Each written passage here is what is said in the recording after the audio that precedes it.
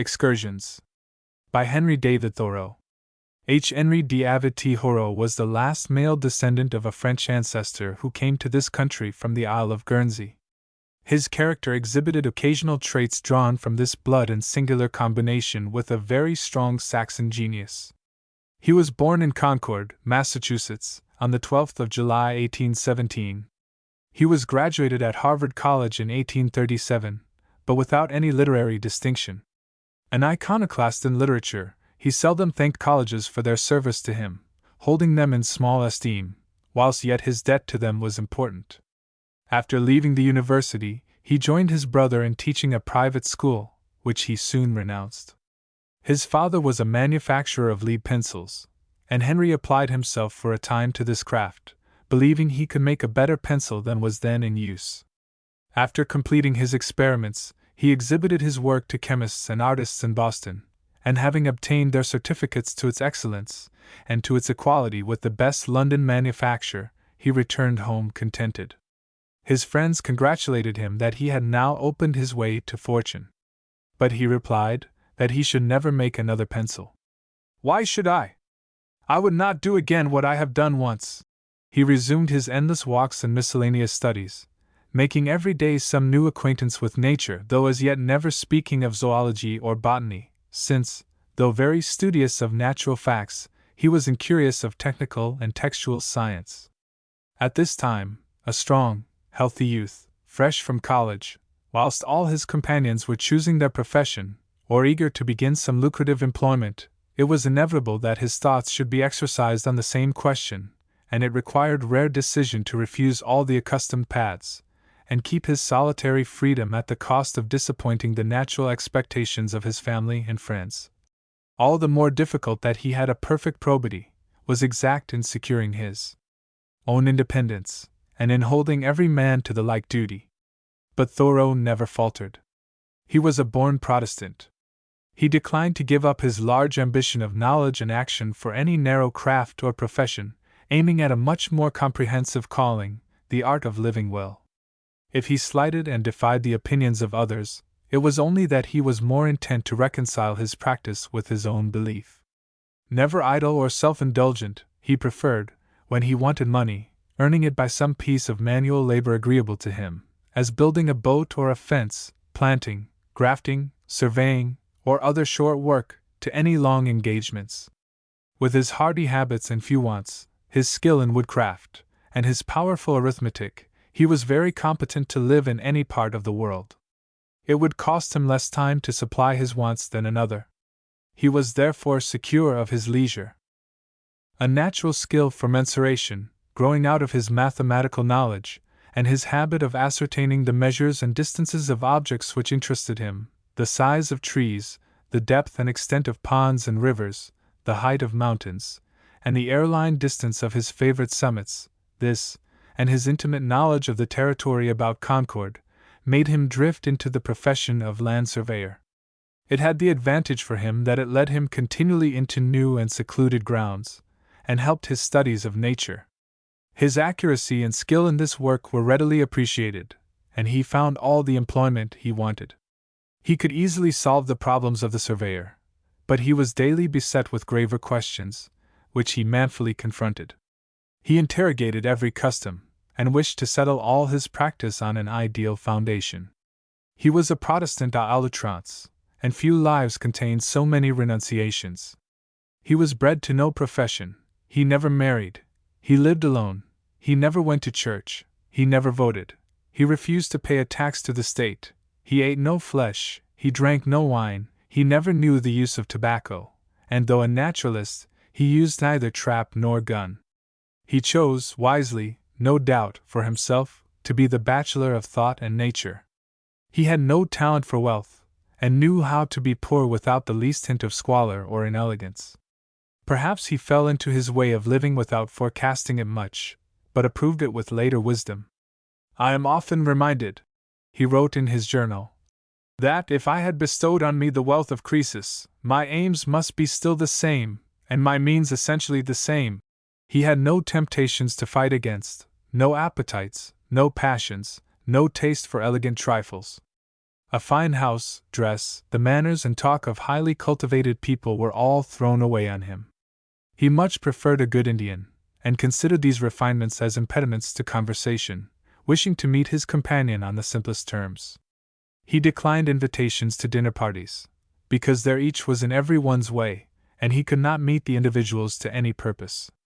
They make their pride, he said, in making their dinner cost much. I make my pride in making my dinner cost little. When asked at table what dish he preferred, he answered, the nearest. He did not like the taste of wine, and never had a vice in his life. He said, I have a faint recollection of pleasure derived from smoking dried lily stems before I was a man. I had commonly a supply of these.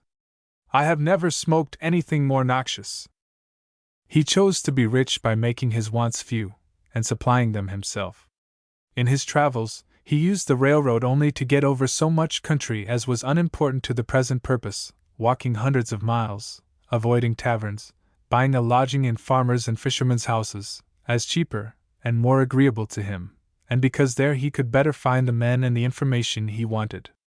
There was somewhat military in his nature not to be subdued, always manly and able, but rarely tender, as if he did not feel himself except in opposition.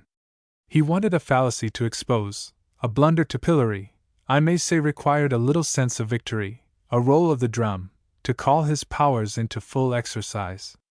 It cost him nothing to say no, indeed, he found it much easier than to say yes.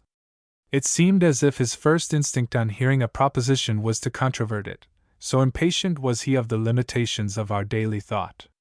This habit, of course, is a little chilling to the social affections, and though the companion would in the end acquit him of any malice or untruth, yet it mars conversation.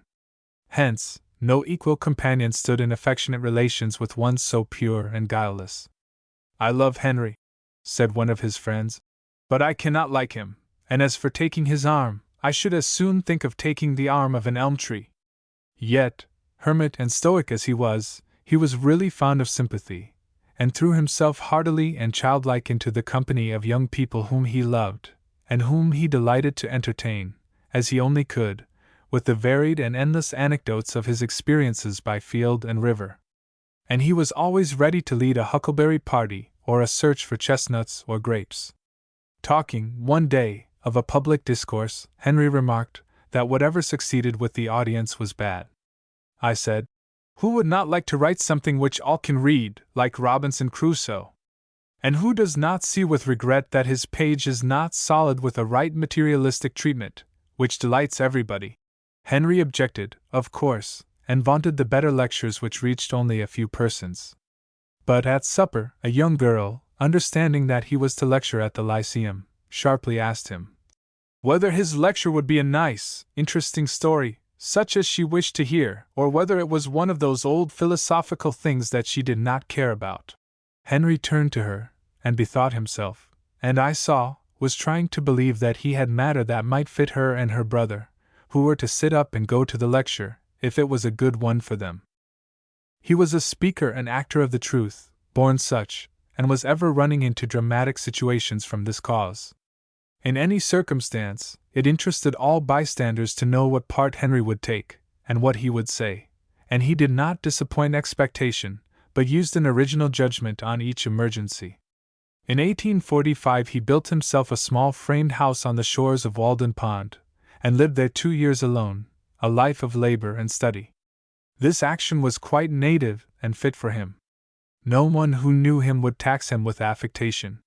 He was more unlike his neighbors in his thought than in his action. As soon as he had exhausted the advantages of that solitude, he abandoned it. In 1847, not approving some uses to which the public expenditure was applied, he refused to pay his town tax, and was put in jail.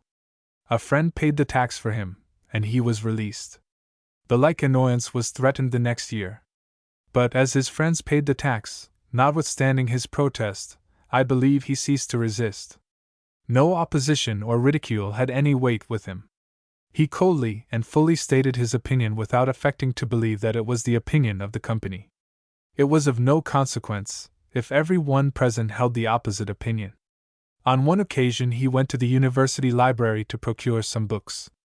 The librarian refused to lend them.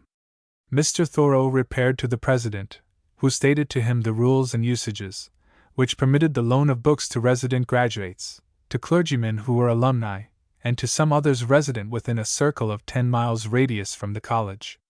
Mr. Thoreau explained to the president that the railroad had destroyed the old scale of distances, that the library was useless, yes, and president and college useless, on the terms of his rules, that the one benefit he owed to the college was its library, that, at this moment, not only his want of books was imperative, but he wanted a large number of books, and assured him that he, Thoreau, and not the librarian, was the proper custodian of these. In short, the president found the petitioner so formidable, and the rules getting to look so ridiculous, that he ended by giving him a privilege which in his hands proved unlimited thereafter. No truer American existed than Thoreau.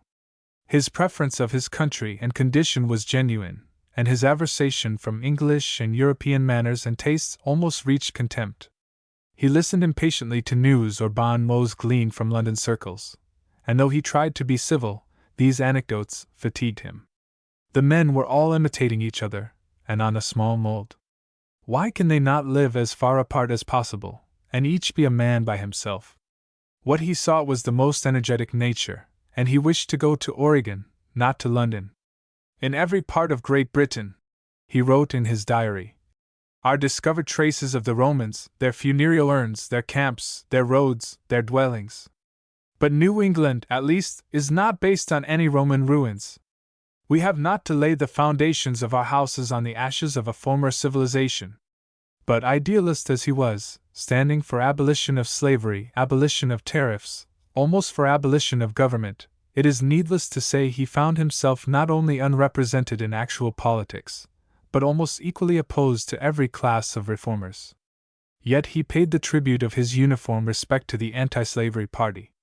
One man, whose personal acquaintance he had formed, he honored with exceptional regard. Before the first friendly word had been spoken for Captain John Brown, after the arrest, he sent notices to most houses in Concord that he would speak in a public hall on the condition and character of John Brown, on Sunday evening, and invited all people to come. The Republican Committee, the Abolitionist Committee, sent him word that it was premature and not advisable. He replied, I did not send to you for advice, but to announce that I am to speak. The hall was filled at an early hour by people of all parties, and his earnest eulogy of the hero was heard by all respectfully, by many with a sympathy that surprised themselves. It was said of Plotinus that he was ashamed of his body, and 'tis very likely he had good reason for it, that his body was a bad servant, and he had not skill in dealing with the material world, as happens often to men of abstract intellect. But Mr. Thoreau was equipped with a most adapted and serviceable body. He was of short stature, firmly built, of light complexion, with strong, serious blue eyes, and a grave aspect, his face covered in the late years with a becoming beard. His senses were acute, his frame well knit and hardy, his hands strong and skillful in the use of tools. And there was a wonderful fitness of body and mind. He could pace 16 rods more accurately than another man could measure them with rod and chain. He could find his path in the woods at night, he said, better by his feet than his eyes. He could estimate the measure of a tree very well by his eyes. He could estimate the weight of a calf or a pig, like a dealer. From a box containing a bushel or more of loose pencils, he could take up with his hands fast enough just a dozen pencils at every grasp. He was a good swimmer, runner, skater, boatman, and would probably outwalk most countrymen in a day's journey.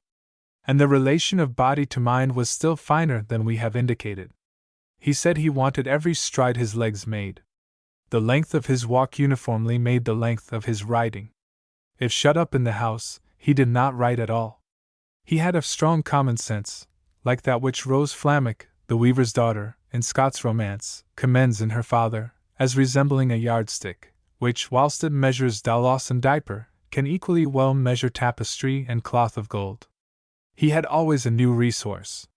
When I was planting forest trees, and had procured half a peck of acorns, he said that only a small portion of them would be sound, and proceeded to examine them, and select the sound ones. But finding this took time, he said, I think, if you put them all into water, the good ones will sink. Which experiment we tried with success. He could plan a garden, or a house, or a barn, would have been competent to lead a Pacific exploring expedition, could give judicious counsel in the gravest private or public affairs. He lived for the day, not cumbered and mortified by his memory. If he brought you yesterday a new proposition, he would bring you today another not less revolutionary.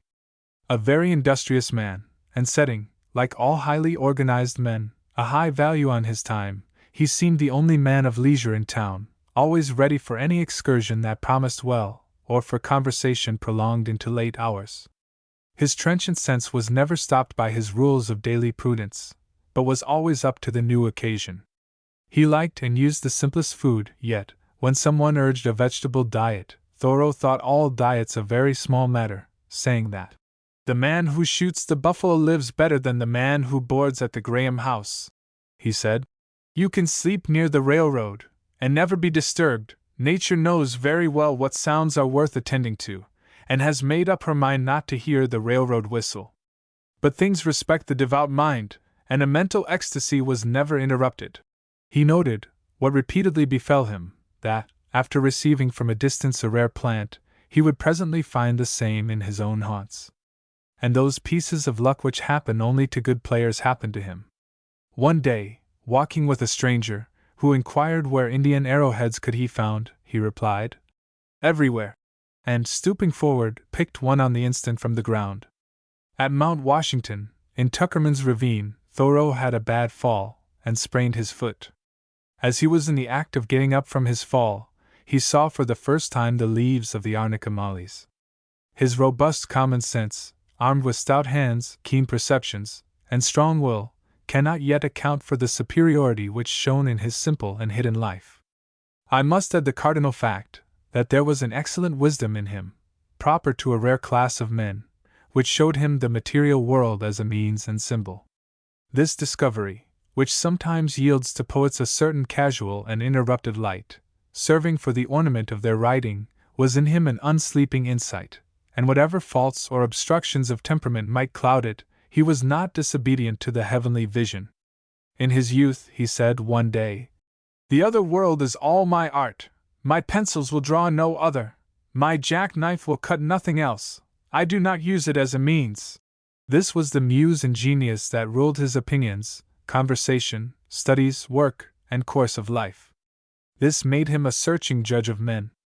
At first glance he measured his companion, and though insensible to some fine traits of culture, could very well report his weight and caliber. And this made the impression of genius which his conversation often gave. He understood the matter in hand at a glance, and saw the limitations and poverty of those he talked with, so that nothing seemed concealed from such terrible eyes. I have repeatedly known young men of sensibility converted in a moment to the belief that this was the man they were in search of, the man of men, who could tell them all they should do. His own dealing with them was never affectionate, but superior, didactic, scorning their petty ways, very slowly conceding, or not conceding at all, the promise of his society at their houses, or even at his own. Would he not walk with them? He did not know. There was nothing so important to him as his walk. He had no walks to throw away on company. Visits were offered him from respectful parties, but he declined them. Admiring friends offered to carry him at their own cost to the Yellowstone River, to the West Indies, to South America. But though nothing could be more grave or considered than his refusals, they remind one in quite new relations of that fop Brummell's reply to the gentleman who offered him his carriage in a shower. "But where will you ride, then?" And what accusing silences, and what searching and irresistible speeches, battering down all defenses, his companions can remember. Mr. Thoreau dedicated his genius with such entire love to the fields, hills, and waters of his native town, that he made them known and interesting to all reading Americans, and to people over the sea. The river on whose banks he was born and died he knew from its springs to its confluence with the Merrimack. He had made summer and winter observations on it for many years, and at every hour of the day and the night. The result of the recent survey of the water commissioners appointed by the state of Massachusetts he had reached by his private experiments, several years earlier, Every fact which occurs in the bed, on the banks, or in the air over it, the fishes, and their spawning in nests, their manners, their food, the shad-flies which fill the air on a certain evening once a year, and which are snapped at by the fishes so ravenously that many of these die of repletion, the conical heaps of small stones on the river shallows, one of which heaps will sometimes overfill a cart, these heaps the huge nests of small fishes.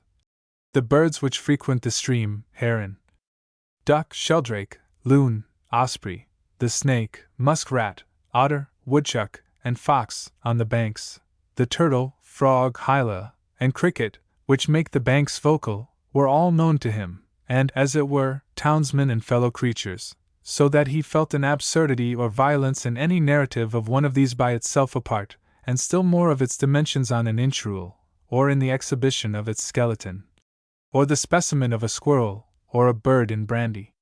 He liked to speak of the manners of the river, as itself a lawful creature, yet with exactness, and always to an observed fact. As he knew the river, so the ponds in this region. One of the weapons he used, more important than microscope or alcohol receiver to other investigators, was a whim which grew on him by indulgence, yet appeared in gravest statement, namely, of extolling his own town and neighborhood as the most favored center for natural observation. He remarked that the flora of Massachusetts embraced almost all the important plants of America, most of the oaks, most of the willows, the best pines, the ash, the maple, the beech, the nuts. He returned Kane's Arctic Voyage to a friend of whom he had borrowed it, with the remark that most of the phenomena noted might be observed in Concord. He seemed a little envious of the pole, for the coincident sunrise and sunset, or 5 minutes day after 6 months, a splendid fact, which a nurse nook had never afforded him. He found red snow in one of his walks, and told me that he expected to find yet the Victoria Regia in Concord. He was the attorney of the indigenous plants, and owned to a preference of the weeds to the imported plants, as of the Indian to the civilized man, and noticed, with pleasure, that the willow bean poles of his neighbor had grown more than his beans. "See these weeds," he said, "which have been hoed at by a million farmers all spring and summer, and yet have prevailed, and just now come out triumphant over all lanes, pastures, fields, and gardens, such is their vigor. We have insulted them with low names, too, as pigweed, wormwood, chickweed, shad blossom," he says. "They have brave names, too, ambrosia, stellaria, amelanchia, amaranth, etc." I think his fancy for referring everything to the meridian of Concord did not grow out of any ignorance or depreciation of other longitudes or latitudes, but was rather a playful expression of his conviction of the indifferency of all places, and that the best place for each is where he stands. He expressed it once in this wise: "I think nothing is to be hoped from you, if this bit of mold under your feet is not sweeter to you to eat than any other in this world, or in any world." The other weapon with which he conquered all obstacles in science was patience. He knew how to sit immovable, a part of the rock he rested on, until the bird, the reptile, the fish, which had retired from him, should come back, and resume its habits, nay, moved by curiosity, should come to him and watch him. It was a pleasure and a privilege to walk with him. He knew the country like a fox or a bird, and passed through it as freely by paths of his own.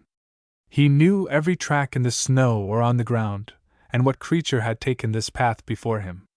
One must submit abjectly to such a guide, and the reward was great. Under his arm he carried an old music book to press plants, in his pocket, his diary and pencil, a spyglass for birds, microscope, jackknife, and twine. He wore a straw hat, stout shoes, strong gray trousers, to brave shrub oaks and smilax, and to climb a tree for a hawk's or a squirrel's nest. He waded into the pool for the water plants, and his strong legs were no insignificant part of his armor. On the day I speak of he looked for the Menanthes, detected it across the wide pool, and on examination of the florets, decided that it had been in flower 5 days. He drew out of his breast pocket his diary, and read the names of all the plants that should bloom on this day, whereof he kept account as a banker when his notes fall due. The Cypripedium not due till tomorrow. He thought that, if waked up from a trance in this swamp, he could tell by the plants what time of the year it was within 2 days. The redstart was flying about, and presently the fine grosbeaks, whose brilliant scarlet makes the rash gazer wipe his eye, and whose fine clear note Thoreau compared to that of a tanager which has got rid of its hoarseness. Presently he heard a note which he called that of the night warbler, a bird he had never identified, had been in search of 12 years, which always, when he saw it, was in the act of diving down into a tree or bush, and which it was vain to seek, the only bird that sings indifferently by night and by day. I told him he must beware of finding and booking it, lest life should have nothing more to show him. He said, "What you seek in vain for half your life, one day you come full upon all the family at dinner. You seek it like a dream, and as soon as you find it you become its prey." His interest in the flower or the bird lay very deep in his mind, was connected with nature, and the meaning of nature was never attempted to be defined by him. He would not offer a memoir of his observations to the Natural History Society. Why should I? To detach the description from its connections in my mind would make it no longer true or valuable to me, and they do not wish what belongs to it. His power of observation seemed to indicate additional senses. He saw as with microscope, heard as with ear trumpet, and his memory was a photographic register of all he saw and heard. And yet none knew better than he that it is not the fact that imports, but the impression or effect of the fact on your mind. Every fact lay in glory in his mind, a type of the order and beauty of the whole. His determination on natural history was organic. He confessed that he sometimes felt like a hound or a panther, and if born among Indians, would have been a fell hunter. But, restrained by his Massachusetts culture, he played out the game in this mild form of botany and ichthyology. His intimacy with animals suggested what Thomas Fuller records of Butler the apiologist, that either he had told the bees things or the bees had told him. Snakes coiled round his leg, the fishes swam into his hand, and he took them out of the water. He pulled the woodchuck out of its hole by the tail, and took the foxes under his protection from the hunters. Our naturalist had perfect magnanimity.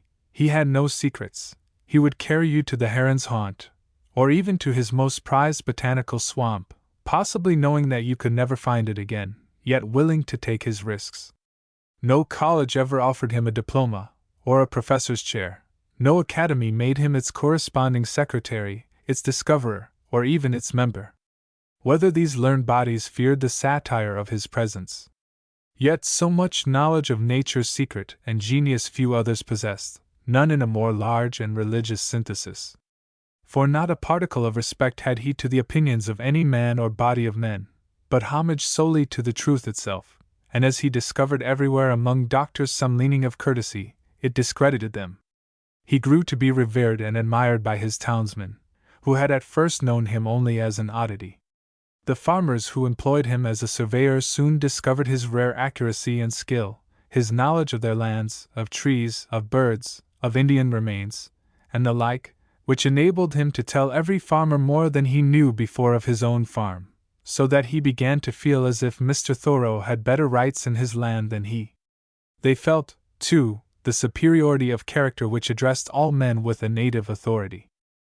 Indian relics abound in Concord, arrowheads, stone chisels, pestles, and fragments of pottery, and on the river bank, large heaps of clamshells and ashes mark spots which the savages frequented. These, and every circumstance touching the Indian, were important in his eyes. His visits to Maine were chiefly for love of the Indian.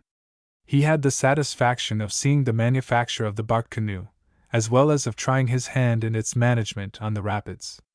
He was inquisitive about the making of the stone arrowhead, and in his last days charged a youth setting out for the Rocky Mountains to find an Indian who could tell him that it was well worth a visit to California to learn it.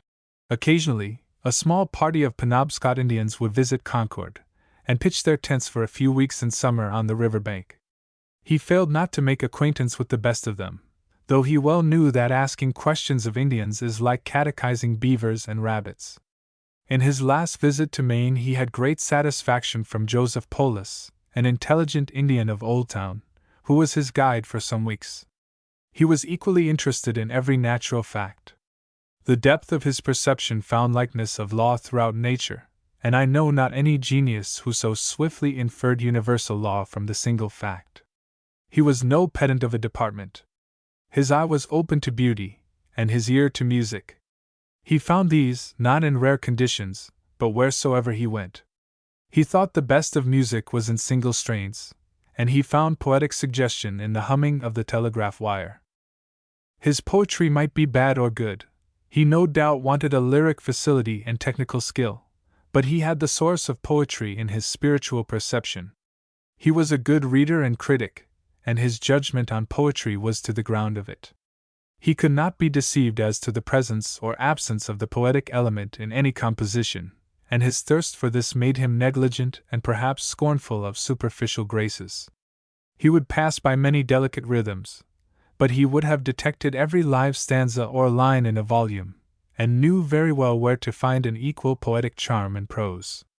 He was so enamored of the spiritual beauty that he held all actual written poems in very light esteem in the comparison.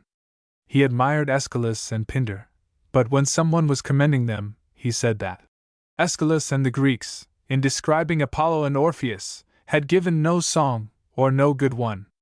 They ought not to have moved trees, but to have chanted to the gods such a hymn as would have sung all their old ideas out of their heads, and new ones in. His own verses are often rude and defective. The gold does not yet run pure, is drossy and crude. The thyme and marjoram are not yet honey. But if he want lyric fineness and technical merits, if he have not the poetic temperament, he never lacks the causal thought, showing that his genius was better than his talent. He knew the worth of the imagination for the uplifting and consolation of human life, and liked to throw every thought into a symbol. The fact you tell is of no value, but only the impression. For this reason his presence was poetic, always piqued the curiosity to know more deeply the secrets of his mind. He had many reserves, an unwillingness to exhibit to profane eyes what was still sacred in his own, and knew well how to throw a poetic veil over his experience. All readers of Walden will remember his mythical record of his disappointments. I long ago lost a hound, a bay horse, and a turtle dove, and am still on their trail. Many are the travelers I have spoken concerning them, describing their tracks, and what calls they answered to. I have met one or two who had heard the hound, and the tramp of the horse, and even seen the dove disappear behind a cloud, and they seemed as anxious to recover them as if they had lost them themselves. Walden, page 20. His riddles were worth the reading, and I confide that if at any time I do not understand the expression, it is yet just. Such was the wealth of his truth that it was not worth his while to use words in vain. His poem entitled Sympathy reveals the tenderness under that triple steel of Stoicism, and the intellectual subtlety it could animate. His classic poem on Smoke suggests Simonides, but is better than any poem of Simonides. His biography is in his verses. His habitual thought makes all his poetry a hymn to the cause of causes, the spirit which vivifies and controls his own. And still more in these religious lines. Whilst he used in his writings a certain petulance of remark in reference to churches or churchmen, he was a person of a rare, tender, and absolute religion, a person incapable of any profanation, by act or by thought. Of course, the same isolation which belonged to his original thinking and living detached him from the social religious forms. This is neither to be censured nor regretted. Aristotle long ago explained it, when he said, "One who surpasses his fellow citizens in virtue is no longer a part of the city. Their law is not for him, since he is a law to himself." Thoreau was sincerity itself, and might fortify the convictions of prophets in the ethical laws by his holy living. It was an affirmative experience which refused to be set aside. A truth speaker he, capable of the most deep and strict conversation, a physician to the wounds of any soul, a friend, knowing not only the secret of friendship, but almost worshipped by those few persons who resorted to him as their confessor and prophet, and knew the deep value of his mind and great heart. He thought that without religion or devotion of some kind nothing great was ever accomplished, and he thought that the bigoted sectarian had better bear this in mind. His virtues, of course, sometimes ran into extremes. It was easy to trace to the inexorable demand on all for exact truth that austerity which made this willing hermit more solitary even than he wished. Himself of a perfect probity, he required not less of others. He had a disgust at crime, and no worldly success could cover it. He detected paltering as readily in dignified and prosperous persons as in beggars, and with equal scorn. Such dangerous frankness was in his dealing that his admirers called him that terrible Thoreau, as if he spoke when silent, and was still present when he had departed. I think the severity of his ideal interfered to deprive him of a healthy sufficiency of human society. The habit of a realist to find things the reverse of their appearance inclined him to put every statement in a paradox.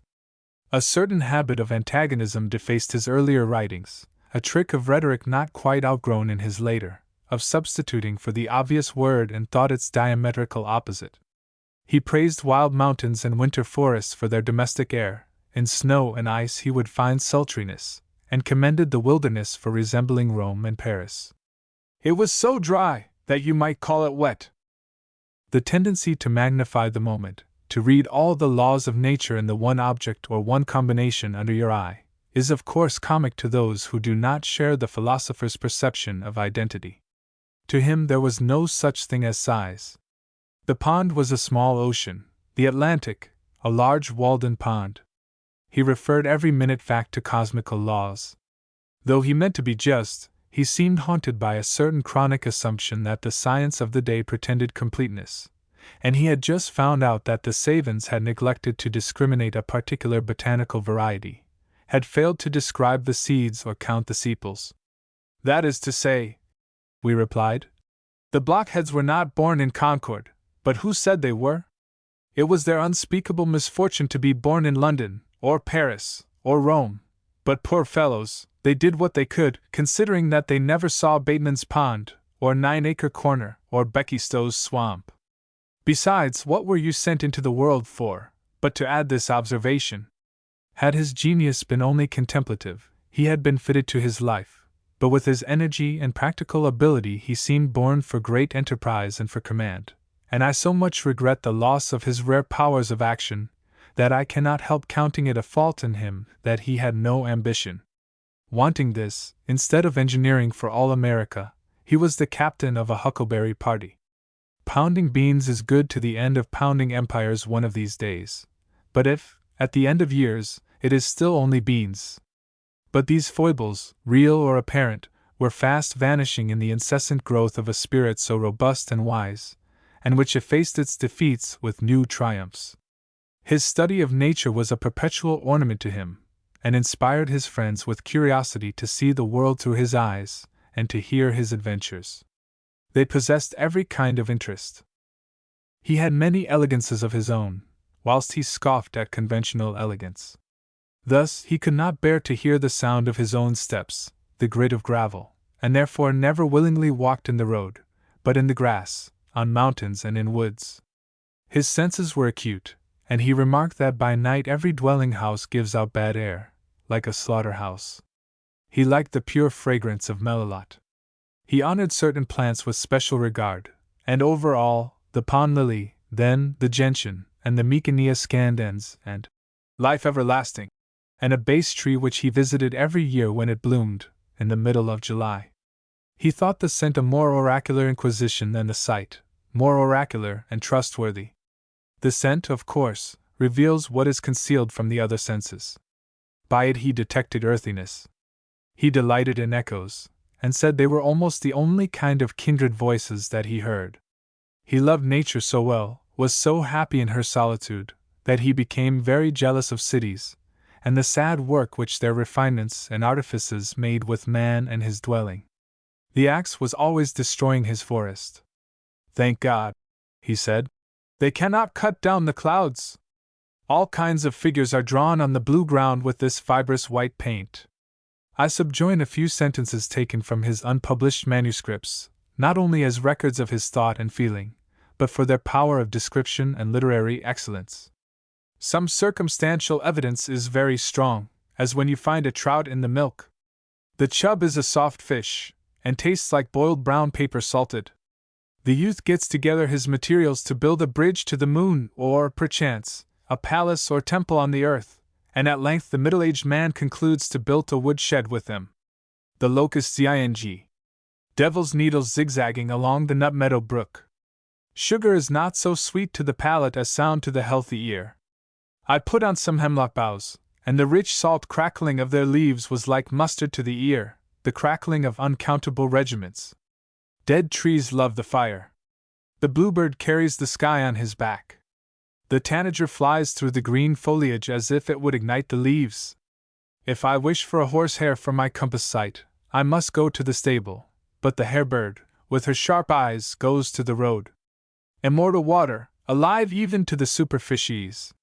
Fire is the most tolerable third party. Nature made ferns for pure leaves, to show what she could do in that line. No tree has so fair a bole and so handsome an instep as the beech. How did these beautiful rainbow tints get into the shell of the fresh water clam, buried in the mud at the bottom of our dark river? Hard are the times when the infant's shoes are second foot. We are strictly confined to our men to whom we give liberty. Nothing is so much to be feared as fear. Atheism may comparatively be popular with God Himself. Of what significance the things you can forget? A little thought is sextant to all the world. How can we expect a harvest of thought who have not had a seed time of character? Only he can be trusted with gifts who can present a face of bronze to expectations. I ask to be melted. You can only ask of the metals that they be tender to the fire that melts them. To naught else can they be tender. There is a flower known to botanists, one of the same genus with our summer plant called life everlasting, a gnaphalium like that, which grows on the most inaccessible cliffs of the Tyrolese mountains, where the chamois dare hardly venture, and which the hunter, tempted by its beauty, and by his love, for it is immensely valued by the Swiss maidens, climbs the cliffs to gather, and is sometimes found dead at the foot, with the flower in his hand. It is called by botanists the Gnaphalium leontopodium, but by the Swiss Edelweiss, which signifies noble purity. Thoreau seemed to me living in the hope to gather this plant, which belonged to him of right. The scale on which his studies proceeded was so large as to require longevity, and we were the less prepared for his sudden disappearance. The country knows not yet, or in the least part, how great a son it has lost. It seems an injury that he should leave in the midst his broken task, which none else can finish, a kind of indignity to so noble a soul, that it should depart out of nature before yet he has been really shown to his peers for what he is. But he, at least, is content. His soul was made for the noblest society. He had in a short life exhausted the capabilities of this world. Wherever there is knowledge, wherever there is virtue, wherever there is beauty, he will find a home. Excursions. Natural History of Massachusetts. Books of natural history make the most cheerful winter reading. I read in Audubon with a thrill of delight, when the snow covers the ground, of the magnolia, and the Florida Keys, and their warm sea breezes, of the fence rail, and the cotton tree, and the migrations of the ricebird, of the breaking up of winter in Labrador, and the melting of the snow on the forks of the Missouri, and an accession of health to these reminiscences of luxuriant nature. I am singularly refreshed in winter when I hear of service berries, pokeweed, juniper. Is not heaven made up of these cheap summer glories? There is a singular health in those words, Labrador and East Maine, which no desponding creed recognizes. How much more than federal are these states? If there were no other vicissitudes than the seasons, our interest would never tire. Much more is a-doing than Congress wot's of. What journal do the persimmon and the buckeye keep, and the sharp-shinned hawk? What is transpiring from summer to winter in the Carolinas, and the great pine forest, and the valley of the Mohawk? The merely political aspect of the land is never very cheering. Men are degraded when considered as the members of a political organization. On this side all lands present only the symptoms of decay. I see but Bunker Hill and Sing Sing, the District of Columbia and Sullivan's Island, with a few avenues connecting them. But paltry are they all beside one blast of the east or the south wind which blows over them. In society you will not find health, but in nature. Unless our feet at least stood in the midst of nature, all our faces would be pale and livid. Society is always diseased, and the best is the most so. There is no scent in it so wholesome as that of the pines, nor any fragrance so penetrating and restorative as the life everlasting in high pastures. I would keep some book of natural history always by me as a sort of elixir, the reading of which should restore the tone of the system. To the sick, indeed, nature is sick, but to the well, a fountain of health. To him who contemplates a trait of natural beauty, no harm nor disappointment can come. The doctrines of despair, of spiritual or political tyranny or servitude, were never taught by such as shared the serenity of nature. Surely good courage will not flag here on the Atlantic border, as long as we are flanked by the fur countries. There is enough in that sound to cheer one under any circumstances. The spruce, the hemlock, and the pine will not countenance despair.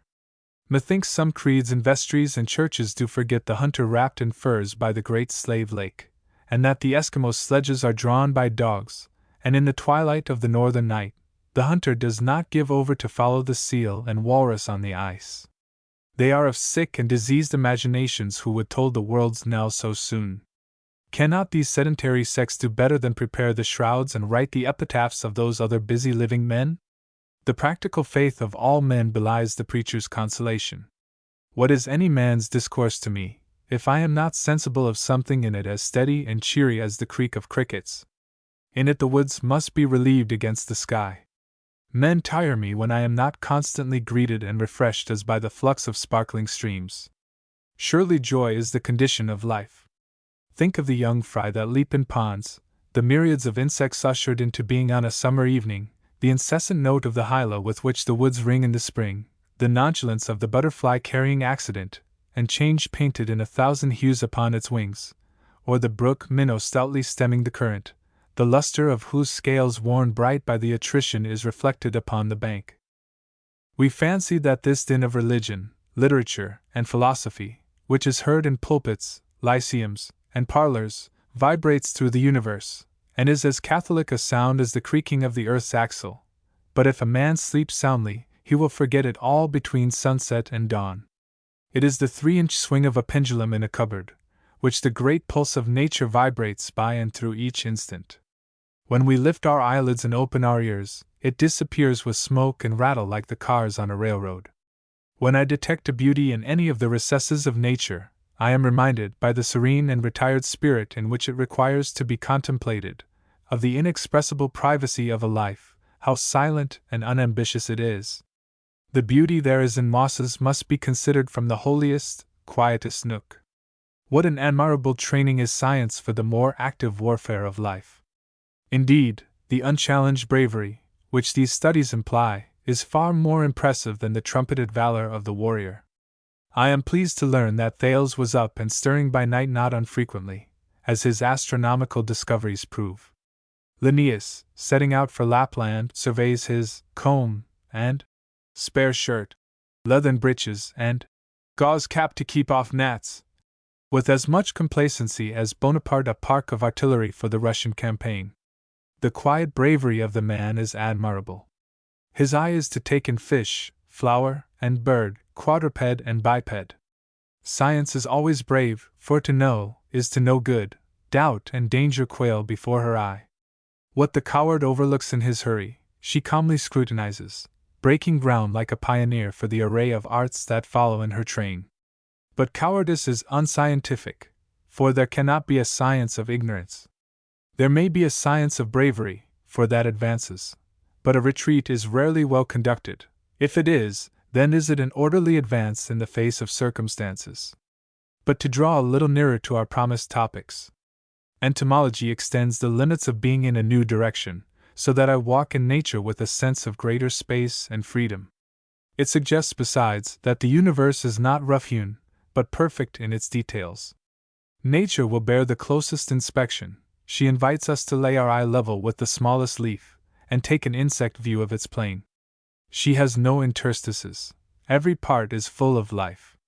I explore, too, with pleasure, the sources of the myriad sounds which crowd the summer noon, and which seem the very grain and stuff of which eternity is made. Who does not remember the shrill roll call of the harvest fly? There were ears for these sounds in Greece long ago, as Anacreon's ode will show. In the autumn days, the creaking of crickets is heard at noon over all the land, and as in summer they are heard chiefly at nightfall, so then by their incessant chirp they usher in the evening of the year.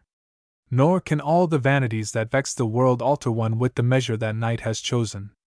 Every pulse beat is in exact time with the cricket's chant and the tickings of the death watch in the wall.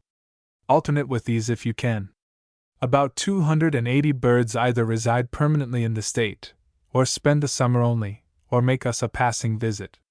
Those which spend the winter with us have obtained our warmest sympathy.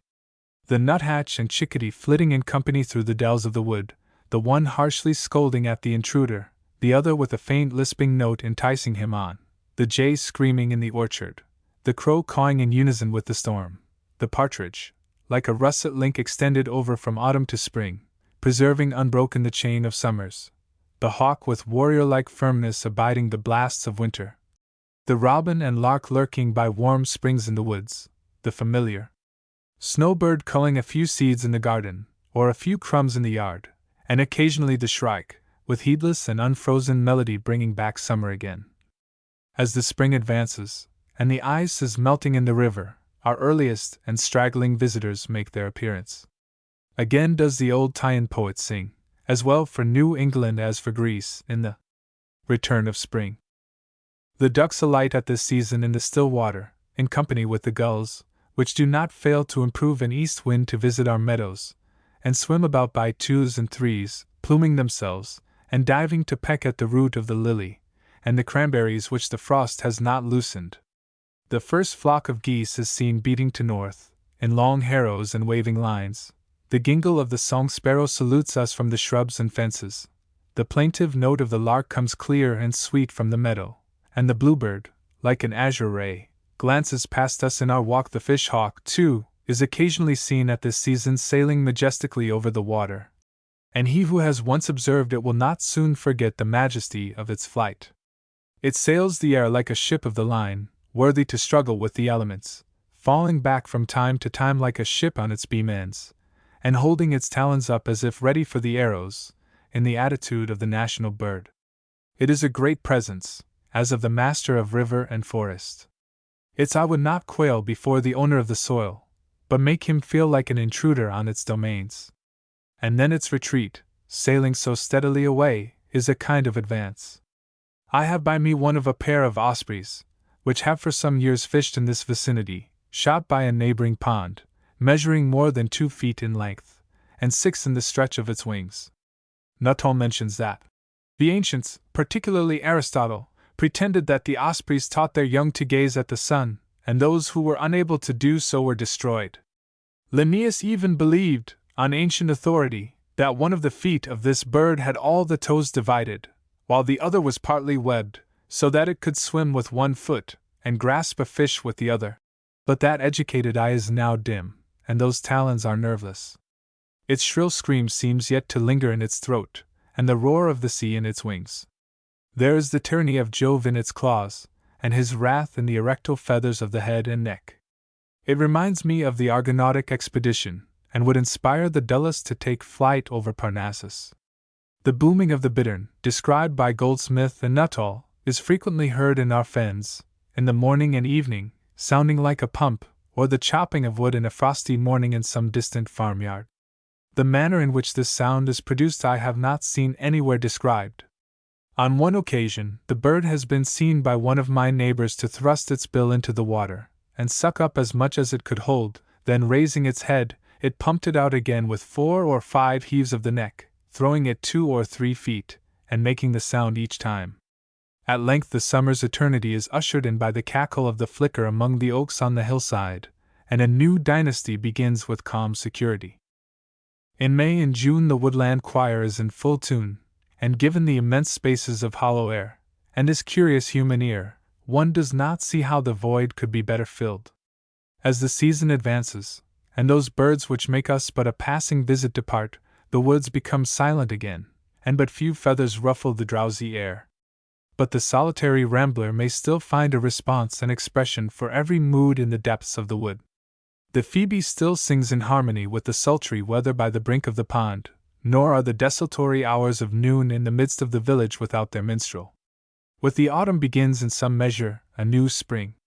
The plover is heard whistling high in the air over the dry pastures, the finches flit from tree to tree, the bobolinks and flickers fly in flocks, and the goldfinch rides on the earliest blast, like a winged hyla peeping amid the rustle of the leaves. The crows, too, begin now to congregate. You may stand and count them as they fly low and straggling over the landscape, singly or by twos and threes, at intervals of half a mile, until 100 have passed. I have seen it suggested somewhere that the crow was brought to this country by the white man, but I shall as soon believe that the white man planted these pines and hemlocks. He is no spaniel to follow our steps, but rather flits about the clearings like the dusky spirit of the Indian, reminding me oftener of Philip and Powhatan than of Winthrop and Smith. He is a relic of the Dark Ages. By just so slight, by just so lasting a tenure does superstition hold the world ever.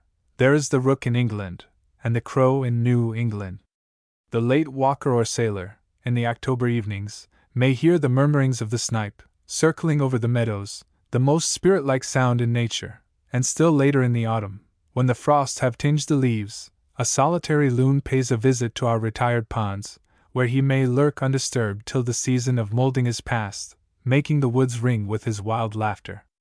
This bird, the great northern diver, well deserves its name, for when pursued with a boat, it will dive, and swim like a fish under water, for 60 rods or more, as fast as a boat can be paddled, and its pursuer, if he would discover his game again, must put his ear to the surface to hear where it comes up. When it comes to the surface, it throws the water off with one shake of its wings, and calmly swims about until again disturbed. These are the sights and sounds which reach our senses oftenest during the year. But sometimes one hears a quite new note, which has for background other Carolinas and Mexicos than the books describe, and learns that his ornithology has done him no service. It appears from the report that there are about 40 quadrupeds belonging to the state, and among these one is glad to hear of a few bears, wolves, lynxes, and wildcats. When our river overflows its banks in the spring, the wind from the meadows is laden with a strong scent of musk, and by its freshness advertises me of an unexplored wildness. Those backwoods are not far off then. I am affected by the sight of the cabins of the muskrat, made of mud and grass, and raised 3 or 4 feet along the river, as when I read of the barrows of Asia. The muskrat is the beaver of the settled states. Their number has even increased within a few years in this vicinity. Among the rivers which empty into the Merrimack, the Concord is known to the boatmen as a dead stream. The Indians are said to have called it Musketaquid, or Prairie River. Its current being much more sluggish, and its water more muddy than the rest, it abounds more in fish and game of every kind. According to the history of the town, the fur trade was here once very important. As early as 1641, a company was formed in the colony, of which Major Willard of Concord was superintendent, and had the exclusive right to trade with the Indians in furs and other articles, and for this right they were obliged to pay into the public treasury 1/20 of all the furs they obtained. There are trappers in our midst still, as well as on the streams of the far west, who night and morning go the round of their traps, without fear of the Indian. One of these takes from 150 to 200 muskrats in a year, and even 36 have been shot by one man in a day. Their fur, which is not nearly as valuable as formerly, is in good condition in the winter and spring only, and upon the breaking up of the ice, when they are driven out of their holes by the water, the greatest number is shot from boats, either swimming or resting on their stools, or slight supports of grass and reeds, by the side of the stream. Though they exhibit considerable cunning at other times, they are easily taken in a trap, which has only to be placed in their holes, or wherever they frequent, without any bait being used, though it is sometimes rubbed with their musk. In the winter the hunter cuts holes in the ice, and shoots them when they come to the surface. Their burrows are usually in the high banks of the river, with the entrance under water, and rising within to above the level of high water. Sometimes their nests, composed of dried meadow grass and flags, may be discovered where the bank is low and spongy, by the yielding of the ground under the feet. They have from 3 to 7 or 8 young in the spring. Frequently, in the morning or evening, a long ripple is seen in the still water, where a muskrat is crossing the stream, with only its nose above the surface, and sometimes a green bough in its mouth to build its house with. When it finds itself observed, it will dive and swim 5 or 6 rods under water, and at length conceal itself in its hole, or the weeds. It will remain under water for 10 minutes at a time, and on one occasion has been seen, when undisturbed, to form an air bubble under the ice, which contracted and expanded as it breathed at leisure. When it suspects danger on shore, it will stand erect like a squirrel, and survey its neighborhood for several minutes, without moving. In the fall, if a meadow intervened between their burrows and the stream, they erect cabins of mud and grass, 3 or 4 feet high, near its edge. These are not their breeding places, though young are sometimes found in them in late freshets, but rather their hunting lodges, to which they resort in the winter with their food, and for shelter. Their food consists chiefly of flags and freshwater mussels, the shells of the latter being left in large quantities around their lodges in the spring. The Penobscot Indian wears the entire skin of a muskrat, with the legs and tail dangling, and the head caught under his girdle, for a pouch, into which he puts his fishing tackle, and essences to scent his traps with. The bear, wolf, lynx, wildcat, deer, beaver, and marten have disappeared. The otter is rarely if ever seen here at present, and the mink is less common than formerly. Perhaps of all our untamed quadrupeds, the fox has obtained the widest and most familiar reputation, from the time of Pilpay and Aesop to the present day.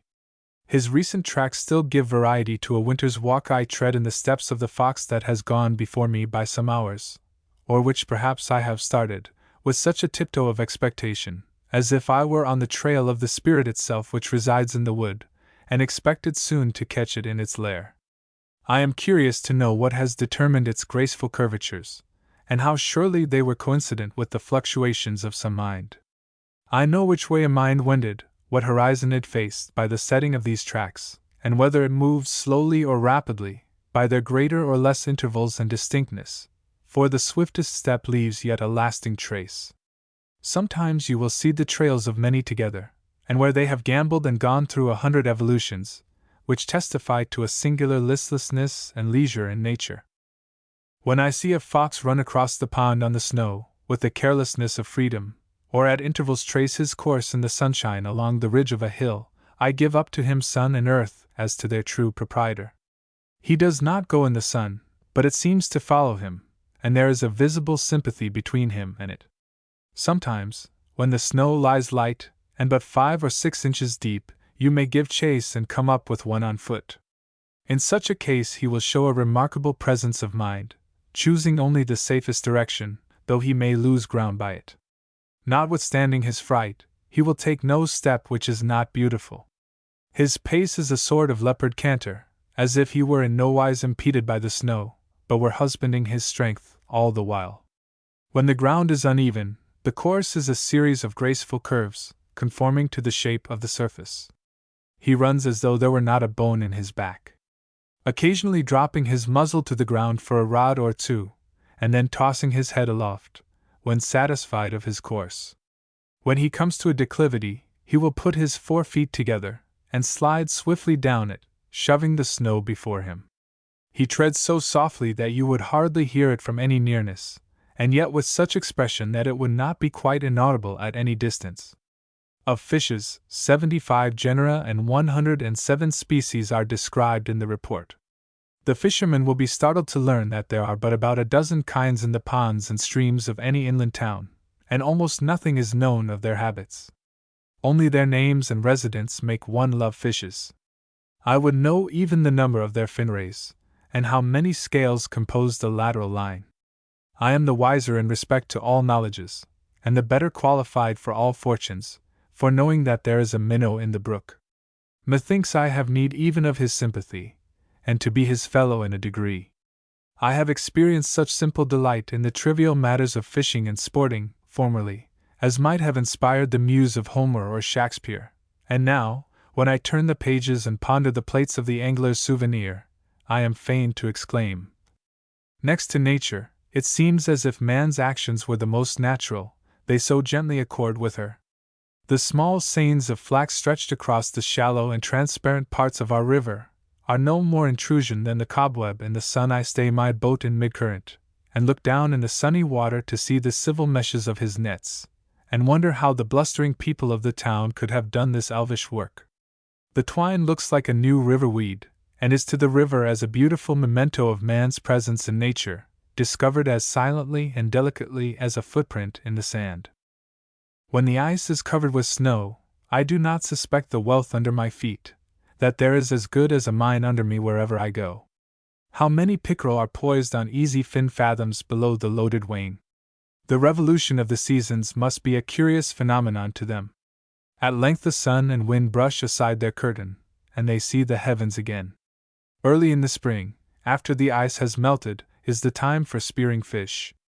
Suddenly the wind shifts from northeast and east to west and south, and every icicle, which has tinkled on the meadow grass so long, trickles down its stem, and seeks its level unerringly with a million comrades. The steam curls up from every roof and fence.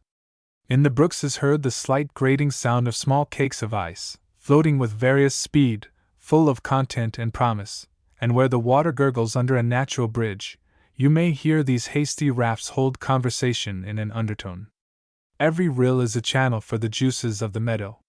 In the ponds the ice cracks with a merry and inspiriting din, and down the larger streams is whirled grating hoarsely, and crashing its way along, which was so lately a highway for the woodman's team and the fox, sometimes with the tracks of the skaters still fresh upon it, and the holes cut for pickerel. Town committees anxiously inspect the bridges and causeways, as if by mere eye force to intercede with the ice, and save the treasury. The fisherman now repairs and launches his boat. The best time for spearing is at this season, before the weeds have begun to grow, and while the fishes lie in the shallow water, for in summer they prefer the cool depths, and in the autumn they are still more or less concealed by the grass. The first requisite is fuel for your crate, and for this purpose the roots of the pitch pine are commonly used, found under decayed stumps, where the trees have been felled 8 or 10 years.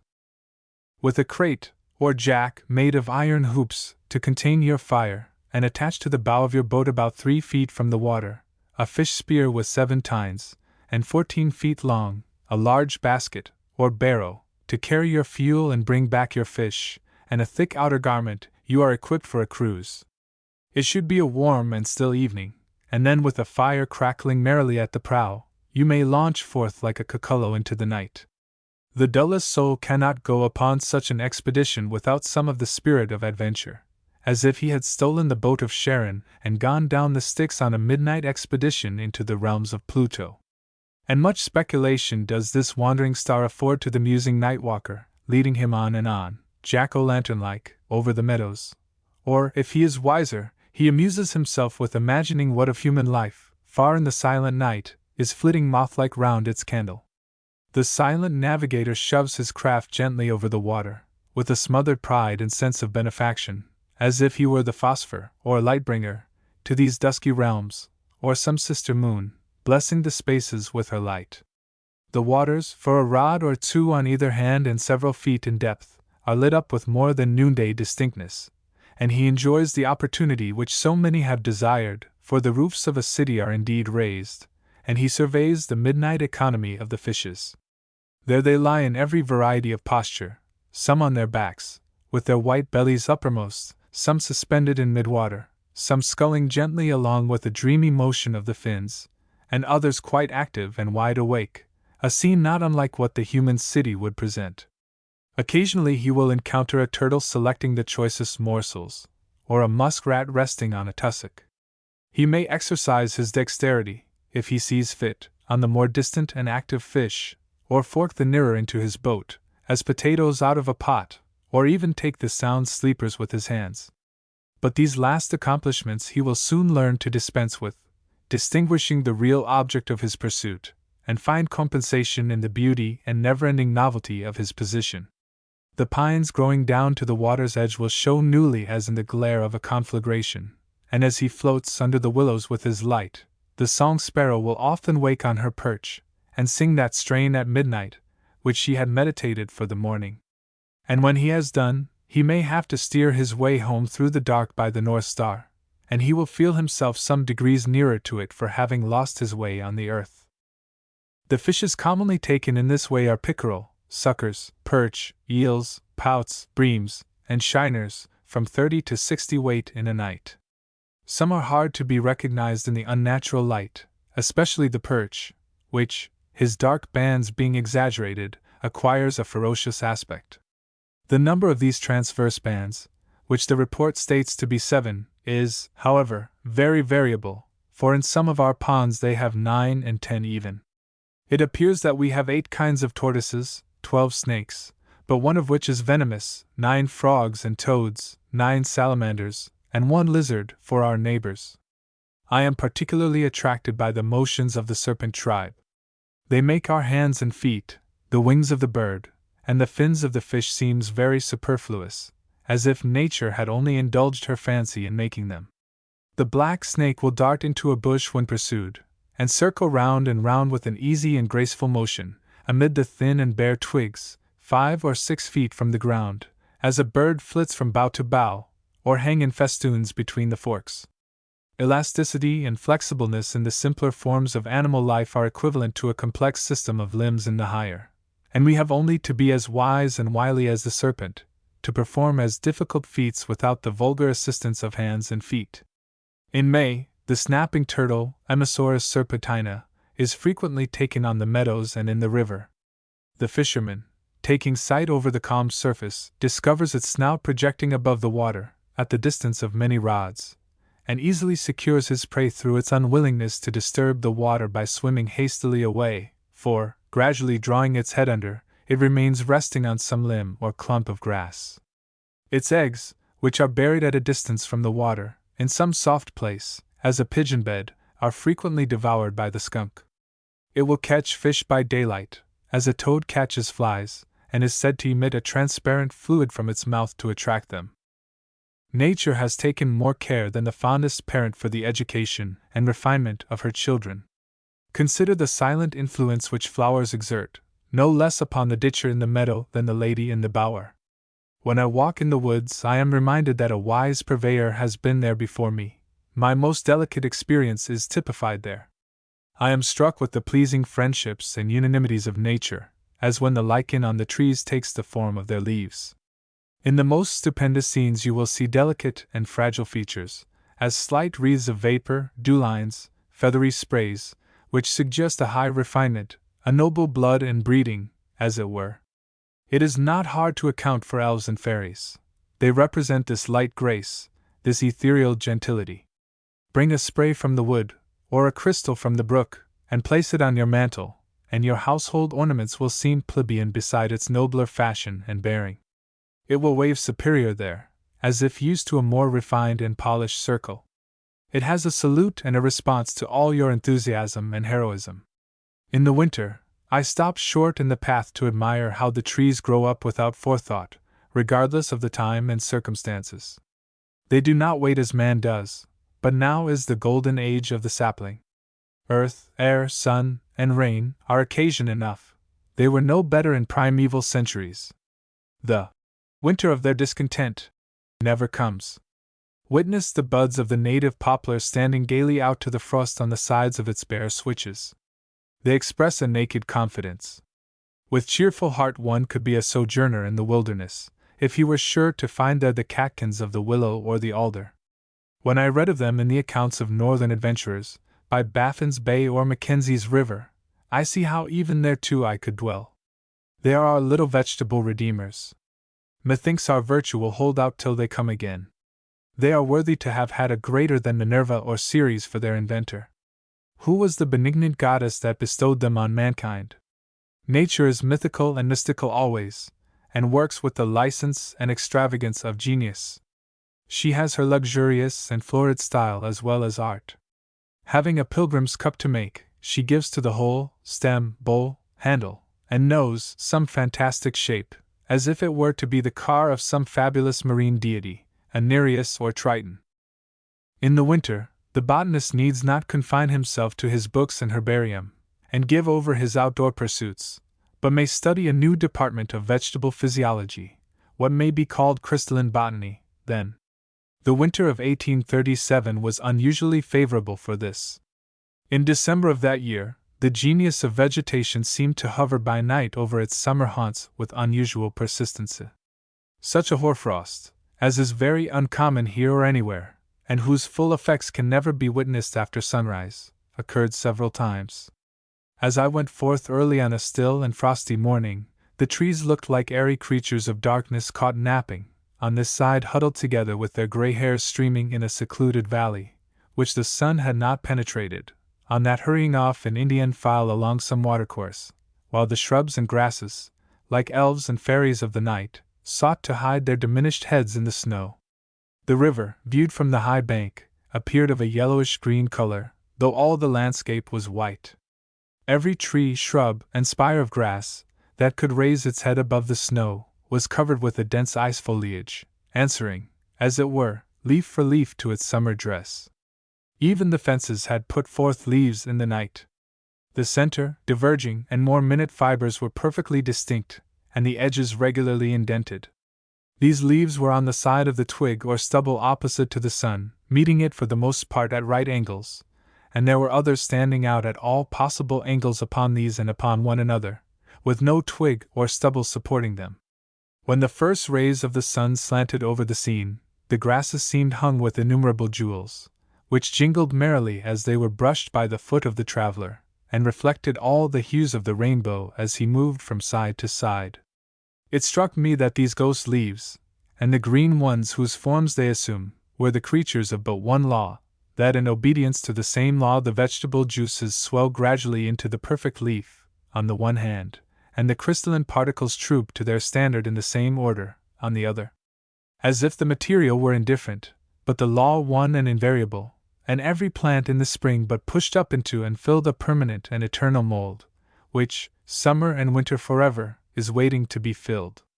This folate structure is common to the coral and the plumage of birds, and to how large a part of animate and inanimate nature. The same independence of law on matter is observable in many other instances, as in the natural rhymes, when some animal form, color, or odor has its counterpart in some vegetable. As, indeed, all rhymes imply an eternal melody, independent of any particular sense. As confirmation of the fact that vegetation is but a kind of crystallization, every one may observe how, upon the edge of the melting frost on the window, the needle-shaped particles are bundled together so as to resemble fields waving with grain, or shocks rising here and there from the stubble. On one side the vegetation of the torrid zone, high-towering palms and widespread banyans, such as are seen in pictures of oriental scenery; on the other, Arctic pines stiff frozen, with downcast branches.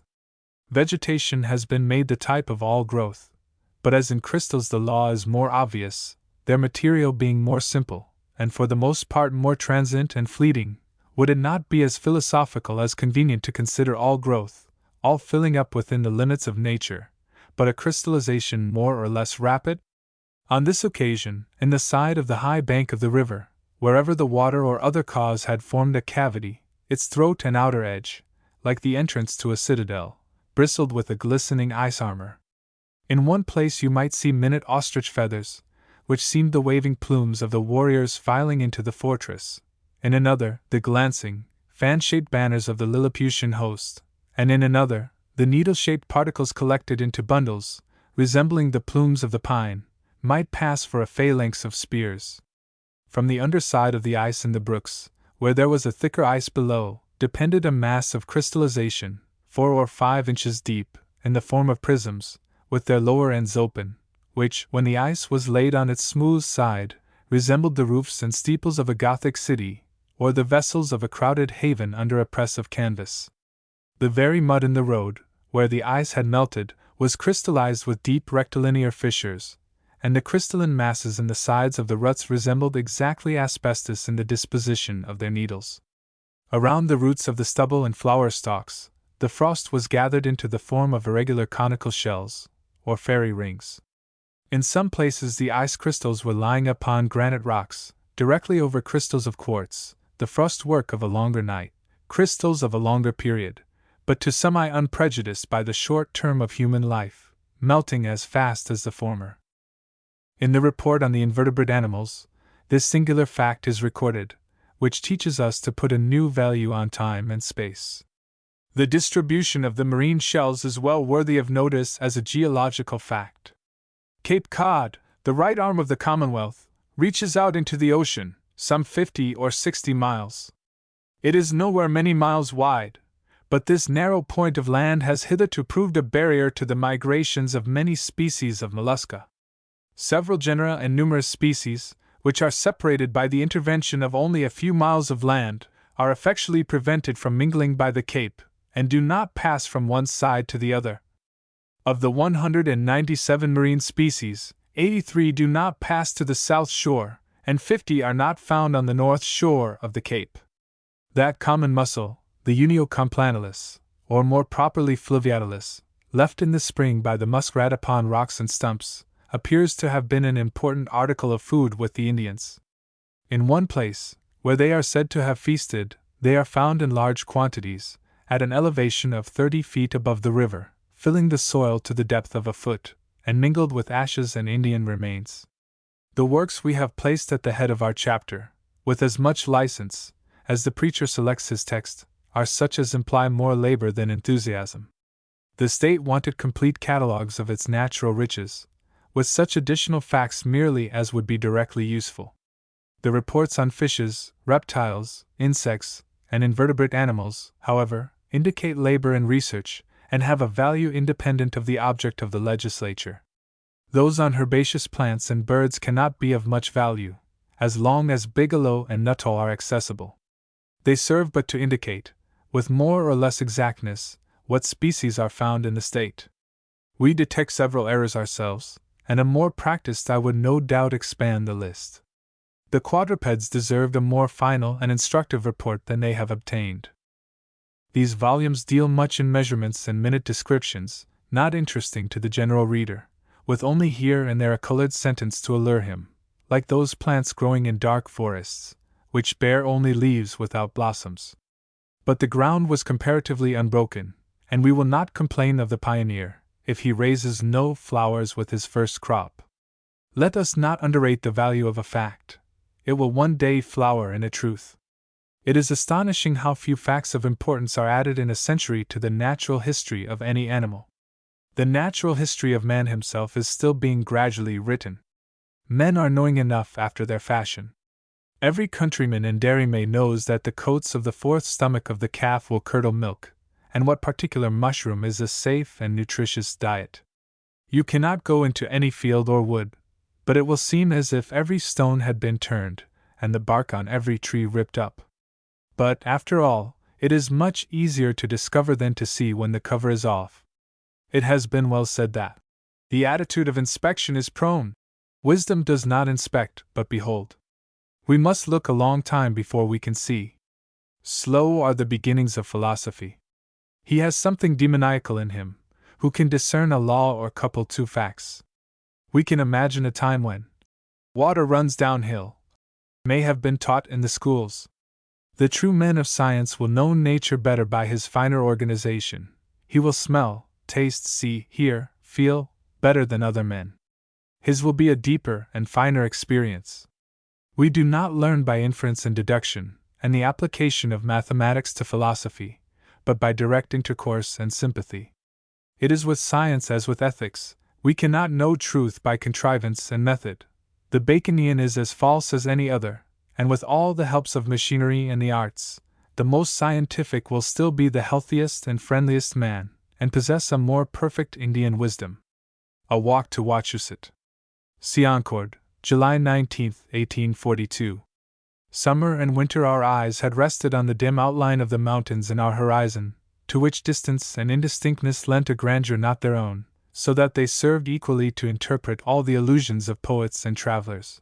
Whether with Homer, on a spring morning, we sat down on the many-peaked Olympus, or, with Virgil and his compeers, roamed the Etrurian and Thessalian hills, or with Humboldt measured the more modern Andes and Tenerife. Thus we spoke our mind to them, standing on the Concord cliffs. At length, like Rasselas, and other inhabitants of happy valleys, we resolved to scale the blue wall which bound the western horizon, though not without misgivings, that thereafter no visible fairyland would exist for us. But we will not leap at once to our journey's end, though near, but imitate Homer, who conducts his reader over the plain, and along the resounding sea, though it be but to the tent of Achilles. In the spaces of thought are the reaches of land and water, where men go and come. The landscape lies far and fair within, and the deepest thinker is the farthest traveled. At a cool and early hour on a pleasant morning in July, my companion and I passed rapidly through Acton and Stowe, stopping to rest and refresh us on the bank of a small stream, a tributary of the Assabet, in the latter town. As we traversed the cool woods of Acton, with stout staves in our hands, we were cheered by the song of the red-eye, the thrushes, the phoebe, and the cuckoo, and as we passed through the open country, we inhaled the fresh scent of every field, and all nature lay passive, to be viewed and travelled. Every rail, every farmhouse, seen dimly in the twilight, every tinkling sound told of peace and purity, and we moved happily along the dank roads, enjoying not such privacy as the day leaves when it withdraws, but such as it has not profaned. It was solitude with light, which is better than darkness. But anon, the sound of the Moor's rifle was heard in the fields, and this, too, mingled with the lowing kine.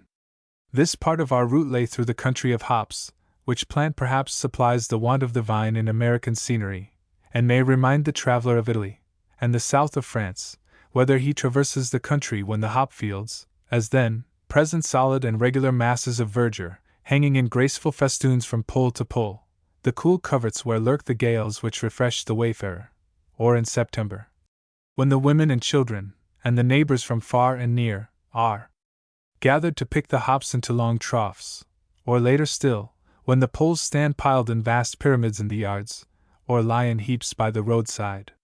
The culture of the hop, with the processes of picking, drying in the kiln, and packing for the market, as well as the uses to which it is applied, so analogous to the culture and uses of the grape, may afford a theme for future poets. The mower in the adjacent meadow could not tell us the name of the brook on whose banks we had rested, or whether it had any, but his younger companion, perhaps his brother, knew that it was Great Brook. Though they stood very near together in the field, the things they knew were very far apart, nor did they suspect each other's reserved knowledge, till the stranger came by. In Bolton, while we rested on the rails of a cottage fence, the strains of music which issued from within, probably in compliment to us, sojourners, reminded us that thus far men were fed by the accustomed pleasures. So soon did we, wayfarers, begin to learn that man's life is rounded with the same few facts, the same simple relations everywhere, and it is vain to travel to find a new. The flowers grow more various ways than he. But coming soon to higher land, which afforded a prospect of the mountains, we thought we had not traveled in vain, if it were only to hear a truer and wilder pronunciation of their names, from the lips of the inhabitants, not Way-Taddock, Way-Chesett, but War-Taddock, War-Chesett. It made us ashamed of our tame and civil pronunciation, and we looked upon them as born and bred farther west than we. Their tongues had a more generous accent than ours, as if breath was cheaper where they wagged. A countryman, who speaks but seldom, talks copiously, as it were, as his wife sets cream and cheese before you without stint. Before noon we had reached the highlands overlooking the valley of Lancaster, affording the first fair and open prospect into the west, and there, on the top of a hill, in the shade of some oaks, near to where a spring bubbled out from a leaden pipe, we rested during the heat of the day, reading Virgil, and enjoying the scenery. It was such a place as one feels to be on the outside of the earth, for from it we could, in some measure, see the form and structure of the globe. There lay Wachusett, the object of our journey, lowering upon us with unchanged proportions, though with a less ethereal aspect than had greeted our morning gaze, while further north, in successive order, slumbered its sister mountains along the horizon. We could get no further into the Aeneid than before we were constrained to reflect by what myriad tests a work of genius has to be tried, that Virgil, away in Rome, 2,000 years off, should have to unfold his meaning, the inspiration of Italian valses, to the pilgrim on New England hills. This life so raw and modern, that so civil and ancient, and yet we read Virgil, mainly to be reminded of the identity of human nature in all ages, and by the poet's own account, we are both the children of a late age, and live equally under the reign of Jupiter. The old world stands serenely behind the new, as one mountain yonder towers behind another, more dim and distant. Rome imposes her story still upon this late generation. The very children in the school we had that morning passed, had gone through her wars, and recited her alarms, ere they had heard of the wars of neighboring Lancaster. The roving eye still rests inevitably on her hills, and she still holds up the skirts of the sky on that side, and makes the past remote. The lay of the land hereabouts is well worthy the attention of the traveler. The hill on which we were resting made part of an extensive range, running from southwest to northeast, across the country, and separating the waters of the Nashua from those of the Concord, whose banks we had left in the morning, and by bearing in mind this fact, we could easily determine whither each brook was bound that crossed our path. Parallel to this, and 15 miles further west, beyond the deep and broad valley in which lie Groton, Shirley, Lancaster, and Boylston, runs the Wachusett Range, in the same general direction. The descent into the valley on the Nashua side is by far the most sudden, and a couple of miles brought us to the southern branch of the Nashua, a shallow but rapid stream, flowing between high and gravelly banks. But we soon learned that there were no gelady valles into which we had descended, and missing the coolness of the morning air, feared it had become the sun's turn to try his power upon us. And with melancholy pleasure we echoed the melodious plaint of our fellow traveler, Hassan, in the desert. The air lay lifeless between the hills, as in a seething cauldron, with no leaf stirring, and instead of the fresh odor of grass and clover, with which we had before been regaled, the dry scent of every herb seemed merely medicinal. Yielding, therefore, to the heat, we strolled into the woods, and along the course of a rivulet, on whose banks we loitered, observing at our leisure the products of these new fields. He who traverses the woodland paths, at this season, will have occasion to remember the small drooping bell-like flowers and slender red stem of the dogsbane, and the coarser stem and berry of the poke, which are both common in remoter and wilder scenes, and if the sun casts such a reflecting heat from the sweet fern as makes him faint when he is climbing the bare hills, as they complained who first penetrated into these parts, the cool fragrance of the swamp pink restores him again, when traversing the valleys between.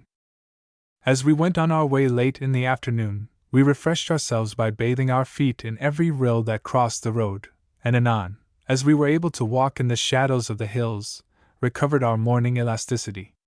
Passing through Stirling, we reached the banks of the Stillwater, in the western part of the town, at evening, where is a small village collected. We fancied that there was already a certain western look about this place, a smell of pines and roar of water, recently confined by dams, belying its name, which were exceedingly grateful. When the first inroad has been made, a few acres leveled, and a few houses erected, the forest looks wilder than ever.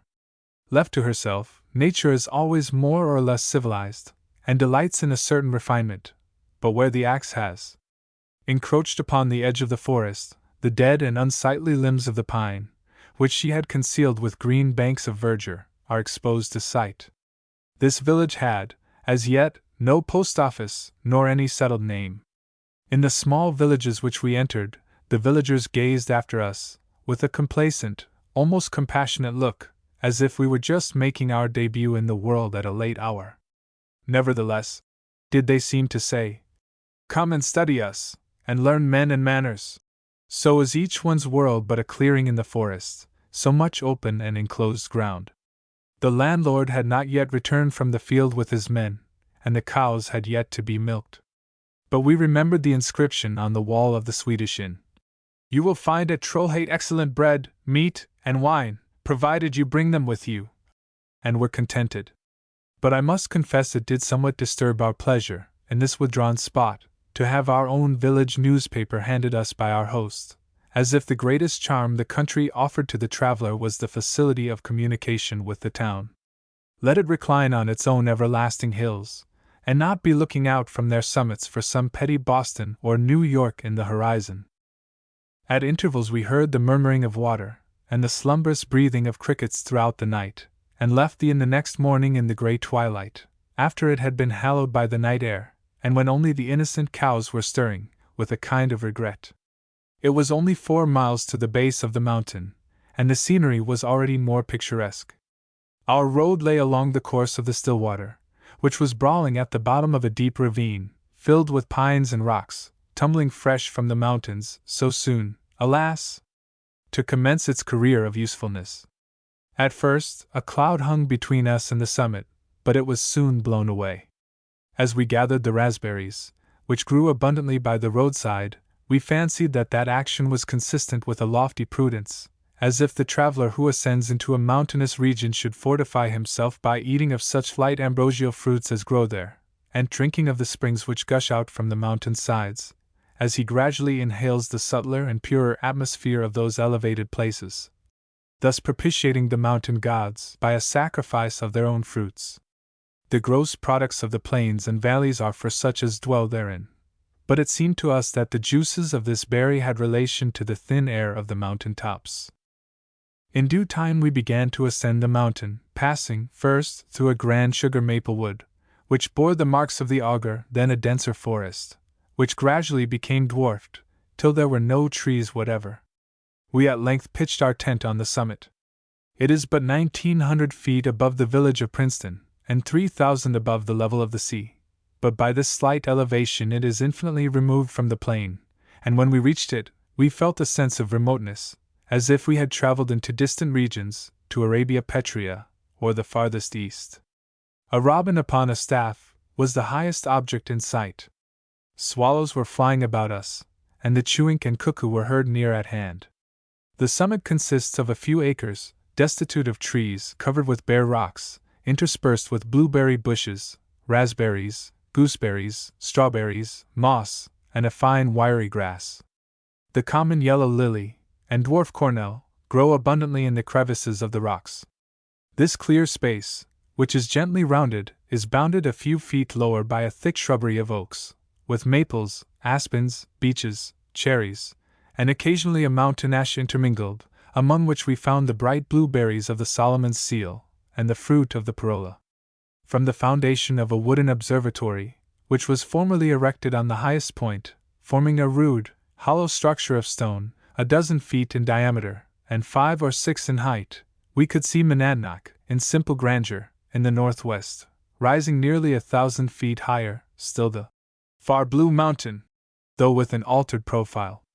The first day the weather was so hazy that it was in vain we endeavored to unravel the obscurity. It was like looking into the sky again, and the patches of forest here and there seemed to flit like clouds over a lower heaven. As to voyagers of an aerial Polynesia, the earth seemed like a larger island in the ether, on every side, even as low as we, the sky shutting down, like an unfathomable deep, around it, a blue Pacific island, where who knows what islanders inhabit.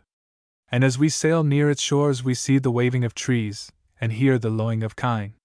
We read Virgil and Wordsworth in our tent, with new pleasure there, while, waiting for a clearer atmosphere, nor did the weather prevent our appreciating the simple truth and beauty of Peter Bell. Who knows but this hill may one day be a Helvellyn, or even a Parnassus, and the Muses haunt here, and other Homers frequent the neighboring plains. The blueberries which the mountain afforded, added to the milk we had brought, made our frugal supper, while for entertainment the even song of the wood thrush rung along the ridge. Our eyes rested on no painted ceiling nor carpeted hall, but on skies of nature's painting, and hills and forests of her embroidery. Before sunset, we rambled along the ridge to the north, while a hawk soared still above us. It was a place where gods might wander, so solemn and solitary, and removed from all contagion with the plain. As the evening came on, the haze was condensed in vapor, and the landscape became more distinctly visible, and numerous sheets of water were brought to light. As we stood on the stone tower while the sun was setting, we saw the shades of night creep gradually over the valleys of the east, and the inhabitants went into their houses, and shut their doors, while the moon silently rose up, and took possession of that part. And then the same scene was repeated on the west side, as far as the Connecticut and the Green Mountains, and the sun's rays fell on us two alone, of all New England men. It was the night but one before the full of the moon, so bright that we could see to read distinctly by moonlight, and in the evening strolled over the summit without danger.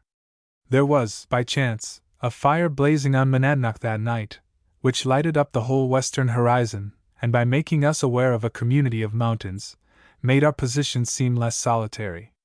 But at length the wind drove us to the shelter of our tent, and we closed its door for the night, and fell asleep. It was thrilling to hear the wind roar over the rocks, at intervals when we waked, for it had grown quite cold and windy. The night was in its elements, simple even to majesty in that bleak place, a bright moonlight and a piercing wind. It was at no time darker than twilight within the tent, and we could easily see the moon through its transparent roof as we lay, for there was the moon still above us, with Jupiter and Saturn on either hand, looking down on Wachusett, and it was a satisfaction to know that they were our fellow travelers still, as high and out of our reach as our own destiny. Truly the stars were given for a consolation to man. We should not know but our life were fated to be always groveling, but it is permitted to behold them, and surely they are deserving of a fair destiny. We see laws which never fail, of whose failure we never conceived, and their lamps burn all the night, too, as well as all day, so rich and lavish is that nature which can afford this superfluity of light. The morning twilight began as soon as the moon had set, and we arose and kindled our fire, whose blaze might have been seen for 30 miles around. As the daylight increased, it was remarkable how rapidly the wind went down. There was no dew on the summit, but coldness supplied its place.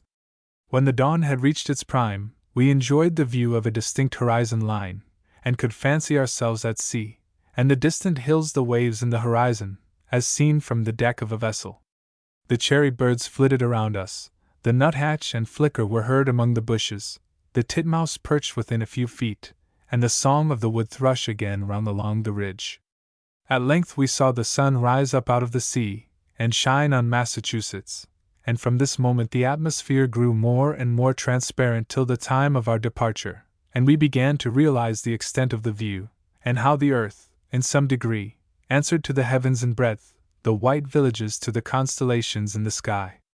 There was little of the sublimity and grandeur which belonged to mountain scenery, but an immense landscape to ponder on a summer's day.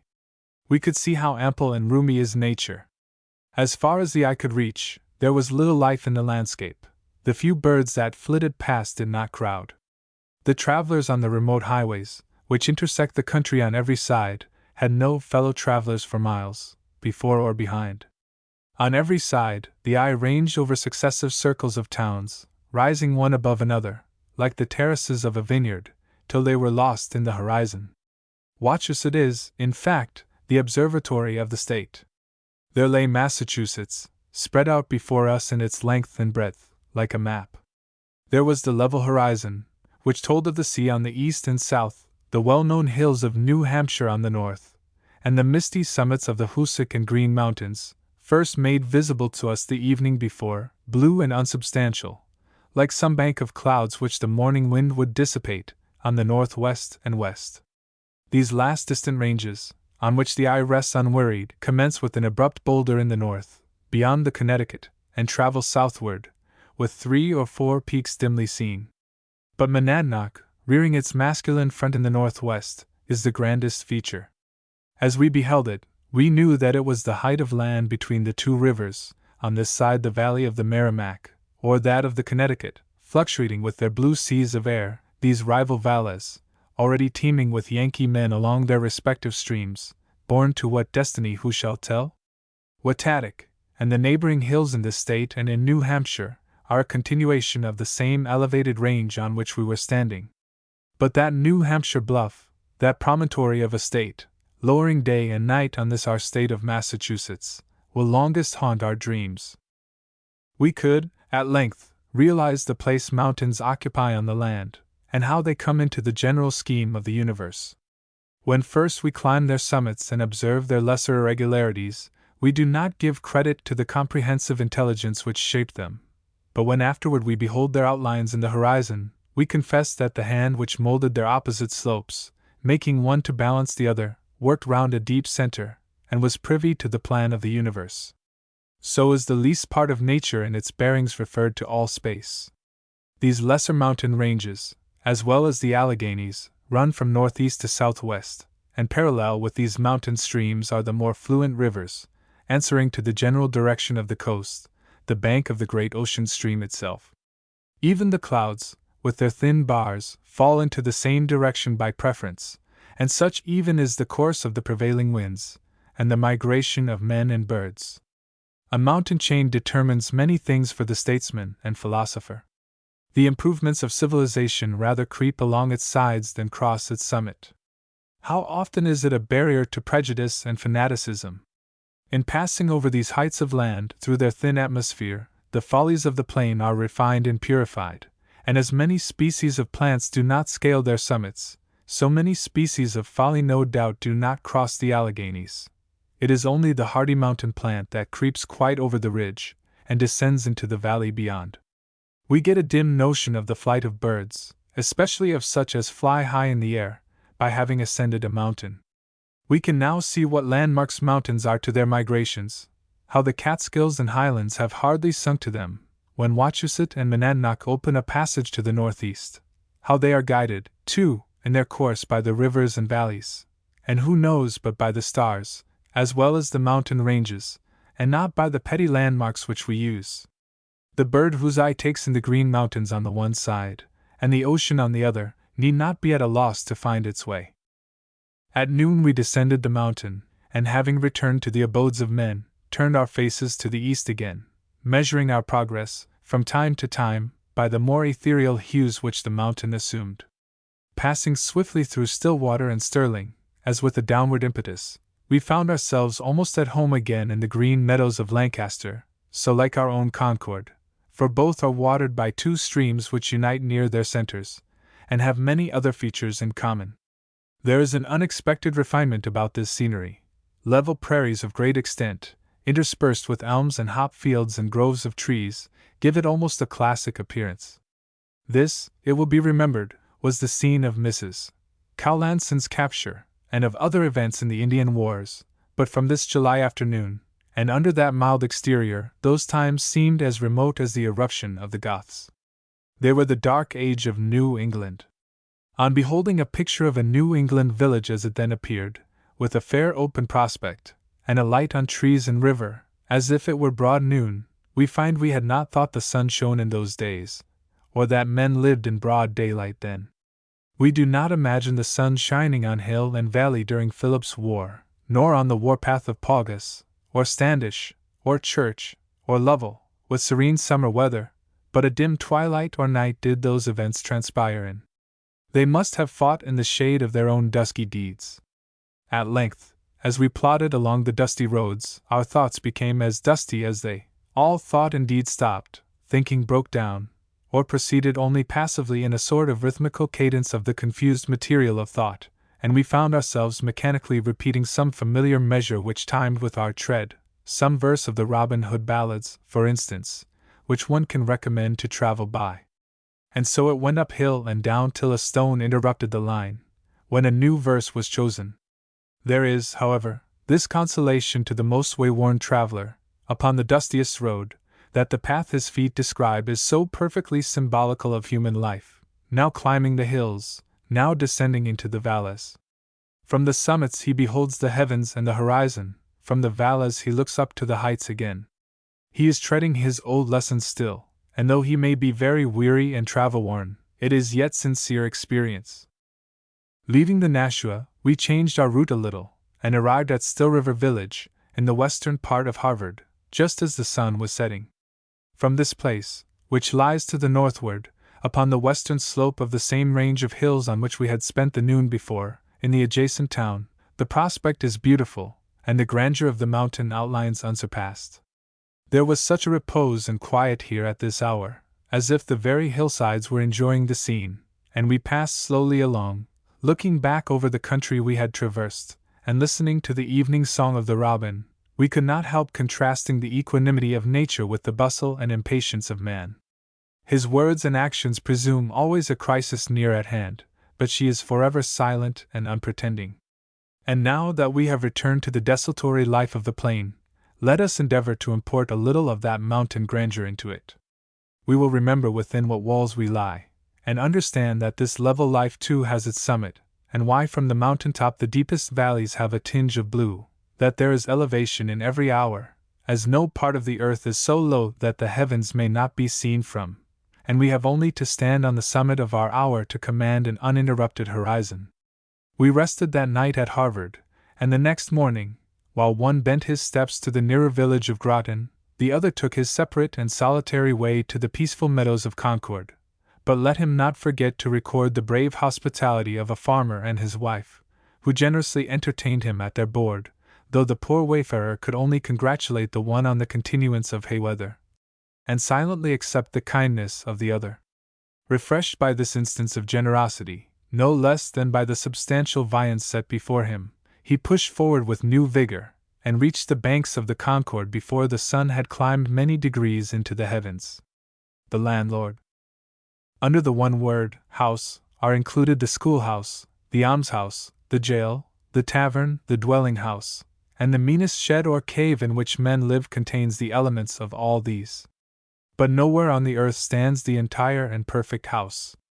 The Parthenon, St. Peter's, the Gothic minster, the palace, the hovel, are but imperfect executions of an imperfect idea. Who would dwell in them?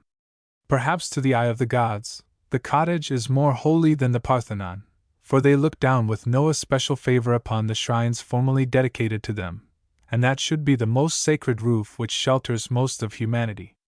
Surely, then, the gods who are most interested in the human race preside over the tavern, where especially men congregate.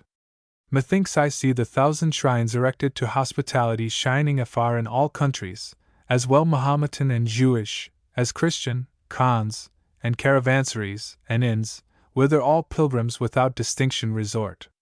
Likewise we look in vain, east or west over the earth, to find the perfect man, but each represents only some particular excellence.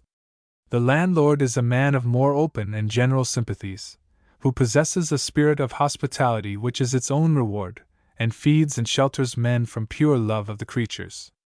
To be sure, this profession is as often filled by imperfect characters, and such as have sought it from unworthy motives, as any other, but so much the more should we prize the true and honest landlord when we meet with him, who has not imagined to himself a country inn, where the traveler shall really feel in, and at home, and at his public house, who is before at his private house, whose host is indeed a host, and a lord of the land, a self-appointed brother of his race, called to his place, beside, by all the winds of heaven and his good genius, as truly as the preacher is called to preach, a man of such universal sympathies, and so broad and genial a human nature, that he would fain sacrifice the tender, but narrow ties of private friendship, to a broad, sunshiny, fair weather and foul friendship for his race, who loves men, not as a philosopher, with philanthropy, nor as an overseer of the poor, with charity, but by a necessity of his nature,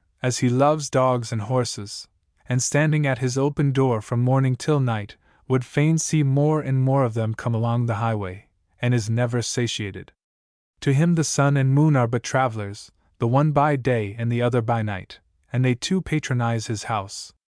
To his imagination all things travel save his signpost and himself, and though you may be his neighbor for years, he will show you only the civilities of the road. But on the other hand, while nations and individuals are alike selfish and exclusive, he loves all men equally, and if he treats his nearest neighbor as a stranger, since he has invited all nations to share his hospitality, the farthest traveled is in some measure kindred to him who takes him into the bosom of his family. He keeps a house of entertainment at the sign of the Black Horse or the Spread Eagle, and is known far and wide, and his fame travels with increasing radius every year. All the neighborhood is in his interest, and if the traveler asks how far to a tavern, he receives some such answer as this: "Well, sir, there's a house about 3 miles from here, where they haven't taken down their sign yet, but it's only 10 miles to Slocum's, and that's a capital house, both for man and beast." At 3 miles he passes a cheerless barack, standing desolate behind its signposts, either public nor private, and has glimpses of a discontented couple who have mistaken their calling. At 10 miles see where the tavern stands, really an entertaining prospect, so public and inviting that only the rain and snow do not enter. It is no gay pavilion, made of bright stuffs, and furnished with nuts and gingerbread, but as plain and sincere as a caravansary, located in no Tarrytown, where you receive only the civilities of commerce, but far in the fields it exercises a primitive hospitality, amid the fresh scent of new hay and raspberries, if it be summer time, and the tinkling of cowbells from invisible pastures. For it is a land flowing with milk and honey, and the newest milk courses in a broad, deep stream across the premises. In these retired places the tavern is first of all a house, elsewhere, last of all, or never, and warms and shelters its inhabitants. It is as simple and sincere in its essentials as the caves in which the first men dwelt, but it is also as open and public. The traveler steps across the threshold, and lo! He too is master, for he only can be called proprietor of the house here who behaves with most propriety in it. The landlord stands clear back in nature, to my imagination, with his axe and spade felling trees and raising potatoes with the vigor of a pioneer, with Promethean energy making nature yield her increase to supply the wants of so many, and he is not so exhausted, nor of so short a stride, but that he comes forward even to the highway to this wide hospitality and publicity. Surely he has solved some of the problems of life. He comes in at his back door, holding a log fresh cut for the hearth upon his shoulder with one hand, while he greets the newly arrived traveler with the other. Here at length we have free range, as not in palaces, nor cottages, nor temples, and intrude nowhere. All the secrets of housekeeping are exhibited to the eyes of men, above and below, before and behind. This is the necessary way to live, men have confessed, in these days, and shall he skulk and hide? And why should we have any serious disgust at kitchens? Perhaps they are the holiest recess of the house. There is the hearth, after all, and the settle, and the faggots, and the kettle, and the crickets. We have pleasant reminiscences of these. They are the heart, the left ventricle, the very vital part of the house. Here the real and sincere life which we meet in the streets was actually fed and sheltered. Here burns the taper that cheers the lonely traveler by night, and from this hearth ascend the smokes that populate the valley to his eyes by day. On the whole, a man may not be so little ashamed of any other part of his house, for here is his sincerity and earnest, at least. It may not be here that the besoms are plied most, it is not here that they need to be, for dust will not settle on the kitchen floor more than in nature. Hence it will not do for the landlord to possess too fine a nature. He must have health above the common accidents of life, subject to no modern fashionable diseases, but no taste, rather a vast relish or appetite. His sentiments on all subjects will be delivered as freely as the wind blows. There is nothing private or individual in them, though still original, but they are public, and of the hue of the heavens over his house, a certain out-of-door obviousness and transparency not to be disputed. What he does, his manners are not to be complained of, though abstractly offensive, for it is what man does, and in him the race is exhibited. When he eats, he is liver and bowels, and the whole digestive apparatus to the company, and so all admit the thing is done. He must have no idiosyncrasies, no particular bents or tendencies to this or that, but a general, uniform, and healthy development, such as his portly person indicates, offering himself equally on all sides to men. He is not one of your piqued and inhospitable men of genius, with particular tastes, but, as we said before, has one uniform relish, and taste which never aspires higher than a tavern sign, or the cut of a weathercock. The man of genius, like a dog with a bone, or the slave who has swallowed a diamond, or a patient with the gravel, sits afar and retired, off the road, hangs out no sign of refreshment for man and beast, but says, by all possible hints and signs, I wish to be alone, good-bye, farewell. But the landlord can afford to live without privacy. He entertains no private thought, he cherishes no solitary hour, no Sabbath day, but thinks enough to assert the dignity of reason, and talks, and reads the newspaper. What he does not tell to one traveler, he tells to another. He never wants to be alone, but sleeps, wakes, eats, drinks, sociably, still remembering his race. He walks abroad through the thoughts of men, and the Iliad and Shakespeare are tame to him, who hears the rude but homely incidents of the road from every traveler. The mail might drive through his brain in the midst of his most lonely soliloquy, without disturbing his equanimity, provided it brought plenty of news and passengers. There can be no profanity where there is no fame behind, and the whole world may see quite round him. Perchance his lines have fallen to him in dustier places, and he has heroically sat down where two roads meet, or at the four corners, or the 5 points, and his life is sublimely trivial for the good of men. The dust of travel blows ever in his eyes, and they preserve their clear, complacent look. The hourlies and half-hourlies, the dailies and weeklies, whirl on well-worn tracks, round and round his house, as if it were the goal in the stadium, and still he sits within in unruffled serenity, with no show of retreat. His neighbor dwells timidly behind a screen of poplars and willows, and a fence with sheaves of spears at regular intervals, or defended against the tender palms of visitors by sharp spikes. But the traveler's wheels rattle over the doorstep of the tavern, and he cracks his whip in the entry. He is truly glad to see you, and sincere as the bull's-eye over his door. The traveler seeks to find, wherever he goes, someone who will stand in this broad and catholic relation to him, who will be an inhabitant of the land to him a stranger, and represent its human nature, as the rock stands for its inanimate nature, and this is he. As his crib furnishes provender for the traveler's horse, and his larder provisions for his appetite, so his conversation furnishes the necessary aliment to his spirits. He knows very well what a man wants, for he is a man himself, and as it were the farthest traveled, though he has never stirred from his door. He understands his needs and destiny. He would be well fed and lodged, there can be no doubt, and have the transient sympathy of a cheerful companion, and of a heart which always prophesies fair weather. And after all, the greatest men, even, want much more the sympathy which every honest fellow can give, than that which the great only can impart. If he is not the most upright, let us allow him this praise, that he is the most downright of men. He has a hand to shake and to be shaken, and takes a sturdy and unquestionable interest in you, as if he had assumed the care of you, but if you will break your neck, he will even give you the best advice as to the method. The great poets have not been ungrateful to their landlords. Mine host of the Tabard Inn, in the prologue to the Canterbury Tales, was an honor to his profession. He is the true houseband, and center of the company, of greater fellowship and practical social talent than any.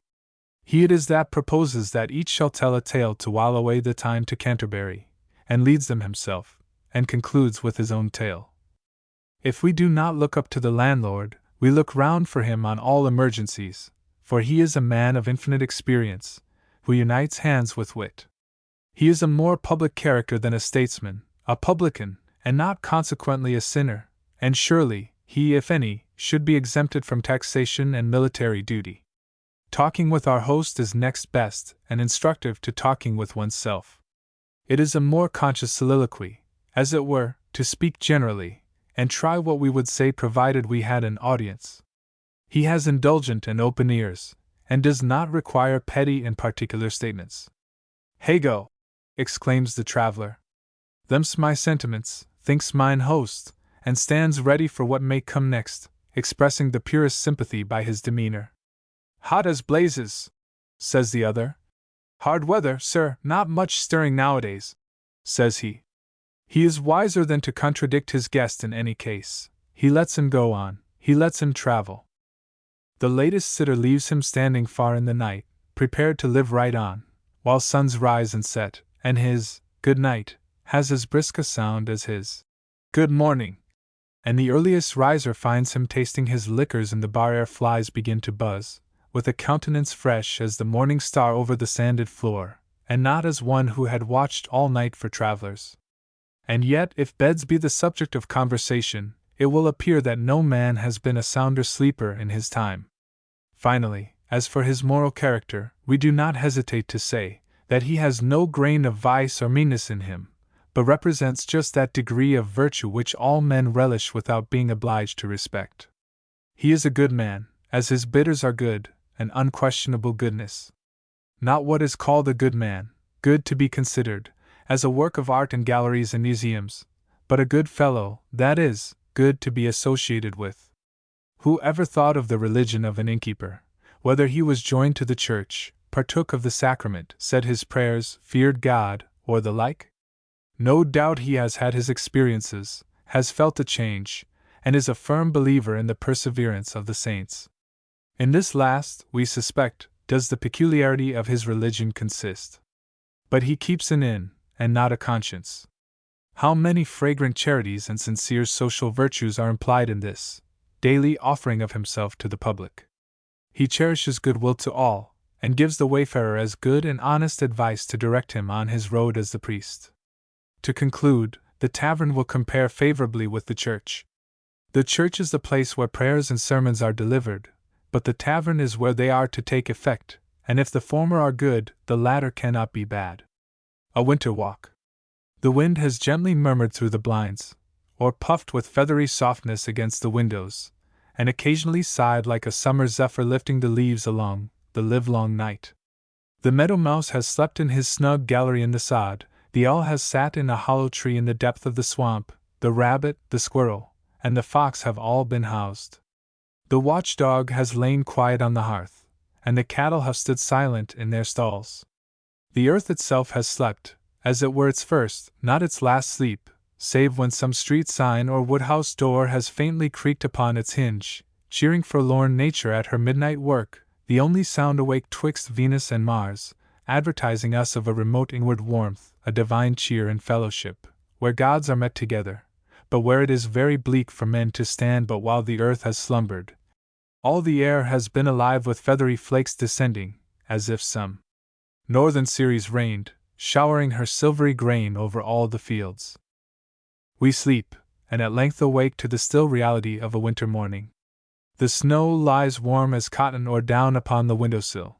The broadened sash and frosted panes emit a dim and private light, which enhances the snug cheer within. The stillness of the morning is impressive.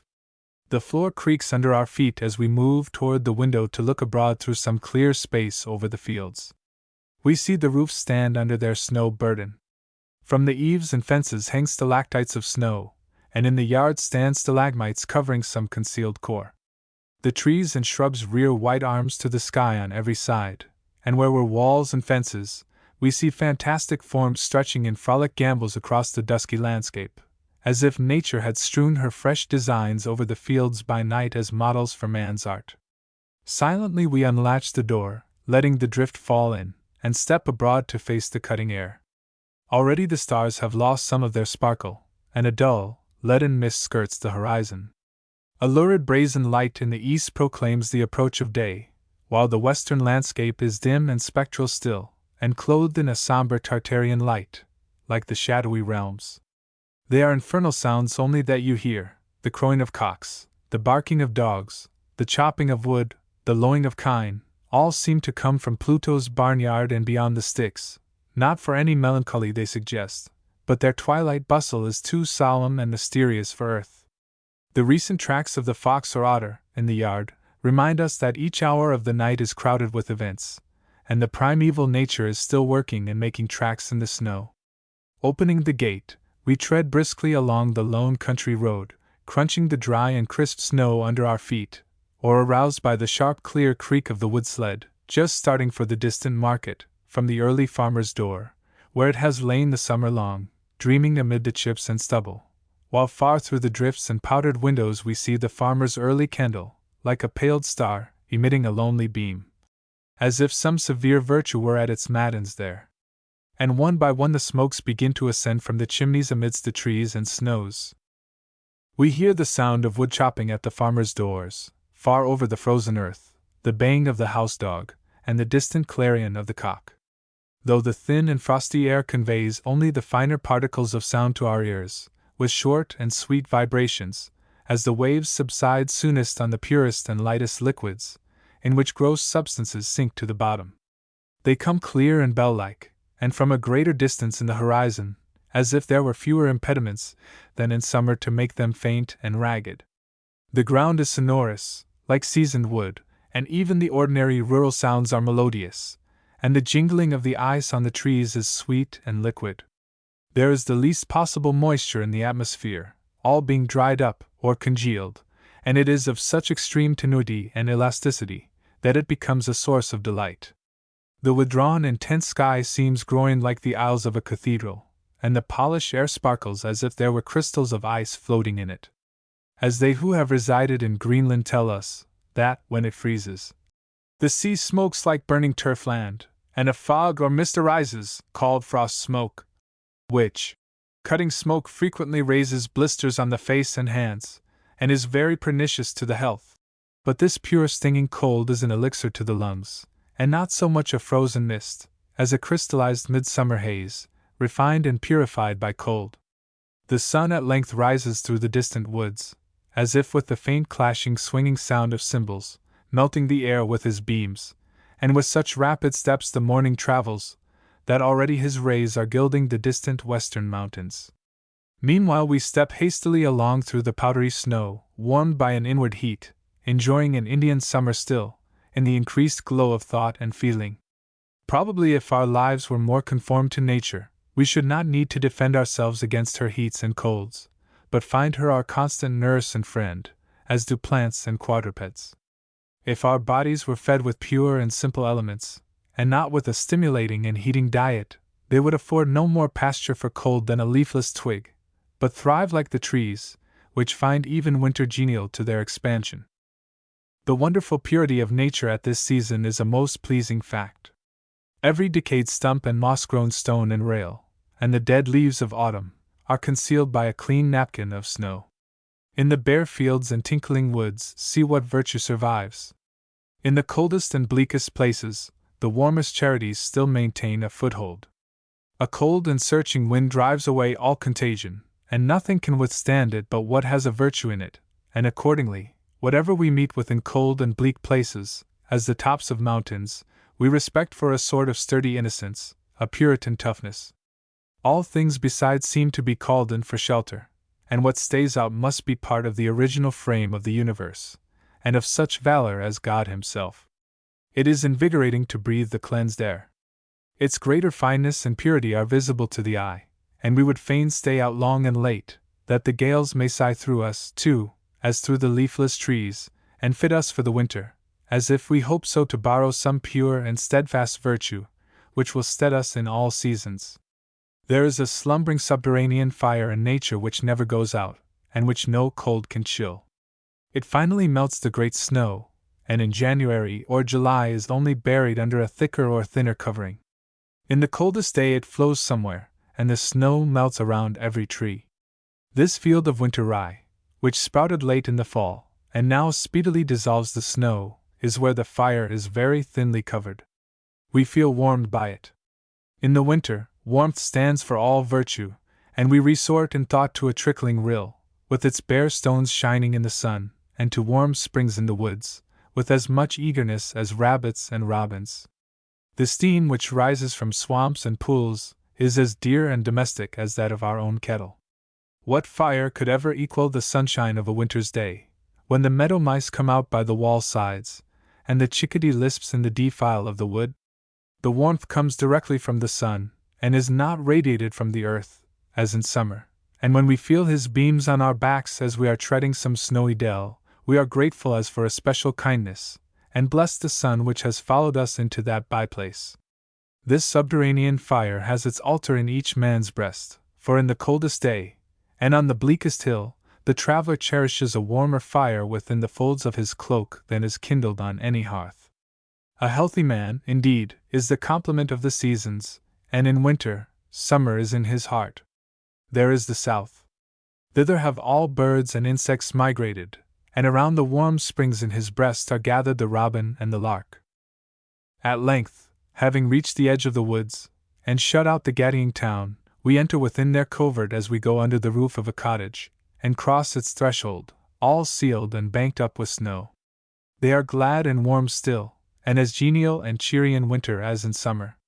As we stand in the midst of the pines, in the nickering and checkered light which straggles but little way into their maze, we wonder if the towns have ever heard their simple story.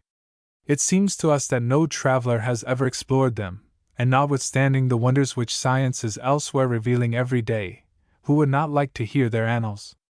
Our humble villages in the plain are their contribution.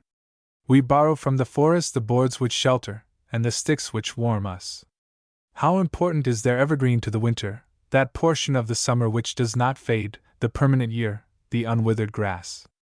Thus simply, and with little expense of altitude, is the surface of the earth diversified. What would human life be without forests, those natural cities? From the tops of mountains they appear like smooth shaven lawns, yet whither shall we walk but in this taller grass? In this glade covered with bushes of a year's growth, see how the silvery dust lies on every seared leaf and twig, deposited in such infinite and luxurious forms as by their very variety atone for the absence of color. Observe the tiny tracks of mice around every stem, and the triangular tracks of the rabbit. A pure elastic heaven hangs over all, as if the impurities of the summer sky, refined and shrunk by the chaste winter's cold, had been winnowed from the heavens upon the earth. Nature confounds her summer distinctions at this season. The heavens seem to be nearer the earth. The elements are less reserved and distinct. Water turns to ice, rain to snow. The day is but a Scandinavian night. The winter is an Arctic summer. How much more living is the life that is in nature, the furred life which still survives the stinging nights, and from amidst fields and woods covered with frost and snow, sees the sun rise. The gray squirrel and rabbit are brisk and playful in the remote glens, even on the morning of the cold Friday. Here is our Lapland and Labrador, and for our Eskimo and Nistanoks, dog-ribbed Indians, Navazemblates, and Spitzbergeners, are there not the ice-cutter and woodchopper, the fox, muskrat, and mink? Still, in the midst of the Arctic day, we may trace the summer to its retreats, and sympathize with some contemporary life. Stretched over the brooks, in the midst of the frost-bound meadows, we may observe the submarine cottages of the caddisworms, the larvae of the plicipens. Their small cylindrical cases built around themselves, composed of flags, sticks, grass, and withered leaves, shells, and pebbles, in form and color like the wrecks which strew the bottom, now drifting along over the pebbly bottom, now whirling in tiny eddies and dashing down steep falls, or sweeping rapidly along with the current, or else swaying to and fro at the end of some grass blade or root. Anon they will leave their sunken habitations, and crawling up the stems of plants, or to the surface, like gnats, as perfect insects henceforth, flutter over the surface of the water, or sacrifice their short lives in the flame of our candles at evening. Down yonder little glen the shrubs are drooping under their burden, and the red alderberries contrast with the white ground. Here are the marks of a myriad feet which have already been abroad. The sun rises as proudly over such a glen, as over the valley of the Seine or the Tiber, and it seems the residence of a pure and self-subsistent valor, such as they never witnessed, which never knew defeat nor fear. Here reign the simplicity and purity of a primitive age, and a health and hope far remote from towns and cities. Standing quite alone, far in the forest, while the wind is shaking down snow from the trees, and leaving the only human tracks behind us, we find our reflections of a richer variety than the life of cities. The chickadee and nuthatch are more inspiring society than statesmen and philosophers, and we shall return to these last, as to more vulgar companions. In this lonely glen, with its brook draining the slopes, its creased ice and crystals of all hues, where the spruces and hemlocks stand up on either side, and the rush and sere wild oats in the rivulet itself, our lives are more serene and worthy to contemplate. As the day advances, the heat of the sun is reflected by the hillsides, and we hear a faint but sweet music, where flows the rill released from its fetters, and the icicles are melting on the trees, and the nuthatch and partridge are heard and seen. The south wind melts the snow at noon, and the bare ground appears with its withered grass and leaves, and we are invigorated by the perfume which exhales from it, as by the scent of strong meats. Let us go into this deserted woodman's hut, and see how he has passed the long winter nights and the short and stormy days. For here man has lived under this south hillside, and it seems a civilized and public spot. We have such associations as when the traveler stands by the ruins of Palmyra or Hecatompolis. Singing birds and flowers perchance have begun to appear here, for flowers as well as weeds follow in the footsteps of man. These hemlocks whispered over his head, these hickory logs were his fuel, and these pitch pine roots kindled his fire. Yonder fuming rill in the hollow, whose thin and airy vapor still ascends as busily as ever, though he is far off now, was his well. These hemlock boughs, and the straw upon this raised platform, were his bed, and this broken dish held his drink. But he has not been here this season, for the phoebes built their nest upon this shelf last summer. I find some embers left, as if he had but just gone out, where he baked his pot of beans, and while at evening he smoked his pipe, whose stemless bowl lies in the ashes, chatted with his only companion, if perchance he had any, about the depth of the snow on the morrow, already falling fast and thick without, or disputed whether the last sound was the screech of an owl, or the creak of a bough, or imagination only. And through this broad chimney throat, in the late winter evening ere he stretched himself upon the straw, he looked up to learn the progress of the storm, and seeing the bright stars of Cassiopeia's chair shining brightly down upon him, fell contentedly asleep. See how many traces from which we may learn the chopper's history. From this stump we may guess the sharpness of his axe, and from the slope of the stroke, on which side he stood, and whether he cut down the tree without going round it or changing hands, and from the flexure of the splinters, we may know which way it fell. This one chip contains inscribed on it the whole history of the wood chopper and of the world. On this scrap of paper, which held his sugar or salt, perchance, or was the wadding of his gun, sitting on a log in the forest, with what interest we read the tattle of cities, of those larger huts, empty and to let, like this, in high streets and broadways. The eaves are dripping on the south side of this simple roof, while the titmouse lisps in the pine, and the genial warmth of the sun around the door is somewhat kind and human. After 2 seasons, this rude dwelling does not deform the scene. Already the birds resort to it, to build their nests, and you may track to its door the feet of many quadrupeds. Thus, for a long time, nature overlooks the encroachment and profanity of man.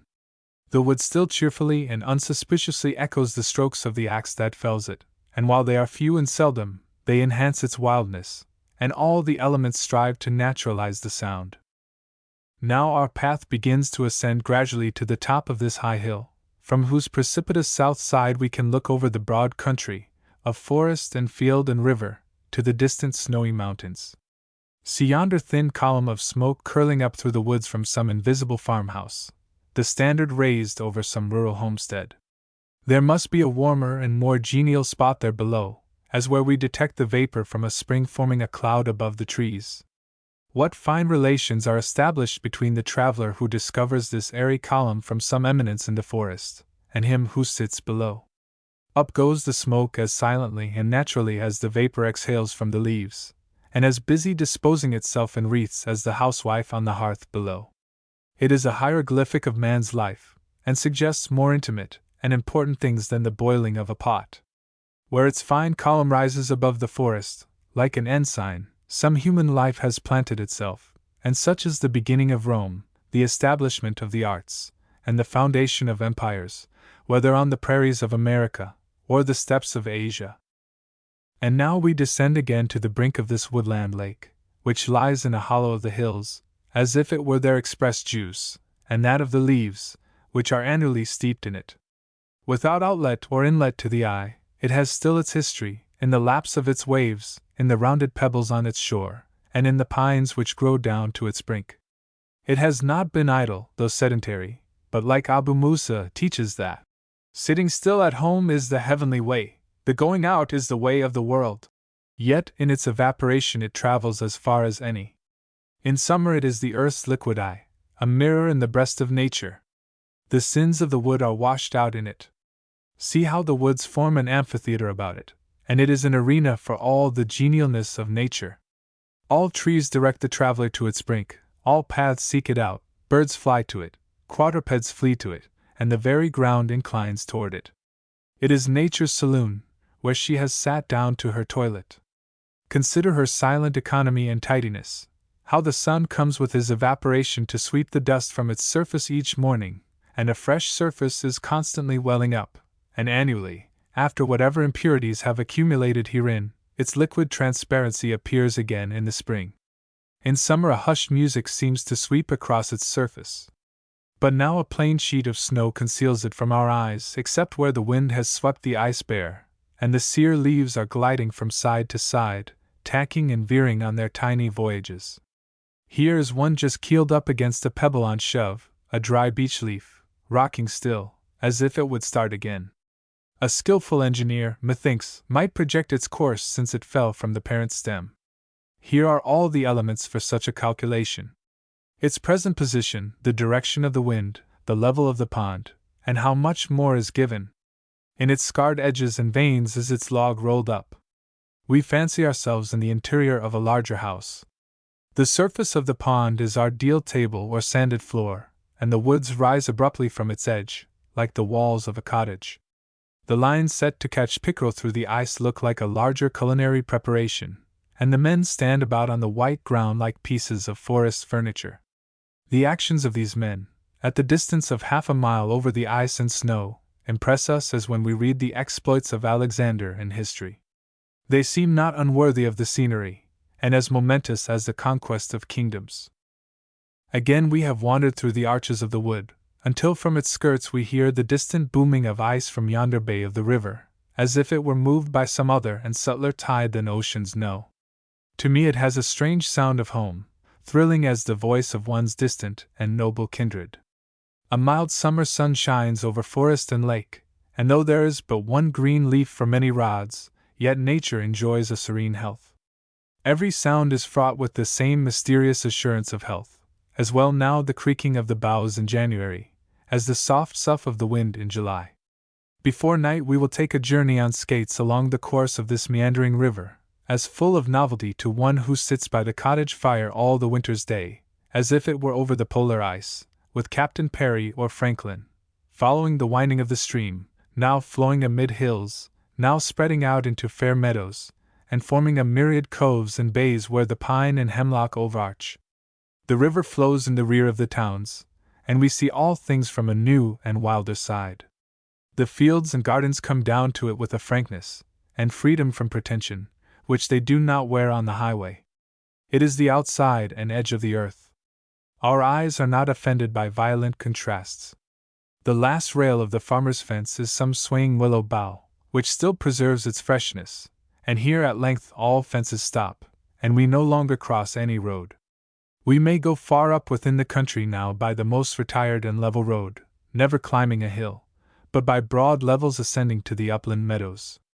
It is a beautiful illustration of the law of obedience, the flow of a river, the path for a sick man, a highway down which an acorn cup may float secure with its freight.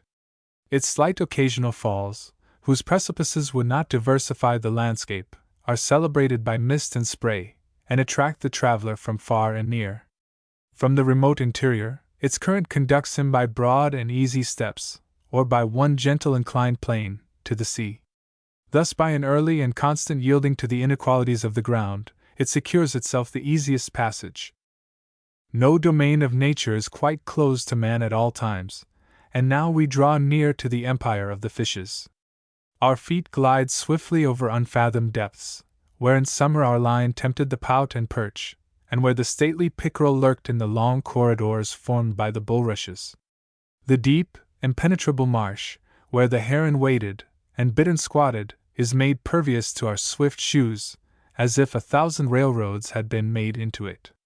With one impulse we are carried to the cabin of the muskrat, that earliest settler, and see him dart away under the transparent ice, like a furred fish, to his hole in the bank, and we glide rapidly over meadows where lately the mower whet his scythe, through beds of frozen cranberries mixed with meadow grass. We skate near to where the blackbird, the pewee, and the kingbird hung their nests over the water, and the hornets builded from the maple in the swamp. How many gay warblers following the sun have radiated from this nest of silver birch and thistledown. On the swamp's outer edge was hung the supermarine village, where no foot penetrated. In this hollow tree the wood duck reared her brood, and slid away each day to forage in yonder fen. In winter, nature is a cabinet of curiosities, full of dried specimens, in their natural order and position. The meadows and forests are a hortus siccus.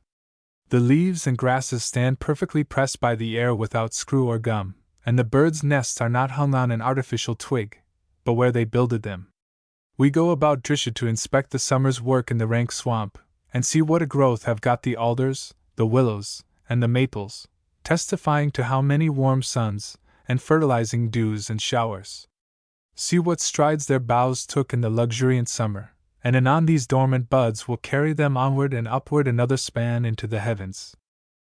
Occasionally we wade through fields of snow, under whose depths the river is lost for many rods, to appear again to the right or left, where we least expected, still holding on its way underneath, with a faint, stertorous, rumbling sound, as if, like the bear and marmot, it too had hibernated, and we had followed its faint summer trail to where it earthed itself in snow and ice. At first we should have thought that rivers would be empty and dry in midwinter, or else frozen solid till the spring thawed them, but their volume is not diminished even, for only a superficial cold bridges their surface. The thousand springs which feed the lakes and streams are flowing still. The issues of a few surface springs only are closed, and they go to swell the deep reservoirs. Nature's wells are below the frost. The summer brooks are not filled with snow water, nor does the mower quench his thirst with that alone. The streams are swollen when the snow melts in the spring, because nature's work has been delayed, the water being turned into ice and snow, whose particles are less smooth and round, and do not find their level so soon. Far over the ice, between the hemlock woods and snow-clad hills, stands the pickerel fisher, his lines set in some retired cove, like a Finlander, with his arms thrust into the pouches of his dreadnought, with dull, snowy, fishy thoughts, himself a finless fish, separated a few inches from his race, dumb, erect, and made to be enveloped in clouds and snows, like the pines on shore. In these wild scenes, men stand about in the scenery, or move deliberately and heavily, having sacrificed the sprightliness and vivacity of towns to the dumb sobriety of nature. He does not make the scenery less wild, more than the jays and muskrats, but stands there as a part of it, as the natives are represented in the voyages of early navigators, at Nootka Sound, and on the northwest coast, with their furs about them, before they were tempted to loquacity by a scrap of iron. He belongs to the natural family of man, and is planted deeper in nature, and has more root than the inhabitants of towns. Go to him, ask what luck, and you will learn that he too is a worshipper of the unseen. Hear with what sincere deference, and waving gesture in his tone, he speaks of the lake pickerel, which he has never seen, his primitive and ideal race of pickerel. He is connected with the shore still, as by a fish line, and yet remembers the season when he took fish through the ice on the pond, while the peas were up in his garden at home. But now, while we have loitered, the clouds have gathered again, and a few straggling snowflakes are beginning to descend. Faster and faster they fall, shutting out the distant objects from sight. The snow falls on every wood and field, and no crevice is forgotten, by the river and the pond, on the hill and in the valley. Quadrupeds are confined to their coverts, and the birds sit upon their perches this peaceful hour. There is not so much sound as in fair weather, but silently and gradually every slope, and the gray walls and fences, and the polished ice, and the sere leaves, which were not buried before, are concealed, and the tracks of men and beasts are lost. With so little effort does nature reassert her rule and blot out the traces of men. Hear how Homer has described the same. The snowflakes fall thick and fast on a winter's day. The winds are lulled, and the snow falls incessant, covering the tops of the mountains, and the hills, and the plains where the lotus tree grows, and the cultivated fields, and they are falling by the inlets and shores of the foaming sea, but are silently dissolved by the waves. The snow levels all things, and enfolds them deeper in the bosom of nature, as, in the slow summer, vegetation creeps up to the entablature of the temple, and the turrets of the castle, and helps her to prevail over art. The surly night wind rustles through the wood, and warns us to retrace our steps, while the sun goes down behind the thickening storm, and birds seek their roosts, and cattle their stalls. Though winter is represented in the almanac as an old man, facing the wind and sleet, and drawing his cloak about him, we rather think of him as a merry woodchopper, and warm-blooded youth, as blithe as summer. The unexplored grandeur of the storm keeps up the spirits of the traveler. It does not trifle with us, but has a sweet earnestness. In winter we lead a more inward life. Our hearts are warm and cheery, like cottages under drifts, whose windows and doors are half concealed, but from whose chimneys the smoke cheerfully ascends. The imprisoning drifts increase the sense of comfort which the house affords, and in the coldest days we are content to sit over the hearth and see the sky through the chimney top, enjoying the quiet and serene life that may be had in a warm corner by the chimney's side, or feeling our pulse by listening to the low of cattle in the street, or the sound of the flail in distant barns all the long afternoon. No doubt a skillful physician could determine our health by observing how these simple and natural sounds affected us. We enjoy now, not an oriental, but a boreal leisure, around warm stoves and fireplaces, and watch the shadow of motes in the sunbeams. Sometimes our fate grows too homely and familiarly serious ever to be cruel. Consider how for 3 months the human destiny is wrapped in furs. The good Hebrew revelation takes no cognizance of all this cheerful snow. Is there no religion for the temperate and frigid zones? We know of no scripture which records the pure benignity of the gods on a New England winter night. Their praises have never been sung, only their wrath deprecated. The best scripture, after all, records but a meager faith. Its saints live reserved and austere. Let a brave, devout man spend the year in the woods of Maine or Labrador, and see if the Hebrew scriptures speak adequately to his condition and experience, from the setting in of winter to the breaking up of the ice. Now commences the long winter evening around the farmer's hearth, when the thoughts of the indwellers travel far abroad, and men are by nature and necessity charitable and liberal to all creatures. Now is the happy resistance to cold, when the farmer reaps his reward, and thinks of his preparedness for winter, and through the glittering panes sees with equanimity the mansion of the northern bear, for now the storm is over. The succession of forest trees. Every man is entitled to come to cattle show, even a transcendentalist, and for my part one am more interested in the men than in the cattle. I wish to see once more those old familiar faces, whose names I do not know, which for me represent the Middlesex country, and come as near being indigenous to the soil as a white man can, the men who are not above their business, whose coats are not too black, whose shoes do not shine very much, who never wear gloves to conceal their hands.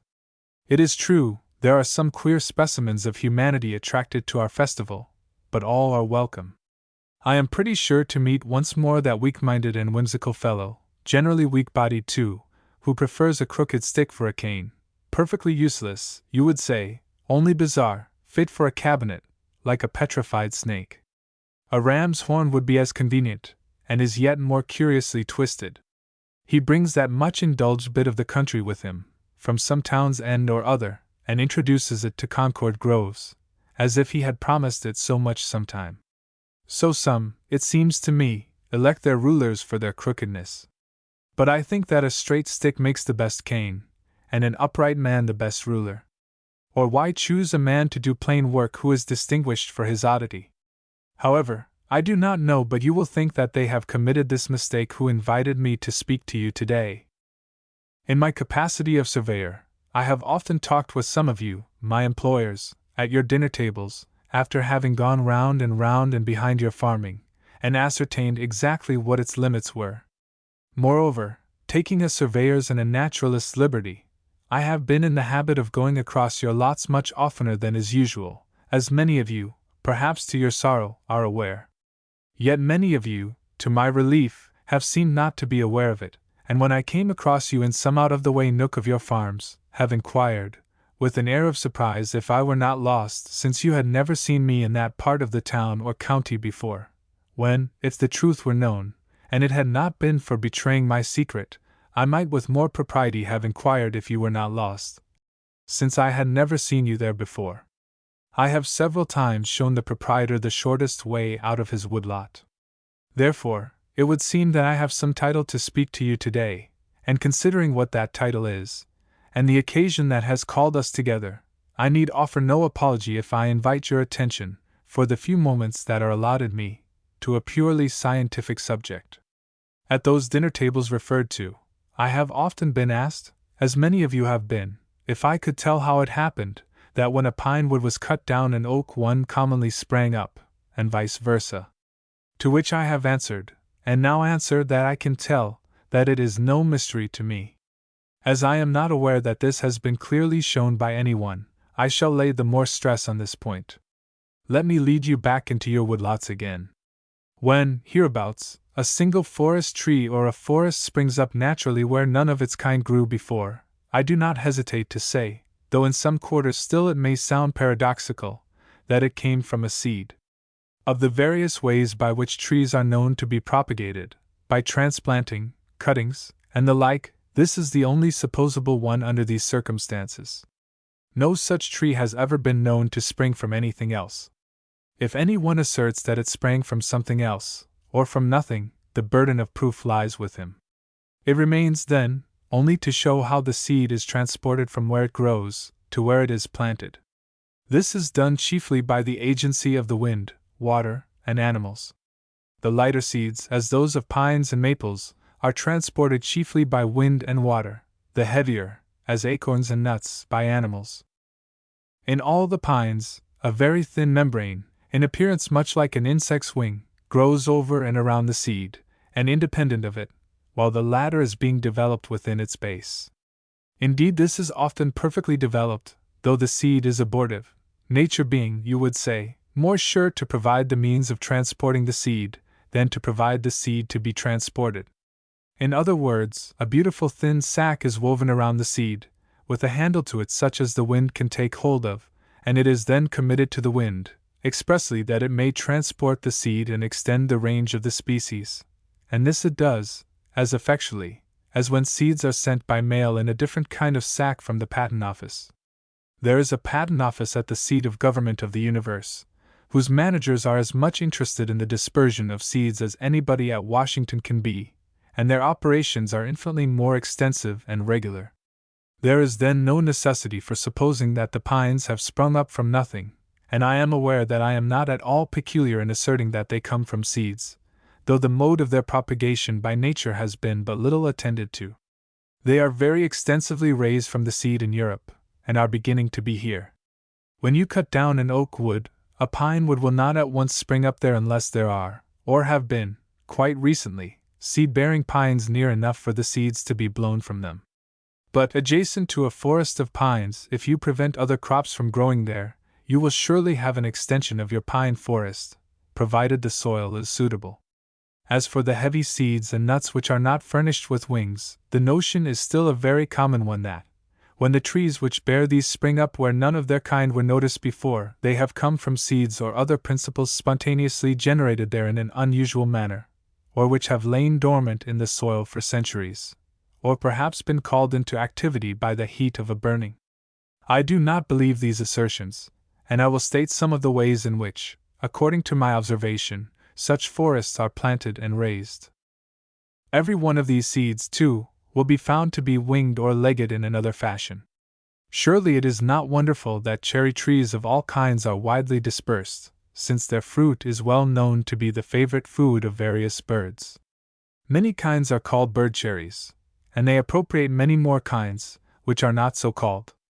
Eating cherries is a bird-like employment, and unless we disperse the seeds occasionally, as they do, I shall think that the birds have the best right to them. See how artfully the seed of a cherry is placed in order that a bird may be compelled to transport it, in the very midst of a tempting pericarp, so that the creature that would devour this must commonly take the stone also into its mouth or bill. If you ever ate a cherry, and did not make 2 bites of it, you must have perceived it, right in the center of the luscious morsel, a large earthy residuum left on the tongue. We thus take into our mouths cherry stones as big as peas, a dozen at once, for nature can persuade us to do almost anything when she would compass her ends. Some wild men and children instinctively swallow these, as the birds do when in a hurry, it being the shortest way to get rid of them. Thus, though these seeds are not provided with vegetable wings, nature has impelled the thrush tribe to take them into their bills and fly away with them, and they are winged in another sense, and more effectually than the seeds of pines, for these are carried even against the wind. The consequence is, that cherry trees grow not only here but there.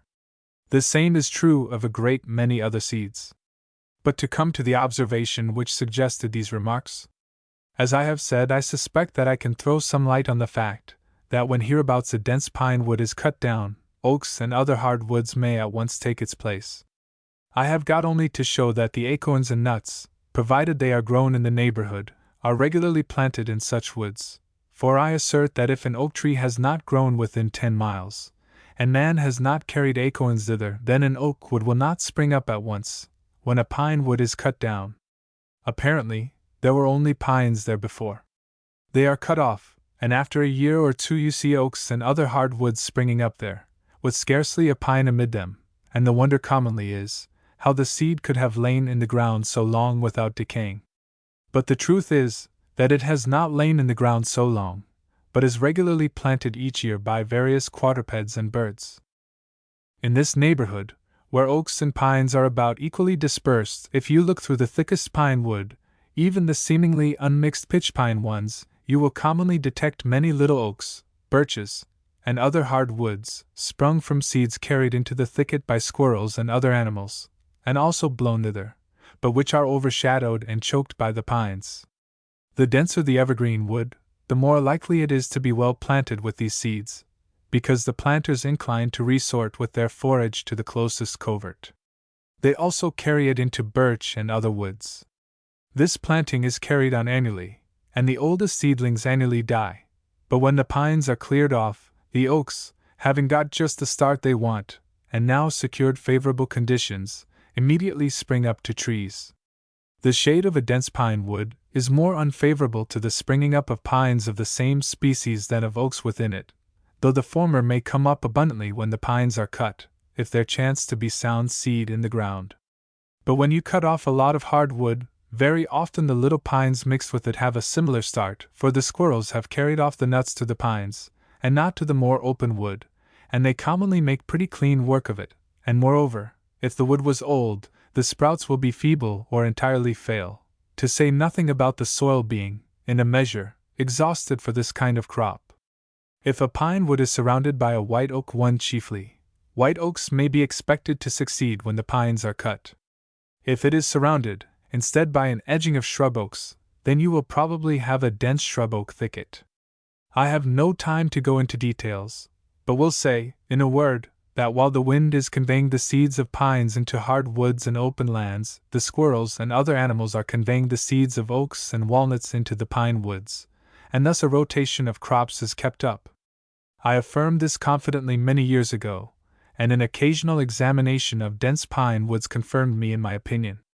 It has long been known to observers that squirrels bury nuts in the ground, but I am not aware that any one has thus accounted for the regular succession of forests. On the 24th of September, in 1857, as I was paddling down the Assabet, in this town, I saw a red squirrel run along the bank under some herbage, with something large in its mouth. It stopped near the foot of a hemlock, within a couple of rods of me, and hastily pawing a hole with its 4 feet, dropped its booty into it, covered it up, and retreated part way up the trunk of the tree. As I approached the shore to examine the deposit, the squirrel, descending part way, betrayed no little anxiety about its treasure, and made 2 or 3 motions to recover it before it finally retreated. Digging there, I found 2 green pignuts joined together, with the thick husks on, buried about 1.5 inches under the reddish soil of decayed hemlock leaves, just the right depth to plant it. In short, this squirrel was then engaged in accomplishing 2 objects, to wit, laying up a store of winter food for itself, and planting a hickory wood for all creation. If the squirrel was killed, or neglected its deposit, a hickory would spring up. The nearest hickory tree was 20 rods distant. These nuts were there still just 14 days later, but were gone when I looked again, November 21st, or 6 weeks later still. I have since examined more carefully several dense woods, which are said to be, and are apparently exclusively pine, and always with the same result. For instance, I walked the same day to a small, but very dense and handsome white pine grove, about 15 rods square, in the east part of this town. The trees are large for Concord, being from 10 to 20 inches in diameter, and as exclusively pine as any wood that I know. Indeed, I selected this wood because I thought it the least likely to contain anything else. It stands on an open plain or pasture, except that it adjoins another small pine wood, which has a few little oaks in it, on the southeast side. On every other side, it was at least 30 rods from the nearest woods. Standing on the edge of this grove and looking through it, for it is quite level and free from underwood, for the most part bare, red-carpeted ground, you would have said that there was not a hardwood tree in it, young or old. But on looking carefully along over its floor I discovered, though it was not till my eye had got used to the search, that, alternating with thin ferns, and small blueberry bushes, there was, not merely here and there, but as often as every 5 feet and with a degree of regularity, a little oak, from 3 to 12 inches high, and in one place I found a green acorn dropped by the base of a pine. I confess I was surprised to find my theory so perfectly proved in this case.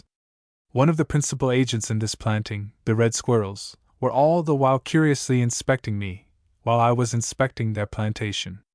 Some of the little oaks had been browsed by cows, which resorted to this wood for shade. After 7 or 8 years, the hardwoods evidently find such a locality unfavorable to their growth, the pines being allowed to stand as an evidence of this. I observed a diseased red maple 25 feet long, which had been recently prostrated, though it was still covered with green leaves, the only maple in any position in the wood. But although these oaks almost invariably die if the pines are not cut down, it is probable that they do better for a few years under their shelter than they would anywhere else. The very extensive and thorough experiments of the English have at length led them to adopt a method of raising oaks almost precisely like this, which somewhat earlier had been adopted by nature and her squirrels here. They have simply rediscovered the value of pines as nurses for oaks. The English experimenters seem early and generally to have found out the importance of using trees of some kind as nurse plants for the young oaks. I quote from Loudon what he describes as the ultimatum on the subject of planting and sheltering oaks, an abstract of the practice adopted by the government officers in the national forests of England, prepared by Alexander Milne. At first some oaks had been planted by themselves, and others mixed with Scotch pines. But in all cases, says Mr. Milne, where oaks were planted actually among the pines, and surrounded by them, though the soil might be inferior, the oaks were found to be much the best. For several years past, the plan pursued has been to plant the enclosures with Scotch pines only, a tree very similar to our pitch pine, and when the pines have got to the height of 5 or 6 feet, then to put in good strong oak plants of about 4 or 5 years' growth among the pines, not cutting away any pines at first, unless they happen to be so strong and thick as to overshadow the oaks.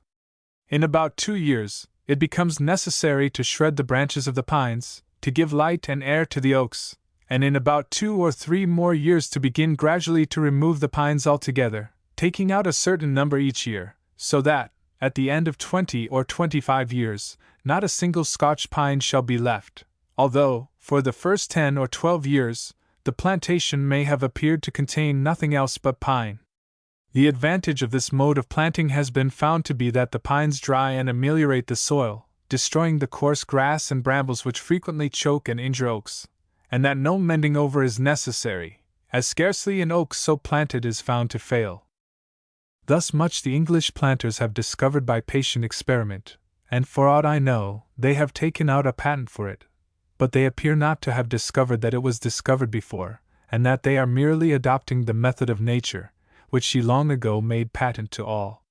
She is all the while planting the oaks amid the pines without our knowledge, and at last, instead of government officers, we send a party of woodchoppers to cut down the pines, and so rescue an oak forest, at which we wonder as if it had dropped from the skies. As I walk amid hickories, even in August, I hear the sound of green pignuts falling from time to time, cut off by the chicory over my head.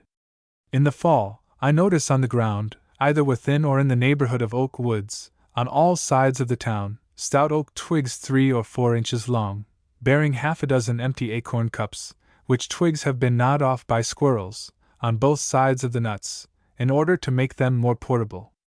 The jays scream and the red squirrels scold while you are clubbing and shaking the chestnut trees, for they are there on the same errand, and two of a trade never agree.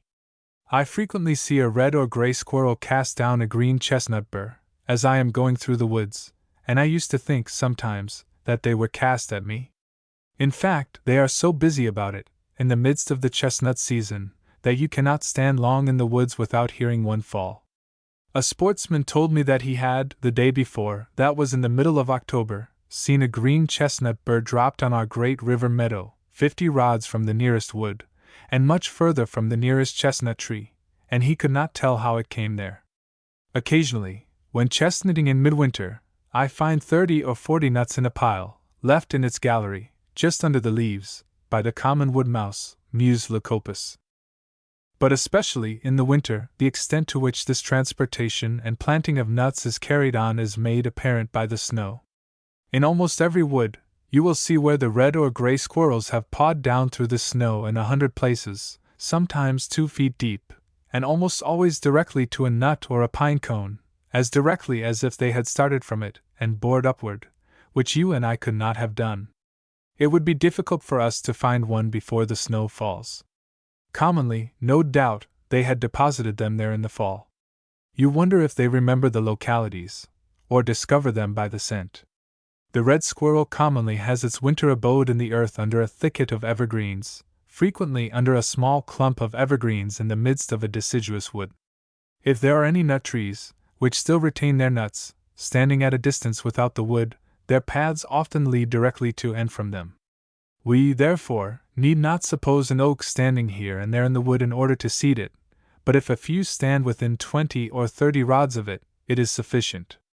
I think that I may venture to say that every white pine cone that falls to the earth naturally in this town, before opening and losing its seeds, and almost every pitch pine one that falls at all, is cut off by a squirrel, and they begin to pluck them long before they are ripe, so that when the crop of white pine cones is a small one, as it commonly is, they cut off thus almost every one of these before it fairly ripens. I think, moreover, that their design, if I may so speak, in cutting them off green, is, partly, to prevent their opening and losing their seeds, for these are the ones for which they dig through the snow, and the only white pine cones which contain anything then. I have counted in one heap, within a diameter of 4 feet, the cores of 239 pitch pine cones which had been cut off and stripped by the red squirrel the previous winter. The nuts thus left on the surface, or buried just beneath it, are placed in the most favorable circumstances for germinating. I have sometimes wondered how those which merely fell on the surface of the earth got planted, but by the end of December, I find the chestnut of the same year partially mixed with the mold, as it were, under the decaying and moldy leaves, where there is all the moisture and manure they want, for the nuts fall first. In a plentiful year, a large proportion of the nuts are thus covered loosely an inch deep, and are, of course, somewhat concealed from squirrels. One winter, when the crop had been abundant, I got, with the aid of a rake, many quarts of these nuts as late as the 10th of January, and though some bought at the store the same day were more than half of them moldy, I did not find a single moldy one among these which I picked from under the wet and moldy leaves, where they had been snowed on once or twice. Nature knows how to pack them best. They were still plump and tender. Apparently, they do not heat there though wet. In the spring they were all sprouting. Loudon says that, when the nut, of the common walnut of Europe, is to be preserved through the winter for the purpose of planting in the following spring, it should be laid in a rot heap, as soon as gathered, with the husk on, and the heap should be turned over frequently in the course of the winter. Here, again, he is stealing nature's thunder. How can a poor mortal do otherwise? For it is she that finds fingers to steal with, and the treasure to be stolen. In the planting of the seeds of most trees, the best gardeners do no more than follow nature, though they may not know it. Generally, both large and small ones are most sure to germinate, and succeed best, when only beaten into the earth with the back of a spade, and then covered with leaves or straw. These results to which planters have arrived remind us of the experience of Cain and his companions at the north, who, when learning to live in that climate, were surprised to find themselves steadily adopting the customs of the natives, simply becoming Eskimo. So, when we experiment in planting forests, we find ourselves at last doing as nature does. Would it not be well to consult with nature in the outset? For she is the most extensive and experienced planter of us all, not excepting the Dukes of Athol. In short, they who have not attended particularly to this subject are but little aware to what an extent quadrupeds and birds are employed, especially in the fall, in collecting, and so disseminating and planting the seeds of trees. It is the almost constant employment of the squirrels at that season, and you rarely meet with one that has not a nut in its mouth, or is not just going to get one. One squirrel hunter of this town told me that he knew of a walnut tree which bore particularly good nuts, but that on going to gather them one fall, he found that he had been anticipated by a family of 12 red squirrels. He took out of the tree, which was hollow, 1 bushel and 3 pecks by measurement, without the husks, and they supplied him and his family for the winter. It would be easy to multiply instances of this kind. How commonly in the fall you see the cheek pouches of the striped squirrel distended by a quantity of nuts. This species gets its scientific name to me as, or the steward, from its habit of storing up nuts and other seeds. Look under a nut tree a month after the nuts have fallen, and see what proportion of sound nuts to the abortive ones and shells you will find ordinarily. They have been already eaten, or dispersed far and wide. The ground looks like a platform before a grocery, where the gossips of the village sit to crack nuts and less savory jokes. You have come, you would say, after the feast was over, and are presented with the shells only. Occasionally, when threading the woods in the fall, you will hear a sound as if someone had broken a twig, and looking up, see a jay pecking at an acorn, or you will see a flock of them at once about it, in the top of an oak, and hear them break them off. They then fly to a suitable limb, and placing the acorn under one foot, hammer away at it busily, making a sound like a woodpecker's tapping, looking round from time to see if any foe is approaching, and soon reach the meat, and nibble at it, holding up their heads to swallow, while they hold the remainder very firmly with their claws. Nevertheless, it often drops to the ground before the bird has done with it. I can confirm what W.M. Bartram wrote to Wilson, the ornithologist, that the jay is one of the most useful agents in the economy of nature, for disseminating forest trees and other nuciferous and hard-seeded vegetables on which they feed. Their chief employment during the autumnal season is foraging to supply their winter stores. In performing this necessary duty, they drop abundance of seed in their flight over fields, hedges, and by fences, where they alight to deposit them in the post holes, and see. It is remarkable what numbers of young trees rise up in fields and pastures after a wet winter and spring. These birds alone are capable, in a few years' time, to replant all the cleared lands. I have noticed that squirrels also frequently drop their nuts in open land, which will still further account for the oaks and walnuts which spring up in pastures, for, depend on it, every new tree comes from a seed. When I examine the little oaks, 1 or 2 years old, in such places, I invariably find the empty acorn from which they sprung. So far from the seed having lain dormant in the soil since oaks grew there before, as many believe, it is well known that it is difficult to preserve the vitality of acorns long enough to transport them to Europe, and it is recommended in Loudon's Arboretum, as the safest course, to sprout them in pots on the voyage. The same authority states that very few acorns of any species will germinate after having been kept a year. That beech mast only retains its vital properties 1 year, and the black walnut seldom more than 6 months after it has ripened. I have frequently found that in November, almost every acorn left on the ground had sprouted or decayed. What with frost, drought, moisture, and worms, the greater part are soon destroyed. Yet it is stated by one botanical writer that acorns that have lain for centuries, on being plowed up, have soon vegetated. Mr. George B. Emerson, in his valuable report on the trees and shrubs of this state, says of the pines, "The tenacity of life of the seeds is remarkable. They will remain for many years unchanged in the ground, protected by the coolness and deep shade of the forest above them. But when the forest is removed, and the warmth of the sun admitted, they immediately vegetate." Since he does not tell us on what observation his remark is founded, I must doubt its truth. Besides, the experience of nurserymen makes it the more questionable. The stories of wheat raised from seed buried with an ancient Egyptian, and of raspberries raised from seed found in the stomach of a man in England, who is supposed to have died 16 or 1700 years ago, are generally discredited, simply because the evidence is not conclusive. Several men of science, Dr. Carpenter among them, have used the statement that beech plums sprang up in sand which was dug up 40 miles inland in Maine, to prove that the seed had lain there a very long time, and some have inferred that the coast has receded so far. But it seems to me necessary to their argument to show, first, that beech plums grow only on a beach. They are not uncommon here, which is about half that distance from the shore, and I remember a dense patch a few miles north of US, 25 miles inland, from which the fruit was annually carried to market. How much further inland they grow, I know not. Dr. Chas. T. Jackson speaks of finding beech plums. Perhaps they were this kind, more than 100 miles inland in Maine. It chances that similar objections lie against all the more notorious instances of the kind on record. Yet I am prepared to believe that some seeds, especially small ones, may retain their vitality for centuries under favorable circumstances. In the spring of 1859, the old Hunt House, so called, in this town, whose chimney bore the date 1703, was taken down.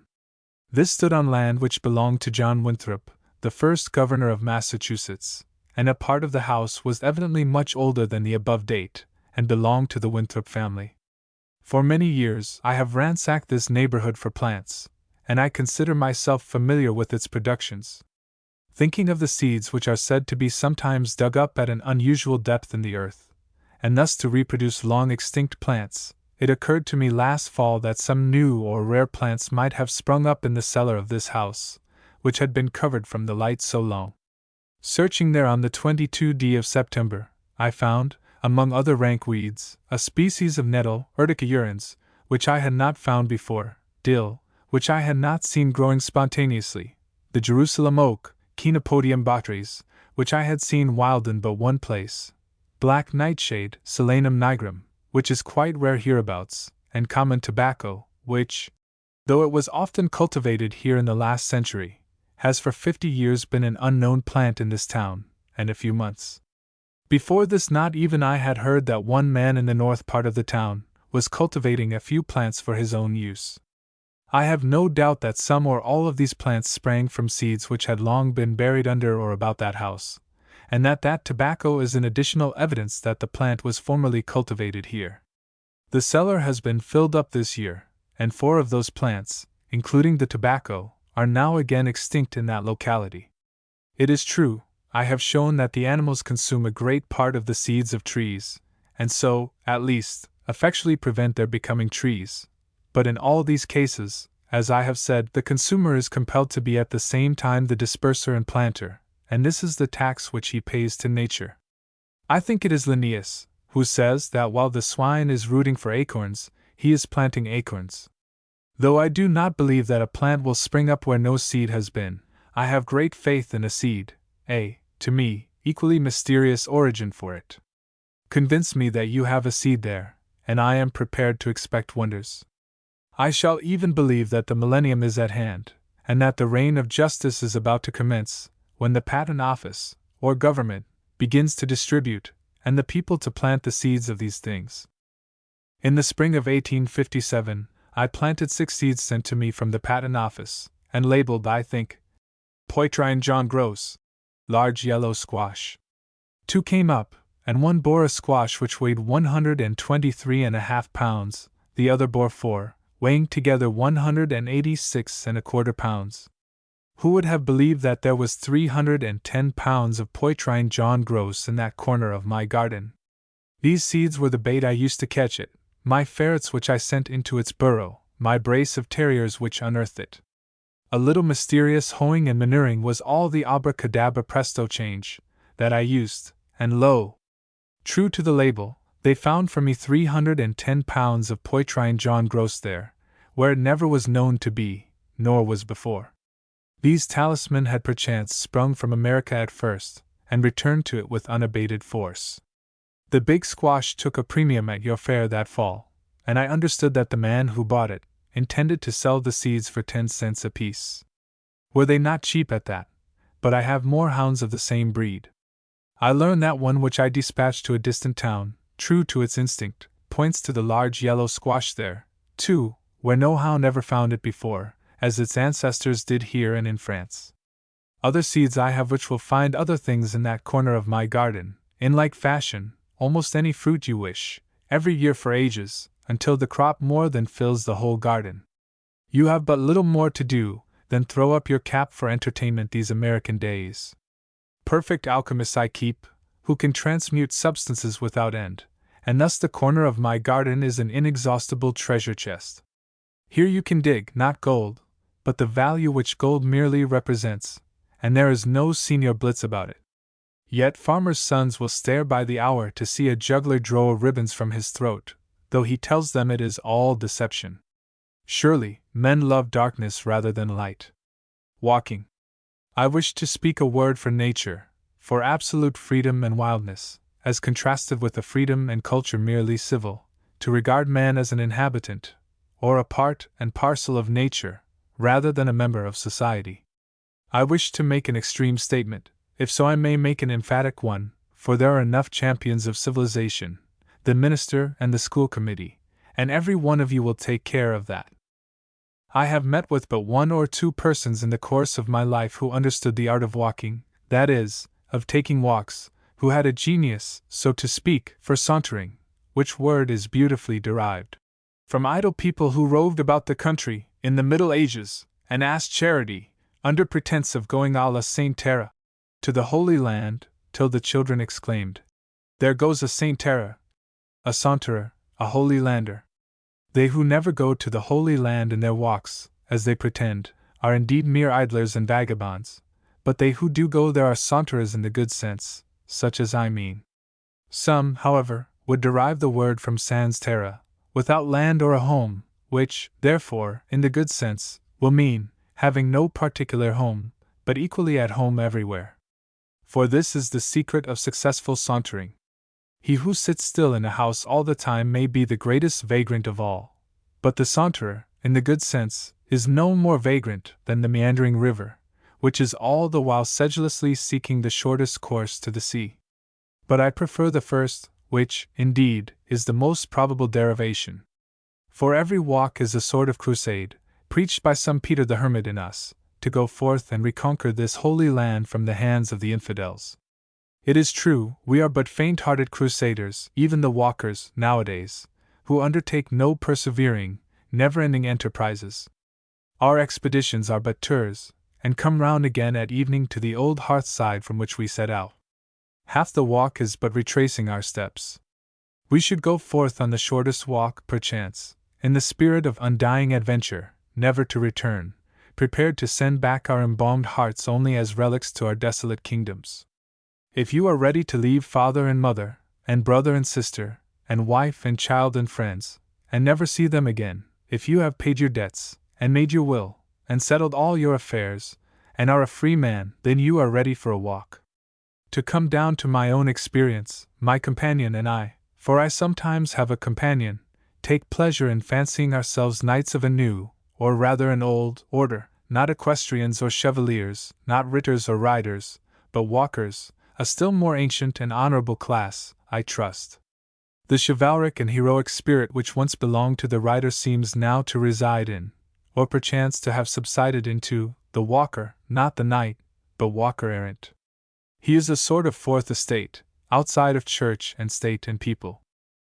We have felt that we almost alone hereabouts practice this noble art, though, to tell the truth, at least, if their own assertions are to be received, most of my townsmen would fain walk sometimes, as I do, but they cannot. No wealth can buy the requisite leisure, freedom, and independence, which are the capital in this profession. It comes only by the grace of God. It requires a direct dispensation from heaven to become a walker. You must be born into the family of the walkers. Ambulate nascitur, non fit. Some of my townsmen, it is true, can remember and have described to me some walks which they took 10 years ago, in which they were so blessed as to lose themselves for half an hour in the woods.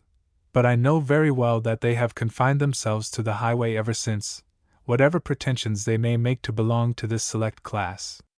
No doubt they were elevated for a moment as by the reminiscence of a previous state of existence, when even they were foresters and outlaws. I think that I cannot preserve my health and spirits, unless I spend 4 hours a day at least, and it is commonly more than that, sauntering through the woods and over the hills and fields, absolutely free from all worldly engagements. You may safely say, a penny for your thoughts, or 1,000 pounds.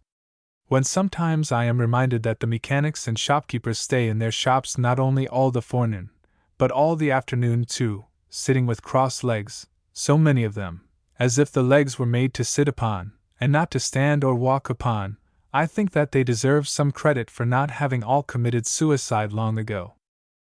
I, who cannot stay in my chamber for a single day without acquiring some rust, and when sometimes I have stolen forth for a walk at the 11th hour of 4 o'clock in the afternoon, too late to redeem the day, when the shades of night were already beginning to be mingled with the daylight, have felt as if I had committed some sin to be atoned for, I confess that I am astonished at the power of endurance. To say nothing of the moral insensibility of my neighbors who confine themselves to shops and offices the whole day for weeks and months, aye, and years almost together. I know not what manner of stuff they are of, sitting there now at 3 o'clock in the afternoon, as if it were 3 o'clock in the morning. Bonaparte may talk of the 3 o'clock in the morning courage, but it is nothing to the courage which can sit down cheerfully at this hour in the afternoon over against oneself whom you have known all the morning, to starve out a garrison to whom you are bound by such strong ties of sympathy. I wonder that about this time, or say between 4 and 5 o'clock in the afternoon, too late for the morning papers and too early for the evening ones, there is not a general explosion heard up and down the street, scattering a legion of antiquated and housebred notions and whims to the four winds for an airing, and so the evil cure itself. How womankind, who are confined to the house still more than men, stand it I do not know, but I have ground to suspect that most of them do not stand it at all. When, early in a summer afternoon, we have been shaking the dust of the village from the skirts of our garments, making haste past those houses with purely Doric or Gothic fronts, which have such an air of repose about them, my companion whispers that probably about these times their occupants are all gone to bed. Then it is that I appreciate the beauty and the glory of architecture, which itself never turns in, but forever stands out and erect, keeping watch over the slumberers.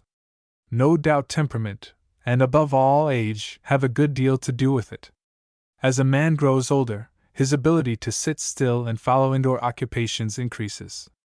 He grows vespertinal in his habits as the evening of life approaches, till at last he comes forth only just before sundown, and gets all the walk that he requires in half an hour. But the walking of which I speak has nothing in it akin to taking exercise, as it is called, as the sick take medicine at stated hours, as the swinging of dumbbells or chairs, but is itself the enterprise and adventure of the day. If you would get exercise, go in search of the springs of life. Think of a man swinging dumbbells for his health, when those springs are bubbling up in far-off pastures unsought by him. Moreover, you must walk like a camel, which is said to be the only beast which ruminates when walking. When a traveler asked Wordsworth's servant to show him her master's study, she answered, "Here is his library, but his study is out of doors." Living much out of doors, in the sun and wind, will no doubt produce a certain roughness of character, will cause a thicker cuticle to grow over some of the finer qualities of our nature, as on the face and hands, or as severe manual labor robs the hands of some of their delicacy of touch. So staying in the house, on the other hand, may produce a softness and smoothness, not to say thinness of skin, accompanied by an increased sensibility to certain impressions. Perhaps we should be more susceptible to some influences important to our intellectual and moral growth, if the sun had shone and the wind blown on us a little less, and no doubt it is a nice matter to proportion rightly the thick and thin skin. But methinks that is a scurf that will fall off fast enough, that the natural remedy is to be found in the proportion which the night bears to the day, the winter to the summer, thought to experience. There will be so much the more air and sunshine in our thoughts. The callous palms of the laborer are conversant with finer tissues of self-respect and heroism, whose touch thrills the heart, than the languid fingers of idleness. That is mere sentimentality that lies abed by day and thinks itself white, far from the tan and callous of experience. When we walk, we naturally go to the fields and woods. What would become of us, if we walked only in a garden or a mall? Even some sects of philosophers have felt the necessity of importing the woods to themselves, since they did not go to the woods. They planted groves and walks of Plotinus, where they took subaisles ambulations in porticos open to the air. Of course it is of no use to direct our steps to the woods, if they do not carry us thither. I am alarmed when it happens that I have walked a mile into the woods bodily, without getting there in spirit. In my afternoon walk I would fain forget all my morning occupations and my obligations to society. But it sometimes happens that I cannot easily shake off the village. The thought of some work will run in my head, and I am not where my body is, I am out of my senses. In my walks I would fain return to my senses. What business have I in the woods, if I am thinking of something out of the woods? I suspect myself, and cannot help but shudder, when I find myself so implicated even in what are called good works, for this may sometimes happen. My vicinity affords many good walks, and though for so many years I have walked almost every day, and sometimes for several days together, I have not yet exhausted them. An absolutely new prospect is a great happiness, and I can still get this any afternoon. 2 or 3 hours walking will carry me to as strange a country as I expect ever to see. A single farmhouse which I had not seen before is sometimes as good as the dominions of the King of Dahomey. There is in fact a sort of harmony discoverable between the capabilities of the landscape within a circle of 10 miles radius, or the limits of an afternoon walk, and the 70 years of human life. It will never become quite familiar to you. Nowadays almost all man's improvements, so called, as the building of houses, and the cutting down of the forest and of all large trees, simply deform the landscape, and make it more and more tame and cheap. A people who would begin by burning the fences and let the forest stand. I saw the fences half consumed, their ends lost in the middle of the prairie, and some worldly miser with a surveyor looking after his bounds, while heaven had taken place around him, and he did not see the angels going to and fro, but was looking for an old post hole in the midst of paradise. I looked again, and saw him standing in the middle of a boggy, Stygian fen, surrounded by devils, and he had found his bounds without a doubt, 3 little stones, where a stake had been driven, and looking nearer, I saw that the Prince of Darkness was his surveyor. I can easily walk 10, 15, 20, any number of miles, commencing at my own door, without going by any house, without crossing a road except where the fox and the mink do, first along by the river, and then the brook, and then the meadow and the wood side. There are square miles in my vicinity which have no inhabitant. From many a hill I can see civilization and the abodes of man afar. The farmers and their works are scarcely more obvious than woodchucks and their burrows.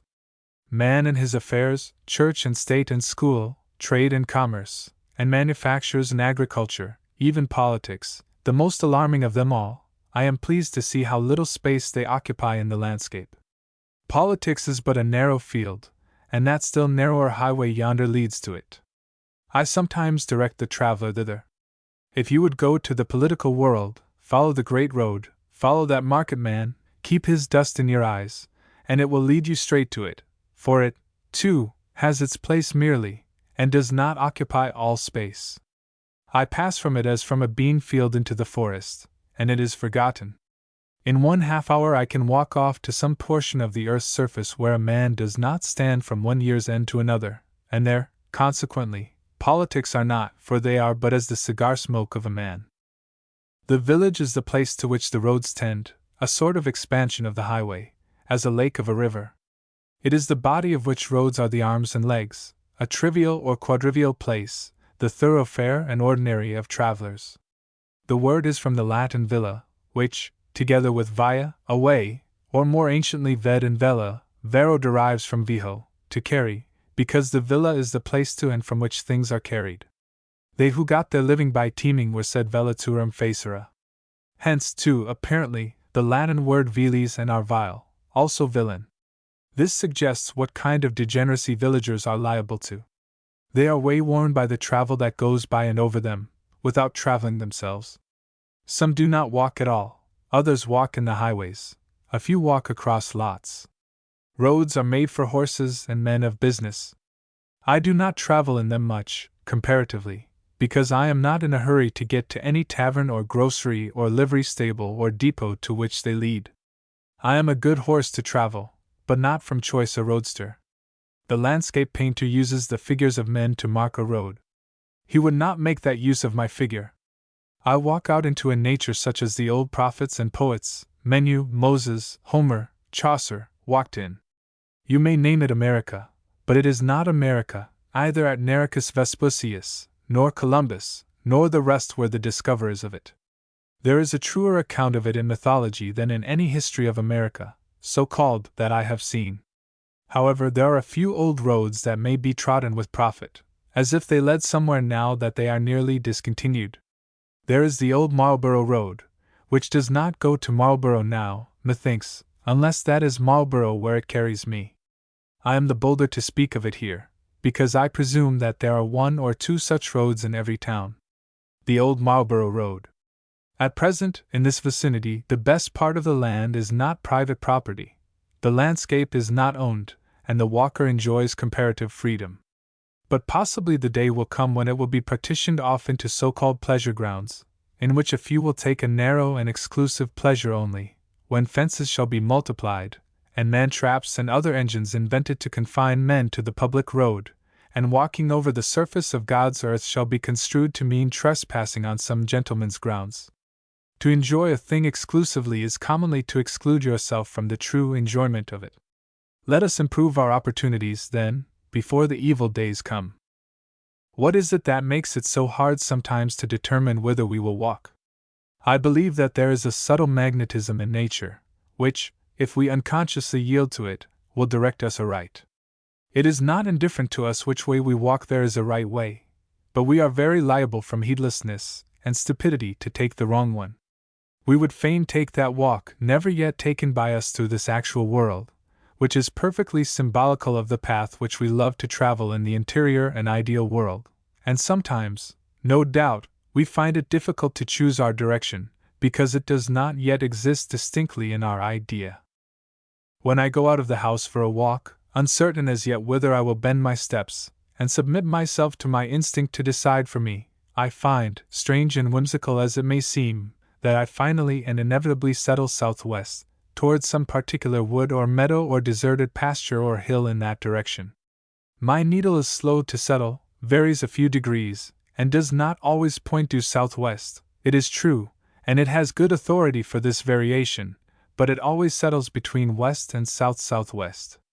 The future lies that way to me, and the earth seems more unexhausted and richer on that side. The outline which would bound my walks would be, not a circle, but a parabola, or rather like one of those cometary orbits which have been thought to be non-returning curves, in this case opening westward, in which my house occupies the place of the sun. I turn round and round irresolute sometimes for a quarter of an hour, until I decide, for 1,000th time, that I will walk into the southwest or west. Eastward I go only by force, but westward I go free. Thither no business leads me. It is hard for me to believe that I shall find fair landscapes or sufficient wildness and freedom behind the eastern horizon. I am not excited by the prospect of a walk thither, but I believe that the forest which I see in the western horizon stretches uninterruptedly toward the setting sun, and there are no towns nor cities in it of enough consequence to disturb me. Let me live where I will, on this side is the city, on that the wilderness, and ever I am leaving this city more and more, and withdrawing into the wilderness. I should not lay so much stress on this fact, if I did not believe that something like this is the prevailing tendency of my countrymen. I must walk toward Oregon, and not toward Europe. And that way the nation is moving, and I may say that mankind progress from east to west. Within a few years we have witnessed the phenomenon of a southeastward migration in the settlement of Australia, but this affects us as a retrograde movement, and judging from the moral and physical character of the first generation of Australians, has not yet proved a successful experiment. The Eastern Tartars think that there is nothing west beyond Thibet. The world ends there, say they. Beyond there is nothing but a shoreless sea. It is unmitigated east where they live. We go eastward to realize history and study the works of art and literature, retracing the steps of the race. We go westward as into the future, with a spirit of enterprise and adventure. The Atlantic is a Lethean stream, in our passage over which we have had an opportunity to forget the old world and its institutions. If we do not succeed this time, there is perhaps one more chance for the race left before it arrives on the banks of the Styx, and that is in the Lethe of the Pacific, which is 3 times as wide. I know not how significant it is, or how far it is an evidence of singularity, that an individual should thus consent in his pettiest walk with the general movement of the race. But I know that something akin to the migratory instinct in birds and quadrupeds, which, in some instances, is known to have affected the squirrel tribe, impelling them to a general and mysterious movement, in which they were seen, say some, crossing the broadest rivers, each on its particular chip, with its tail raised for a sail, and bridging narrower streams with their dead, that's something like the furor which affects the domestic cattle in the spring, and which is referred to a worm in their tails, affects both nations and individuals, either perennially or from time to time. Not a flock of wild geese cackles over our town, but it to some extent unsettles the value of real estate here, and if I were a broker, I should probably take that disturbance into account. Every sunset which I witness inspires me with the desire to go to a west as distant and as fair as that into which the sun goes down. He appears to migrate westward daily, and tempt us to follow him. He is the great Western pioneer whom the nations follow. We dream all night of those mountain ridges in the horizon, though they may be of vapor only, which were last gilded by his rays. The island of Atlantis, and the islands and gardens of the Hesperides, a sort of terrestrial paradise, appear to have been the great West of the ancients, enveloped in mystery and poetry.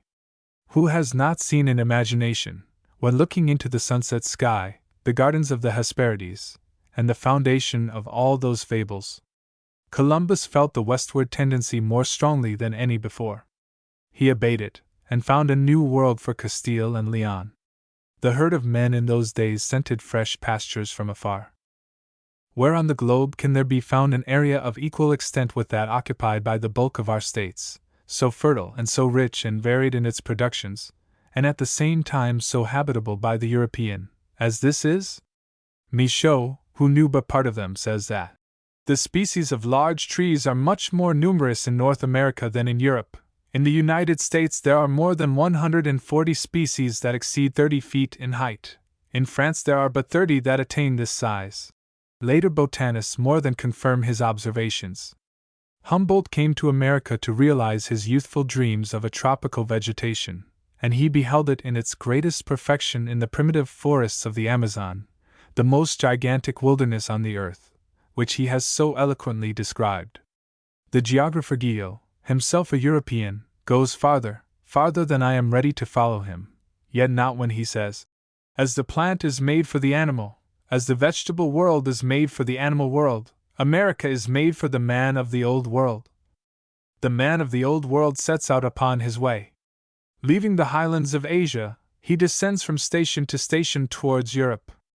Each of his steps is marked by a new civilization superior to the preceding, by a greater power of development.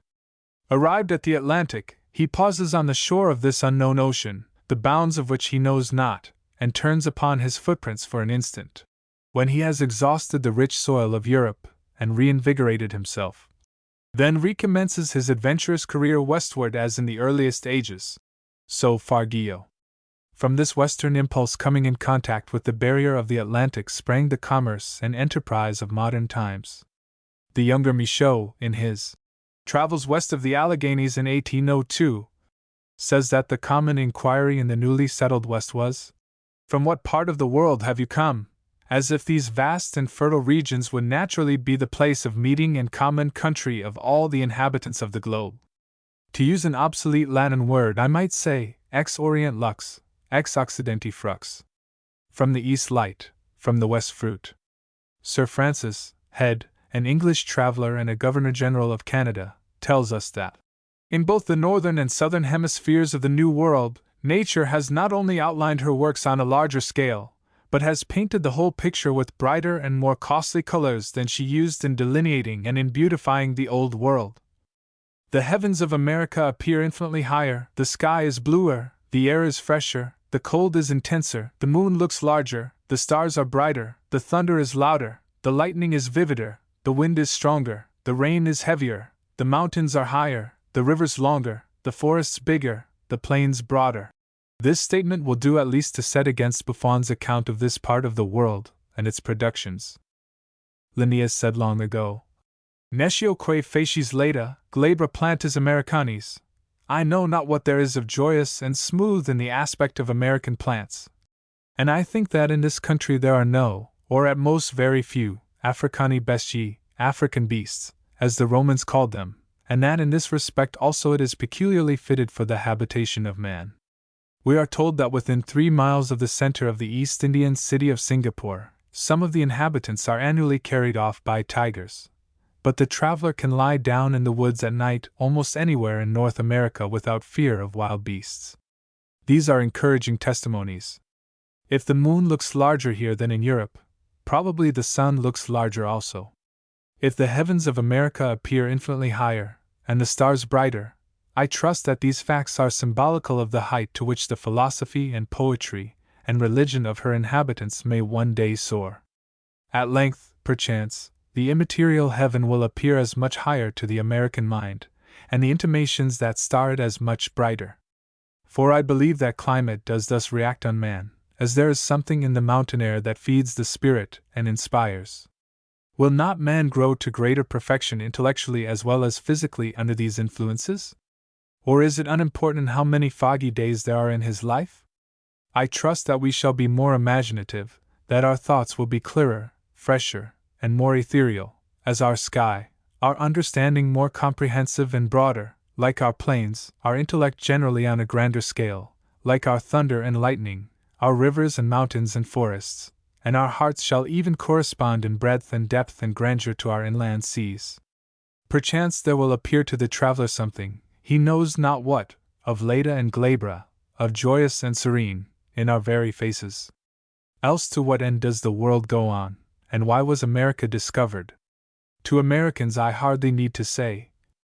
As a true patriot, I should be ashamed to think that Adam in Paradise was more favorably situated on the whole than the backwoodsman in this country. Our sympathies in Massachusetts are not confined to New England. Though we may be estranged from the South, we sympathize with the West. There is the home of the younger sons, as among the Scandinavians they took to the sea for their inheritance. It is too late to be studying Hebrew. It is more important to understand even the slang of today. Some months ago I went to see a panorama of the Rhine. It was like a dream of the Middle Ages. I floated down its historic stream in something more than imagination, under bridges built by the Romans, and repaired by later heroes, past cities and castles whose very names were music to my ears, and each of which was the subject of a legend. There were Rembrandtstein and Rolandseck and Koblenz, which I knew only in history. They were ruins that interested me chiefly. There seemed to come up from its waters and its vine-clad hills and valleys a hushed music as of crusaders departing for the Holy Land. I floated along under the spell of enchantment, as if I had been transported to an heroic age, and breathed an atmosphere of chivalry.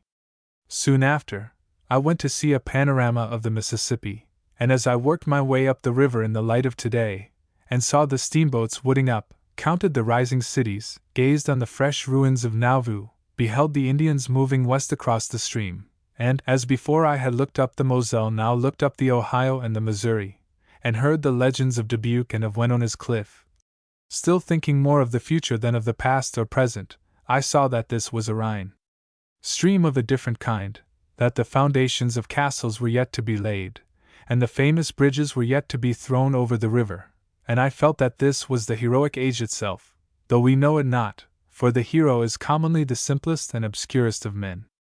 The West of which I speak is but another name for the wild, and what I have been preparing to say is, that in wildness is the preservation of the world. Every tree sends its fibers forth in search of the wild. The cities import it at any price. Men plow and sail for it. From the forest and wilderness come the tonics and barks which brace mankind. Our ancestors were savages. The story of Romulus and Remus being suckled by a wolf is not a meaningless fable. The founders of every state which has risen to eminence have drawn their nourishment and vigor from a similar wild source. It was because the children of the empire were not suckled by the wolf that they were conquered and displaced by the children of the northern forests who were. I believe in the forest, and in the meadow, and in the night in which the corn grows. We require an infusion of hemlock spruce or arbor vitae in our tea. There is a difference between eating and drinking for strength and from mere gluttony. The Hottentots eagerly devour the marrow of the kudu and other antelopes raw, as a matter of course. Some of our northern Indians eat raw the marrow of the Arctic reindeer, as well as various other parts, including the summits of the antlers, as long as they are soft. And herein, perchance, they have stolen a march on the cooks of Paris. They get what usually goes to feed the fire. This is probably better than stall-fed beef and slaughterhouse pork to make a man of. Give me a wildness whose glance no civilization can endure, as if we lived on the marrow of kudus devoured raw. There are some intervals which border the strain of the wood thrush, to which I would migrate, wild lands where no settler has squatted, to which, methinks, I am already acclimated. The African hunter Cummings tells us that the skin of the eland, as well as that of most other antelopes just killed, emits the most delicious perfume of trees and grass.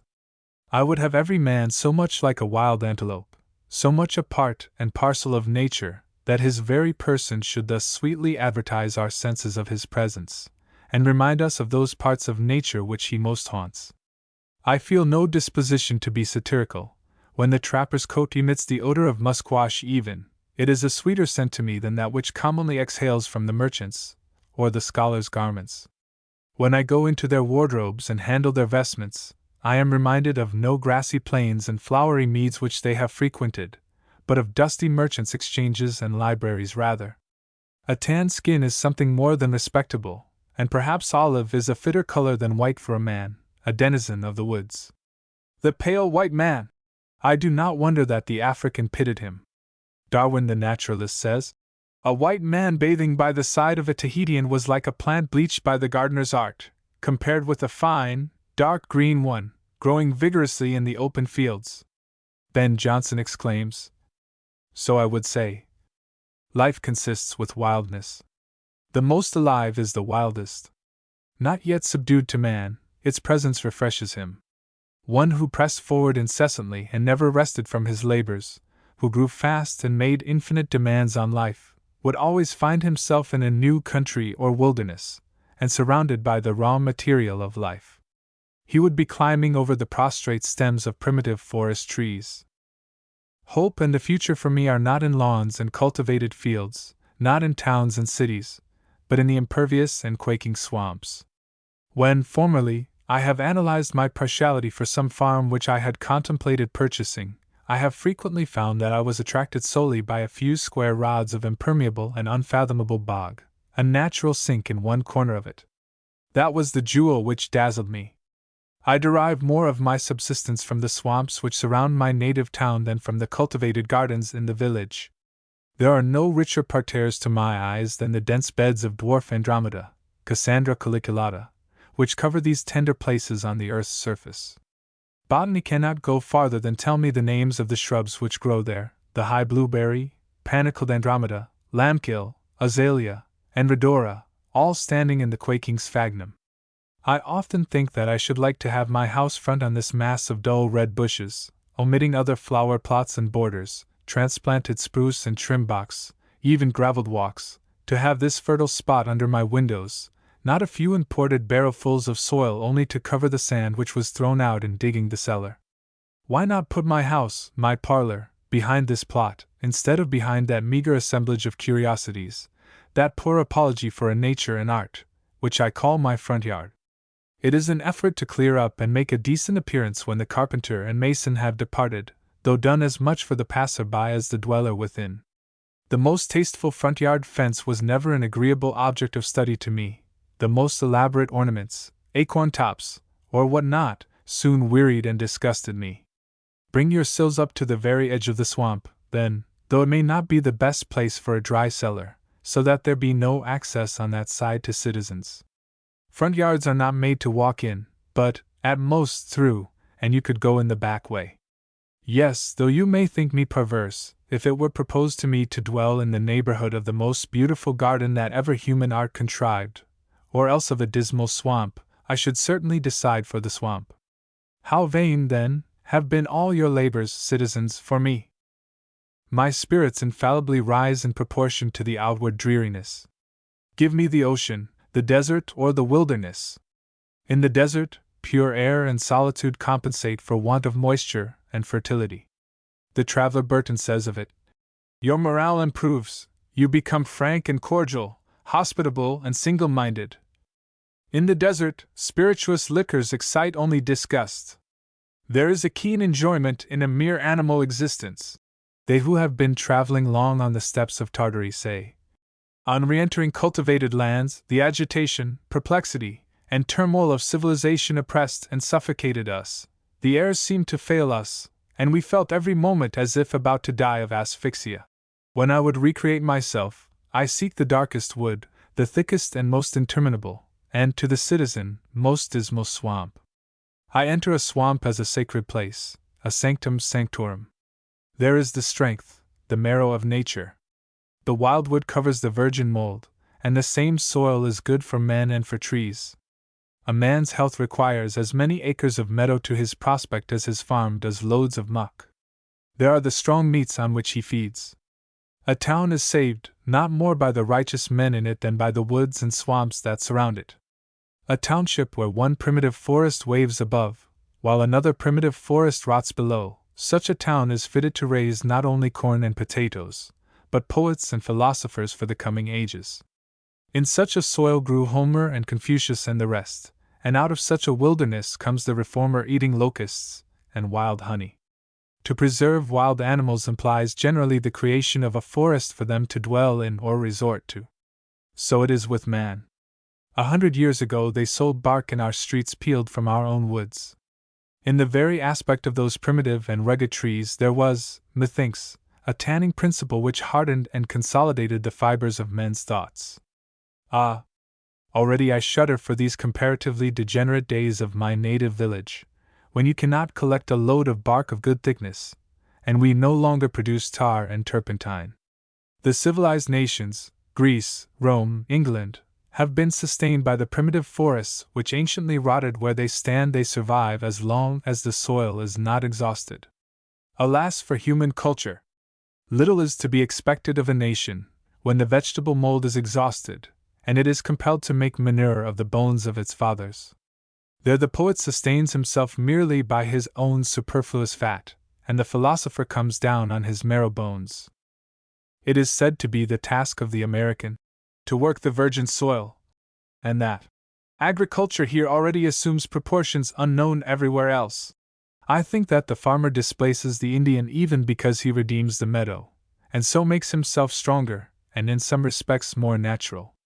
I was surveying for a man the other day a single straight line 132 rods long, through a swamp, at whose entrance might have been written the words which Dante read over the entrance to the infernal regions. Leave all hope, ye that enter.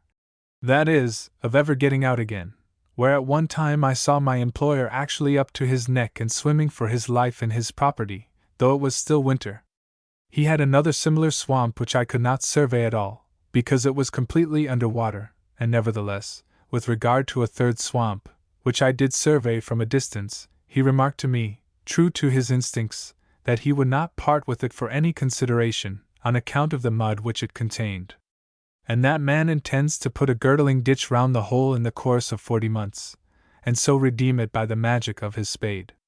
I refer to him only as the type of a class. The weapons with which we have gained our most important victories, which should be handed down as heirlooms from father to son, are not the sword and the lance, but the bushwhack, the turf cutter, the spade, and the bog hoe, rusted with the blood of many a meadow, and begrimed with the dust of many a hard-fought field. The very winds blew the Indian's cornfield into the meadow, and pointed out the way which he had not the skill to follow. He had no better implement with which to entrench himself in the land than a clamshell. But the farmer is armed with plough and spade. In literature it is only the wild that attracts us. Dullness is but another name for tameness. It is the uncivilized free and wild thinking in Hamlet, and the Iliad, in all the scriptures and mythologies, not learned in the schools, that delights us. As the wild duck is more swift and beautiful than the tame, so is the wild, the mallard thought, which mid falling dews wings its way above the fence. A truly good book is something as natural, and as unexpectedly and unaccountably fair and perfect, as a wild flower discovered on the prairies of the West or in the jungles of the East. Genius is a light which makes the darkness visible, like the lightning's flash, which perchance shatters the temple of knowledge itself, and not a taper lighted at the hearthstone of the race, which pales before the light of common day. English literature, from the days of the minstrels to the lake poets, Chaucer and Spenser and Milton, and even Shakespeare, included, breathes no quite fresh and in this sense wild strain. It is an essentially tame and civilized literature, reflecting Greece and Rome. Her wilderness is a green wood, her wild man a Robin Hood. There is plenty of genial love of nature, but not so much of nature herself. Her chronicles inform us when her wild animals, but not when the wild man in her, became extinct. The science of Humboldt is one thing, poetry is another thing. The poet today, notwithstanding all the discoveries of science, and the accumulated learning of mankind, enjoys no advantage over Homer. Where is the literature which gives expression to nature? He would be a poet who could impress the winds and streams into his service, to speak for him, who nailed words to their primitive senses, as farmers drive down stakes in the spring, which the frost has heaved, who derived his words as often as he used them, transplanted them to his page with earth adhering to their roots, whose words were so true and fresh and natural that they would appear to expand like the buds at the approach of spring, though they lay half smothered between two musty leaves in a library, to bloom and bear fruit there, after their kind, annually, for the faithful reader, in sympathy with surrounding nature. I do not know of any poetry to quote which adequately expresses this yearning for the wild. Approached from this side, the best poetry is tame. I do not know where to find in any literature, ancient or modern, any account which contents me of that nature with which even I am acquainted. You will perceive that I demand something which no Augustan nor Elizabethan age, which no culture, in short, can give. Mythology comes nearer to it than anything. How much more fertile a nature, at least, has Grecian mythology its root in than English literature?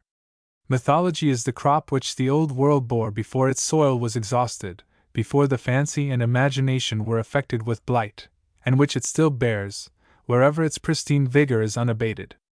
All other literatures endure only as the elms which overshadow our houses, but this is like the great dragon tree of the Western Isles, as old as mankind, and whether that does or not, will endure as long, for the decay of other literatures makes the soil in which it thrives. The West is preparing to add its fables to those of the East. The valleys of the Ganges, the Nile, and the Rhine, having yielded their crop, it remains to be seen what the valleys of the Amazon, the Plate, the Orinoco, the St. Lawrence, and the Mississippi will produce. Perchance, when, in the course of ages, American liberty has become a fiction of the past, as it is to some extent a fiction of the present, the poets of the world will be inspired by American mythology. The wildest dreams of wild men, even, are not the less true, though they may not recommend themselves to the sense which is most common among Englishmen and Americans today. It is not every truth that recommends itself to the common sense. Nature has a place for the wild clematis as well as for the cabbage. Some expressions of truth are reminiscent, others merely sensible, as the phrase is, others prophetic. Some forms of disease, even, may prophesy forms of health. The geologist has discovered that the figures of serpents, griffins, flying dragons, and other fanciful embellishments of heraldry, have their prototypes in the forms of fossil species which were extinct before man was created, and hence indicate a faint and shadowy knowledge of a previous state of organic existence. The Hindus dreamed that the earth rested on an elephant, and the elephant on a tortoise, and the tortoise on a serpent, and though it may be an unimportant coincidence, it will not be out of place here to state that a fossil tortoise has lately been discovered in Asia large enough to support an elephant. I confess that I am partial to these wild fancies, which transcend the order of time and development. They are the sublimest recreation of the intellect.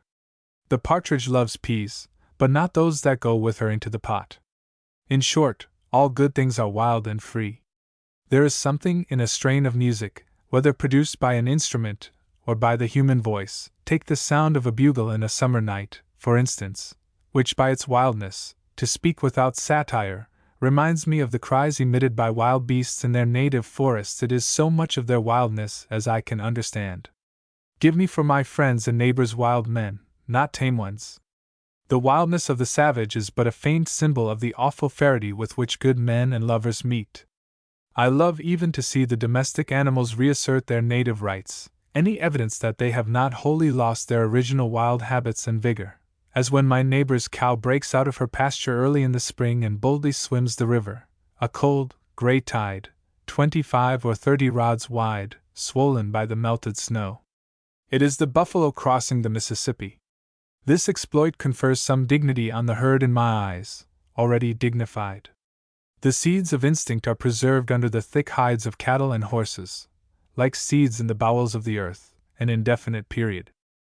Any sportiveness in cattle is unexpected. I saw one day a herd of a dozen bullocks and cows running about and frisking in unwieldy sport, like huge rats, even like kittens. They shook their heads, raised their tails, and rushed up and down a hill, and I perceived by their horns, as well as by their activity, their relation to the deer tribe. But, alas!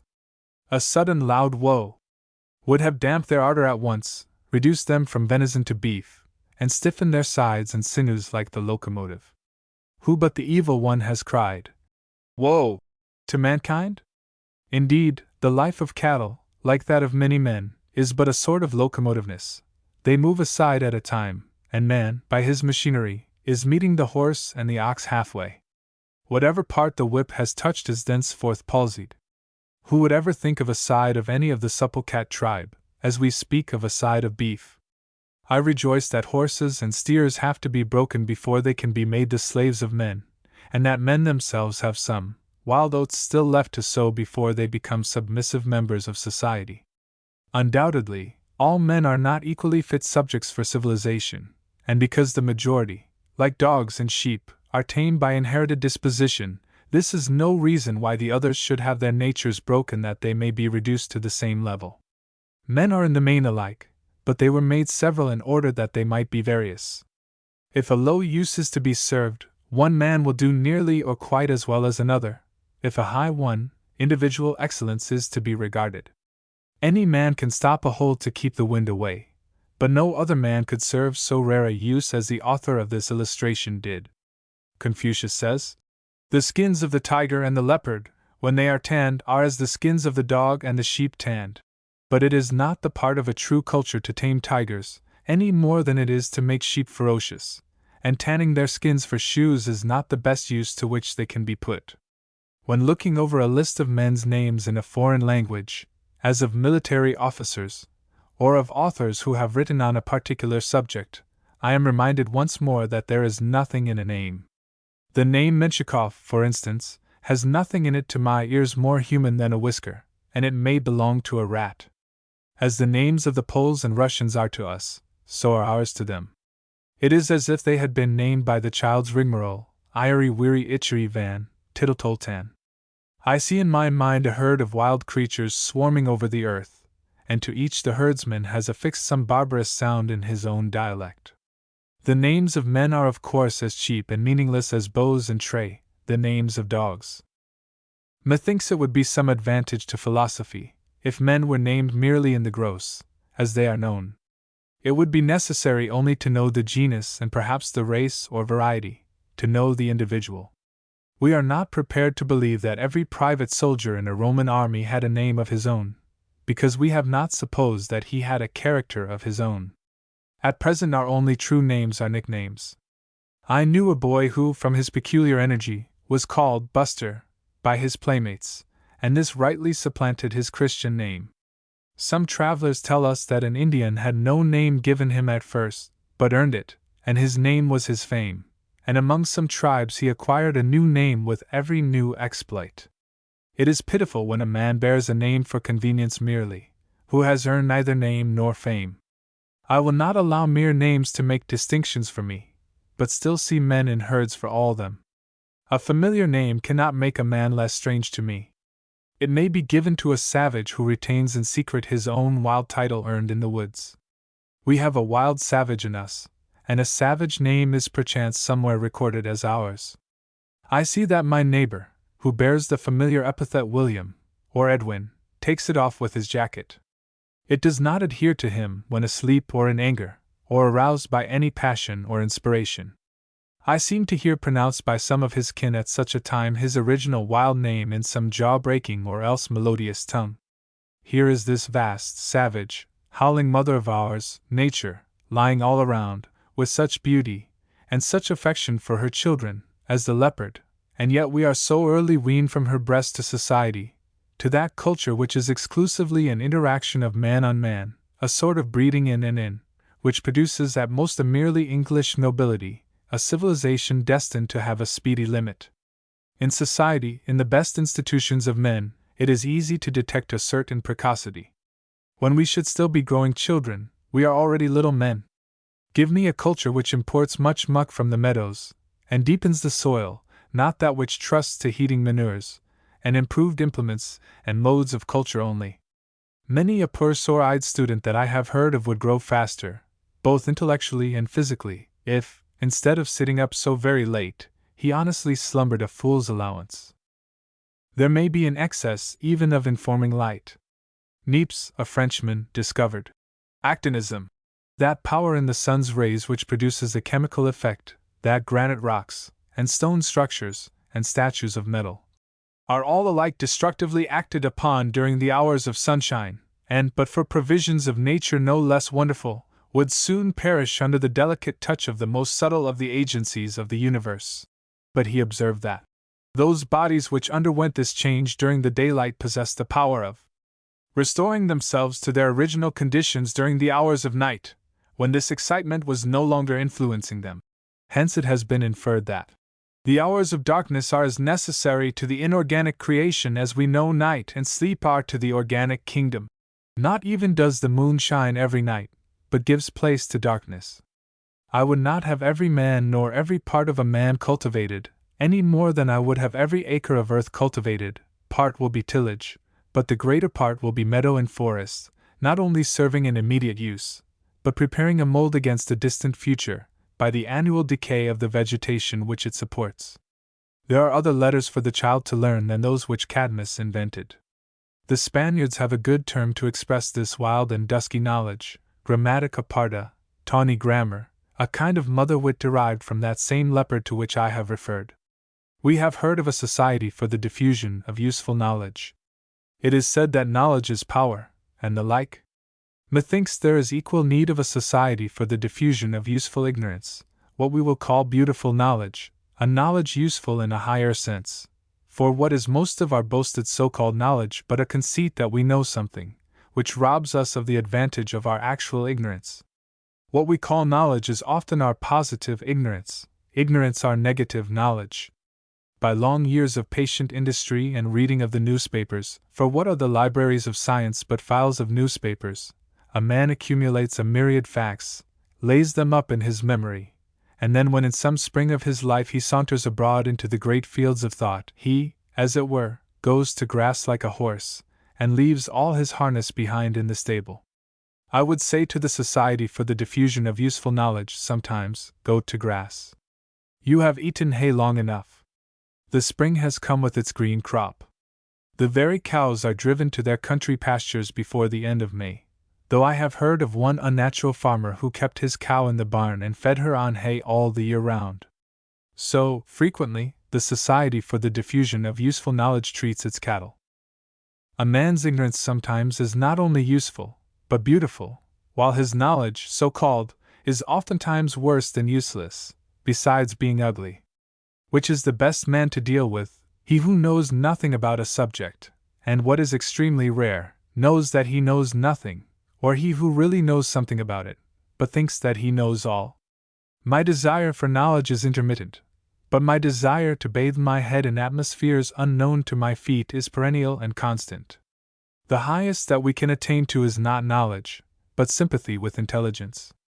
I do not know that this higher knowledge amounts to anything more definite than a novel and grand surprise on a sudden revelation of the insufficiency of all that we call knowledge before, a discovery that there are more things in heaven and earth than are dreamed of in our philosophy. It is the lighting up of the mist by the sun man cannot know in any higher sense than this, any more than he can look serenely and with impunity in the face of sun. Tau nu omicron cap epsilon nu omicron sigma epsilon iota. You will not perceive that, as perceiving a particular thing. Say the Chaldean oracles. There is something servile in the habit of seeking after a law which we may obey. We may study the laws of matter at and for our convenience, but a successful life knows no law. It is an unfortunate discovery certainly, that of a law which binds us where we did not know before that we were bound. Live free, child of the mist, and with respect to knowledge we are all children of the mist. The man who takes the liberty to live is superior to all the laws, by virtue of his relation to the lawmaker.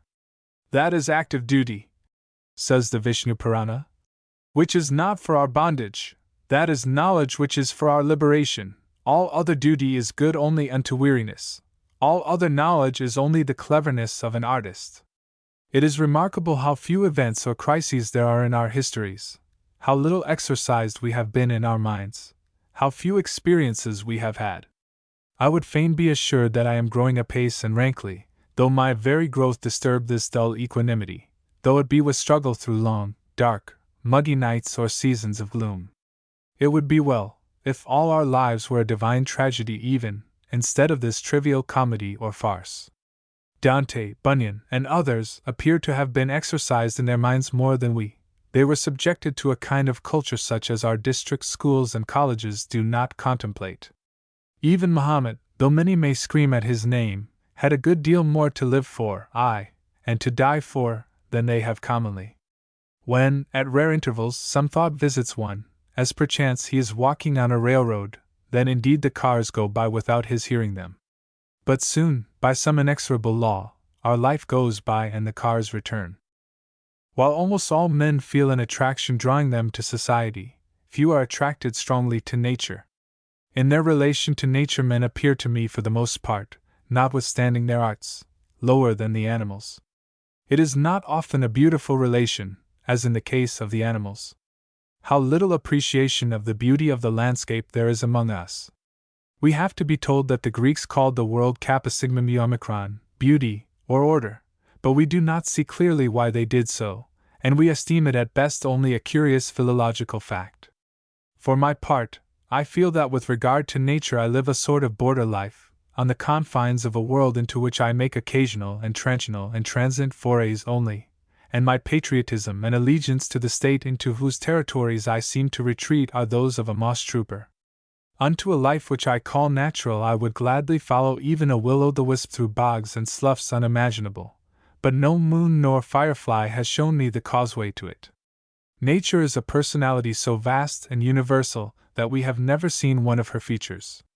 The walker in the familiar fields which stretch around my native town sometimes finds himself in another land than is described in their owner's deeds, as it were in some faraway field on the confines of the actual Concord, where her jurisdiction ceases, and the idea which the word Concord suggests ceases to be suggested. These farms which I have myself surveyed, these bounds which I have set up, appear dimly still as through a mist, but they have no chemistry to fix them, they fade from the surface of the glass, and the picture which the painter painted stands out dimly from beneath. The world with which we are commonly acquainted leaves no trace, and it will have no anniversary. I took a walk on Spaulding's farm the other afternoon. I saw the setting sun lighting up the opposite side of a stately pine wood. Its golden rays straggled into the aisles of the wood as into some noble hall. I was impressed as if some ancient and altogether admirable and shining family had settled there in that part of the land called Concord, unknown to me, to whom the sun was servant, who had not gone into society in the village, who had not been called on. I saw their park, their pleasure ground, beyond through the wood, in Spaulding's cranberry meadow. The pines furnished them with gables as they grew. Their house was not obvious to vision, the trees grew through it. I do not know whether I heard the sounds of a suppressed hilarity or not. They seemed to recline on the sunbeams. They have sons and daughters. They are quite well. The farmer's cart path, which leads directly through their hall, does not in the least put them out, as the muddy bottom of a pool is sometimes seen through the reflected skies. They never heard of Spaulding, and do not know that he is their neighbor, notwithstanding I heard him whistle as he drove his team through the house. Nothing can equal the serenity of their lives. Their coat of arms is simply a lichen. I saw it painted on the pines and oaks. Their attics were in the tops of the trees. They are of no politics. There was no noise of labor. I did not perceive that they were weaving or spinning.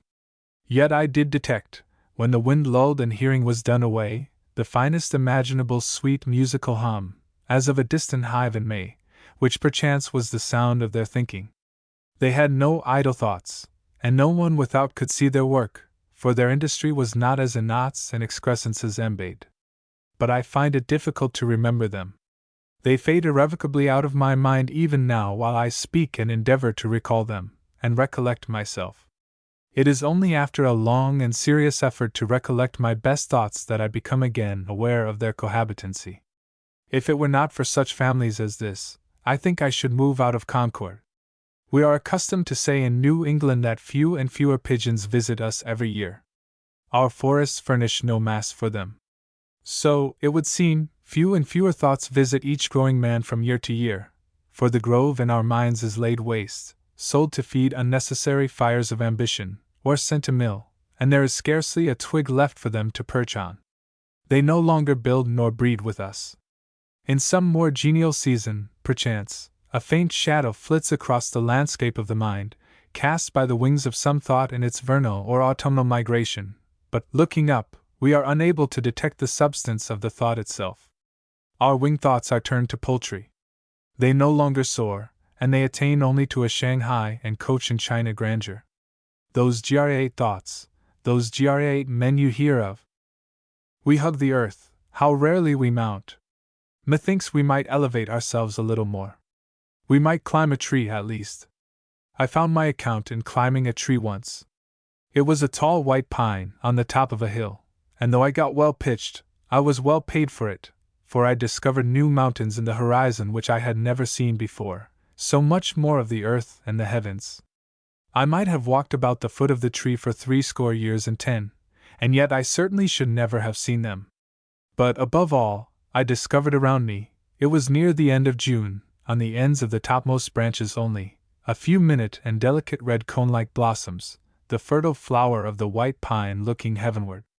I carried straightway to the village the topmost spire, and showed it to stranger jurymen who walked the streets, for it was court week, and to farmers and lumber dealers and woodchoppers and hunters, and not one had ever seen the like before, but they wondered as at a star dropped down.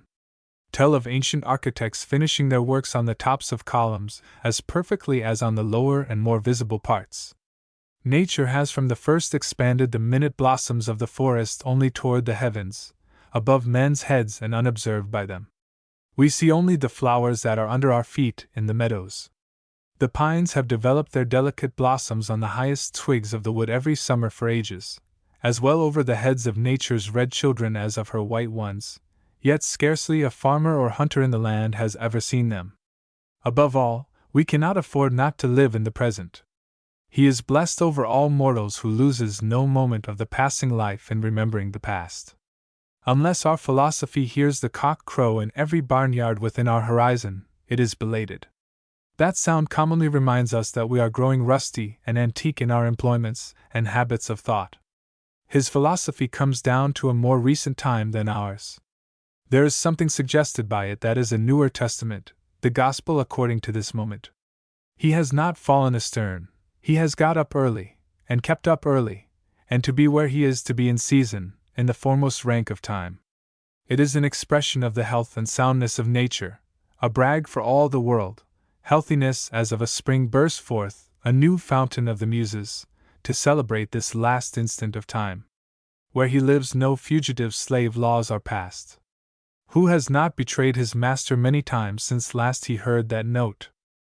The merit of this bird's strain is in its freedom from all plaintiveness. The singer can easily move us to tears or to laughter, but where is he who can excite in us a pure morning joy? When, in doleful dumps, breaking the awful stillness of our wooden sidewalk on a Sunday, or, perchance, a watcher in the house of mourning, I hear a cockerel crow far or near, I think to myself, there is one of us well, at any rate, and with a sudden gush return to my senses. We had a remarkable sunset one day last November. I was walking in a meadow, the source of a small brook, when the sun at last, just before setting, after a cold gray day, reached a clear stratum in the horizon, and the softest, brightest morning sunlight fell on the dry grass and on the stems of the trees in the opposite horizon, and on the leaves of the shrub oaks on the hillside, while our shadows stretched long over the meadow eastward, as if we were the only motes in its beams. It was such a light as we could not have imagined a moment before, and the air also was so warm and serene that nothing was wanting to make a paradise of that meadow. When we reflected that this was not a solitary phenomenon, never to happen again, but that it would happen forever and ever an infinite number of evenings, and cheer and reassure the latest child that walked there, it was more glorious still. The sun sets on some retired meadow, where no house is visible, with all the glory and splendor that it lavishes on cities, and perchance, as it has never set before, where there is but a solitary marsh hawk to have his wings gilded by it, or only a musquash looks out from his cabin, and there is some little black-veined brook in the midst of the marsh, just beginning to meander, winding slowly round a decaying stump. We walked in so pure and bright a light, gilding the withered grass and leaves, so softly and serenely bright, I thought I had never bathed in such a golden flood, without a ripple or a murmur to it. The west side of every wood and rising ground gleamed like the boundary of Elysium, and the sun on our backs seemed like a gentle herdsman driving us home at evening. So we saunter toward the Holy Land, till one day the sun shall shine more brightly than ever he has done, shall perchance shine into our minds and hearts, and light up our whole lives with a great awakening light, as warm and serene and golden as on a bankside in autumn. Autumnal tints. Europeans coming to America are surprised by the brilliancy of our autumnal foliage. There is no account of such a phenomenon in English poetry, because the trees acquire but few bright colors there. The most that Thomson says on this subject in his Autumn is contained in the lines, and in the line in which he speaks of the autumnal change of our woods has not made a deep impression on our own literature yet. October has hardly tinged our poetry. A great many, who have spent their lives in cities, and have never chanced to come into the country at this season, have never seen this, the flower, or rather the ripe fruit, of the year. I remember riding with one such citizen, who, though a fortnight too late for the most brilliant tints, was taken by surprise, and would not believe that there had been any brighter. He had never heard of this phenomenon before. Not only many in our towns have never witnessed it, but it is scarcely remembered by the majority from year to year. Most appear to confound changed leaves with withered ones, as if they were to confound ripe apples with rotten ones. I think that the change to some higher color in a leaf is an evidence that it has arrived at a late and perfect maturity, answering to the maturity of fruits. It is generally the lowest and oldest leaves which change first. But as the perfect winged and usually bright-colored insect is short-lived, so the leaves ripen but to fall. Generally, every fruit, on ripening, and just before it falls, when it commences a more independent and individual existence, requiring less nourishment from any source, and that not so much from the earth through its stem as from the sun and air, acquires a bright tint. So do leaves. The physiologist says it is due to an increased absorption of oxygen. That is the scientific account of the matter, only a reassertion of the fact. But I am more interested in the rosy cheek than I am to know what particular diet the maiden fed on. The very forest and herbage, the pellicle of the earth, must acquire a bright color, an evidence of its ripeness, as if the globe itself were a fruit on its stem, with ever a cheek toward the sun. Flowers are but colored leaves, fruits but ripe ones. The edible part of most fruits is, as the physiologist says, the parenchyma or fleshy tissue of the leaf, of which they are formed. Our appetites have commonly confined our views of ripeness and its phenomena, color, mellowness, and perfectness, to the fruits which we eat, and we are wont to forget that an immense harvest which we do not eat, hardly use at all, is annually ripened by nature. At our annual cattle shows and horticultural exhibitions, we make, as we think, a great show of fair fruits, destined, however, to a rather ignoble end, fruits not valued for their beauty chiefly. But round about and within our towns there is annually another show of fruits, on an infinitely grander scale, fruits which address our taste for beauty alone. October is the month for painted leaves. Their rich glow now flashes round the world. As fruits and leaves and the day itself acquire a bright tint just before they fall, so the year near its setting. October is its sunset sky, November the later twilight. I formerly thought that it would be worth the while to get a specimen leaf from each changing tree, shrub, and herbaceous plant, when it had acquired its brightest characteristic color, in its transition from the green to the brown state, outline it, and copy its color exactly, with paint in a book, which should be entitled October or Autumnal Tints, beginning with the earliest reddening, woodbine and the lake of radical leaves, and coming down through the maples, hickories, and sumacs, and many beautifully freckled leaves less generally known, to the latest oaks and aspens. What a memento such a book would be! You would need only to turn over its leaves to take a ramble through the autumn woods whenever you pleased. Or if I could preserve the leaves themselves, unfaded, it would be better still. I have made but little progress towards such a book, but I have endeavored, instead, to describe all these bright tints in the order in which they present themselves. The following are some extracts from my notes. The purple grasses. By the 20th of August, everywhere in woods and swamps, we are reminded of the fall, both by the richly spotted sarsaparilla leaves and brakes, and the withering and blackened skunk cabbage and hellebore, and by the riverside, the already blackening pontidaria. The purple grass, Eragrostis pectinacea, is now in the height of its beauty. I remember still when I first noticed this grass particularly. Standing on a hillside near our river, I saw, 30 or 40 rods off, a stripe of purple half a dozen rods long, under the edge of a wood, where the ground sloped toward a meadow. It was as high-colored and interesting, though not quite so bright, as the patches of Rexia, being a darker purple, like a berry stain laid on close and thick. On going to and examining it, I found it to be a kind of grass in bloom, hardly a foot high, with but few green blades, and a fine spreading panicle of purple flowers, a shallow, purplish mist trembling around me. Close at hand it appeared but a dull purple, and made little impression on the eye. It was even difficult to detect, and if you plucked a single plant, you were surprised to find how thin it was, and how little color it had. But viewed at a distance in a favorable light, it was of a fine lively purple, flower-like, enriching the earth. Such puny causes combined to produce these decided effects. I was the more surprised and charmed because grass is commonly of a sober and humble color.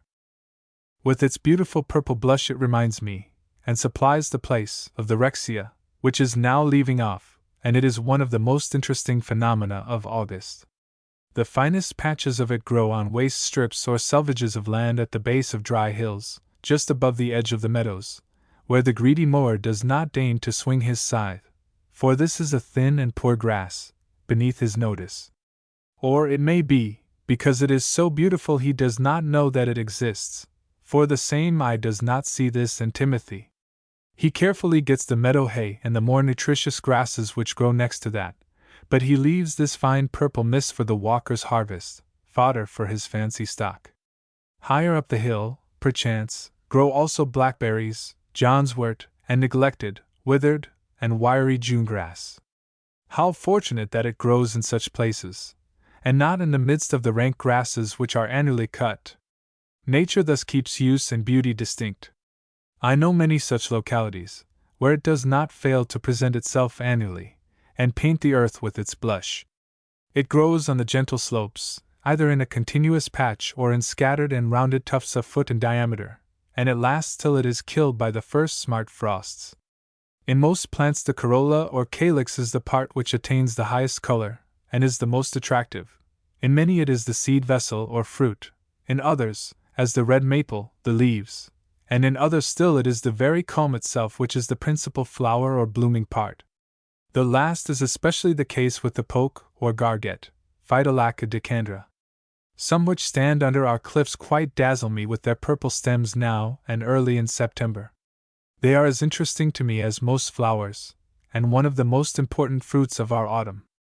Every part is flower, or fruit, such is its superfluity of color, stem, branch, peduncle, pedicel, petiole, and even the at length yellowish purple-veined leaves.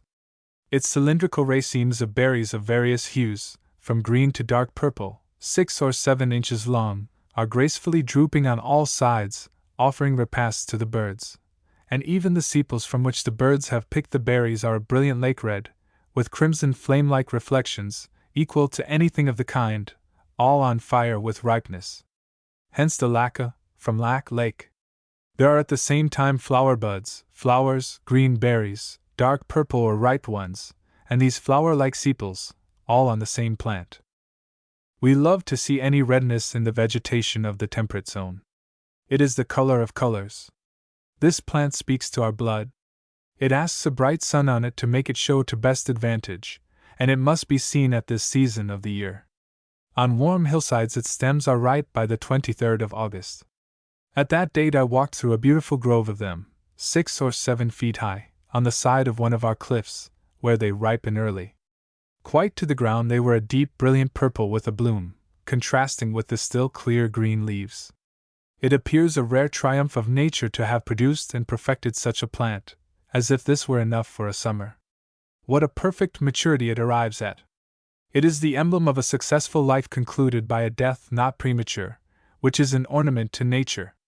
What if we were to mature as perfectly, root and branch, glowing in the midst of our decay, like the poke?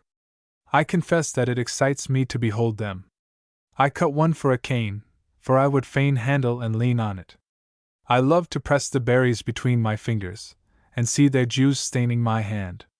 To walk amid these upright, branching casks of purple wine, which retain and diffuse a sunset glow, tasting each one with your eye, instead of counting the pipes on a London dock, what a privilege! For nature's vintage is not confined to the vine. Our poets have sung of wine, the product of a foreign plant which commonly they never saw, as if our own plants had no juice in them more than the singers. Indeed, this has been called by some the American grape, and though a native of America, its juices are used in some foreign countries to improve the color of the wine, so that the poetaster may be celebrating the virtues of the poke without knowing it. Here are berries enough to paint afresh the western sky, and play the bacchanal with, if you will. And what flutes its ensanguined stems would make, to be used in such a dance! It is truly a royal plant. I could spend the evening of the year musing amid the poke stems. And perchance amid these groves might arise at last a new school of philosophy or poetry. It lasts all through September. At the same time with this, or near the end of August, a to me very interesting genus of grasses, andropogons, or beard grasses, is in its prime. Andropogon furcatus, forked beard grass, or call it purple-fingered grass, Andropogon scoparius, purplewood grass, and Andropogon, now called sorghum, nutans, Indian grass. The first is a very tall and slender-culmed grass, 3 to 7 feet high, with 4 or 5 purple finger-like spikes raying upward from the top. The second is also quite slender, growing in tufts 2 feet high by 1 wide, with culms often somewhat curving, which, as the spikes go out of bloom, have a whitish fuzzy look. These two are prevailing grasses at this season on dry and sandy fields and hillsides. The culms of both, not to mention their pretty flowers, reflect a purple tinge, and help to declare the ripeness of the year. Perhaps I have the more sympathy with them because they are despised by the farmer, and occupy sterile and neglected soil. They are high-colored, like ripe grapes, and express a maturity which the spring did not suggest. Only the August sun could have thus burnished these culms and leaves. The farmer has long since done his upland haying, and he will not condescend to bring his scythe to where these slender wild grasses have at length flowered thinly. You often see spaces of bare sand amid them. But I walk encouraged between the tufts of purple woodgrass, over the sandy fields, and along the edge of the shrub oaks, glad to recognize these simple contemporaries. With thoughts cutting a broad swathe I get them, with horse-raking thoughts I gather them into windrows. The fine-eared poet may hear the whetting of my scythe. These two were almost the first grasses that I learned to distinguish, for I had not known by how many friends I was surrounded. I had seen them simply as grasses standing. The purple of their culms also excites me like that of the pokeweed stems. Think what refuge there is for one, before August is over, from college commencements and society that isolates. I can skulk amid the tufts of purple woodgrass on the borders of the great fields. Wherever I walk these afternoons, the purple-fingered grass also stands like a guideboard, and points my thoughts to more poetic paths than they have lately traveled. A man shall perhaps rush by and trample down plants as high as his head, and cannot be said to know that they exist, though he may have cut many tons of them, littered his stables with them, and fed them to his cattle for years. Yet, if he ever favorably attends to them, he may be overcome by their beauty. Each humblest plant, or weed, as we call it, stands there to express some thought or mood of ours, and yet how long it stands in vain! I had walked over those great fields so many Augusts, and never yet distinctly recognized these purple companions that I had there. I had brushed against them and trodden on them, forsooth, and now, at last they, as it were, rose up and blessed me. Beauty and true wealth are always thus cheap and despised. Heaven might be defined as the place which men avoid. Who can doubt that these grasses, which the farmer says are of no account to him, find some compensation in your appreciation of them? I may say that I never saw them before, though, when I came to look them face to face, there did come down to me a purple gleam from previous years, and now, wherever I go, I see hardly anything else. It is the reign and presidency of the andropogons. Almost the very sands confess the ripening influence of the August sun, and methinks, together with the slender grasses waving over them, reflect a purple tinge. The empurpled sands. Such is the consequence of all this sunshine absorbed into the pores of plants and of the earth. All sap or blood is now wine-colored. At last we have not only the purple sea, but the purple land. The chestnut beardgrass, Indian grass, or woodgrass, growing here and there in waste places, but more rare than the former, from 2 to 4 or 5 feet high, is still handsomer and of more vivid colors than its congeners, and might well have caught the Indian's eye. It has a long, narrow, one-sided, and slightly nodding panicle of bright purple and yellow flowers, like a banner raised above its reedy leaves. These bright standards are now advanced on the distant hillsides, not in large armies, but in scattered troops or single file, like the red men. They stand thus fair and bright, representative of the race which they are named after, but for the most part unobserved as they. The expression of this grass haunted me for a week, after I first passed and noticed it, like the glance of an eye. It stands like an Indian chief taking a last look at his favorite hunting grounds. The red maple. By the 25th of September, the red maples generally are beginning to be ripe. Some large ones have been conspicuously changing for a week, and some single trees are now very brilliant. I notice a small one, half a mile off across a meadow, against the greenwood side there, a far brighter red than the blossoms of any tree in summer, and more conspicuous. I have observed this tree for several autumns invariably changing earlier than its fellows, just as one tree ripens its fruit earlier than another. It might serve to mark the season, perhaps. I should be sorry if it were cut down.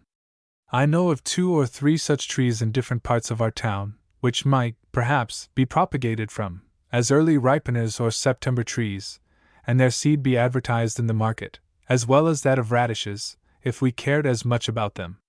At present these burning bushes stand chiefly along the edge of the meadows, or I distinguish them afar on the hillsides here and there. Sometimes you will see many small ones in a swamp turn quite crimson when all other trees around are still perfectly green, and the former appears so much the brighter for it.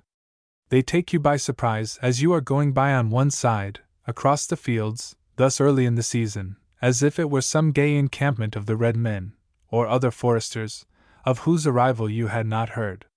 Some single trees, wholly bright scarlet, seen against others of their kind still freshly green, or against evergreens, are more memorable than whole groves will be by and by. How beautiful, when a whole tree is like one great scarlet fruit full of ripe juices, every leaf, from lowest limb to topmost spire, all aglow, especially if you look toward the sun. What more remarkable object can there be in the landscape? Visible for miles, too fair to be believed. If such a phenomenon occurred but once, it would be handed down by tradition to posterity, and get into the mythology at last. The whole tree thus ripening in advance of its fellows attains a singular preeminence, and sometimes maintains it for a week or 2. I am thrilled at the sight of it, bearing aloft its scarlet standard for the regiment of green-clad foresters around, and I go half a mile out of my way to examine it. A single tree becomes thus the crowning beauty of some meadowy vale, and the expression of the whole surrounding forest is at once more spirited for it. A small red maple has grown, perchance, far away at the head of some retired valley, a mile from any road, unobserved. It has faithfully discharged the duties of a maple there, all winter and summer, neglected none of its economies, but added to its stature in the virtue which belongs to a maple, by a steady growth for so many months, never having gone gaddying abroad, and is nearer heaven than it was in the spring. It has faithfully husbanded its sap, and afforded a shelter to the wandering bird, has long since ripened its seeds and committed them to the winds, and has the satisfaction of knowing, perhaps, that 1,000 little well-behaved maples are already settled in life somewhere. It deserves well of mapledom. Its leaves have been asking it from time to time, in a whisper, "When shall we redden?" And now, in this month of September, this month of traveling, when men are hastening to the seaside, or the mountains, or the lakes, this modest maple, still without budging an inch, travels in its reputation, runs up its scarlet flag on that hillside, which shows that it has finished its summer's work before all other trees, and withdraws from the contest. At the 11th hour of the year, the tree which no scrutiny could have detected here when it was most industrious is thus, by the tint of its maturity, by its very blushes, revealed at last to the careless and distant traveler, and leads his thoughts away from the dusty road into those brave solitudes which it inhabits. It flashes out conspicuous with all the virtue and beauty of a maple, Acer rubrum. We may now read its title, or rubric, clear. Its virtues, not its sins, are as scarlet. Notwithstanding the red maple is the most intense scarlet of any of our trees, the sugar maple has been the most celebrated, and Michaud in his Sylva does not speak of the autumnal color of the former. About the 2nd of October these trees, both large and small, are most brilliant, though many are still green. In Sproutlands, they seem to vie with one another, and ever some particular one in the midst of the crowd will be of a peculiarly pure scarlet, and by its more intense color attract our eye even at a distance, and carry off the palm. A large red maple swamp, when at the height of its change, is the most obviously brilliant of all tangible things, where I dwell, so abundant is this tree with us. It varies much both in form and color. A great many are merely yellow, more scarlet, others scarlet deepening into crimson, more red than common. Look at yonder swamp of maples mixed with pines, at the base of a pine-clad hill, a quarter of a mile off, so that you get the full effect of the bright colors, without detecting the imperfections of the leaves, and see their yellow, scarlet, and crimson fires, of all tints, mingled and contrasted with the green. Some maples are yet green, only yellow or crimson tipped on the edges of their flakes, like the edges of a hazelnut burr. Some are wholly brilliant scarlet, raying out regularly and finely every way, bilaterally, like the veins of a leaf. Others, of more irregular form, when I turn my head slightly, emptying out some of its earthiness and concealing the trunk of the tree, seem to rest heavily flake on flake, like yellow and scarlet clouds, wreath upon wreath, or like snowdrifts driving through the air, stratified by the wind. It adds greatly to the beauty of such a swamp at this season, that, even though there may be no other trees interspersed, it is not seen as a simple mass of color, but different trees being of different colors and hues, the outline of each crescent treetop is distinct, and where one laps onto another. Yet a painter would hardly venture to make them thus distinct a quarter of a mile off.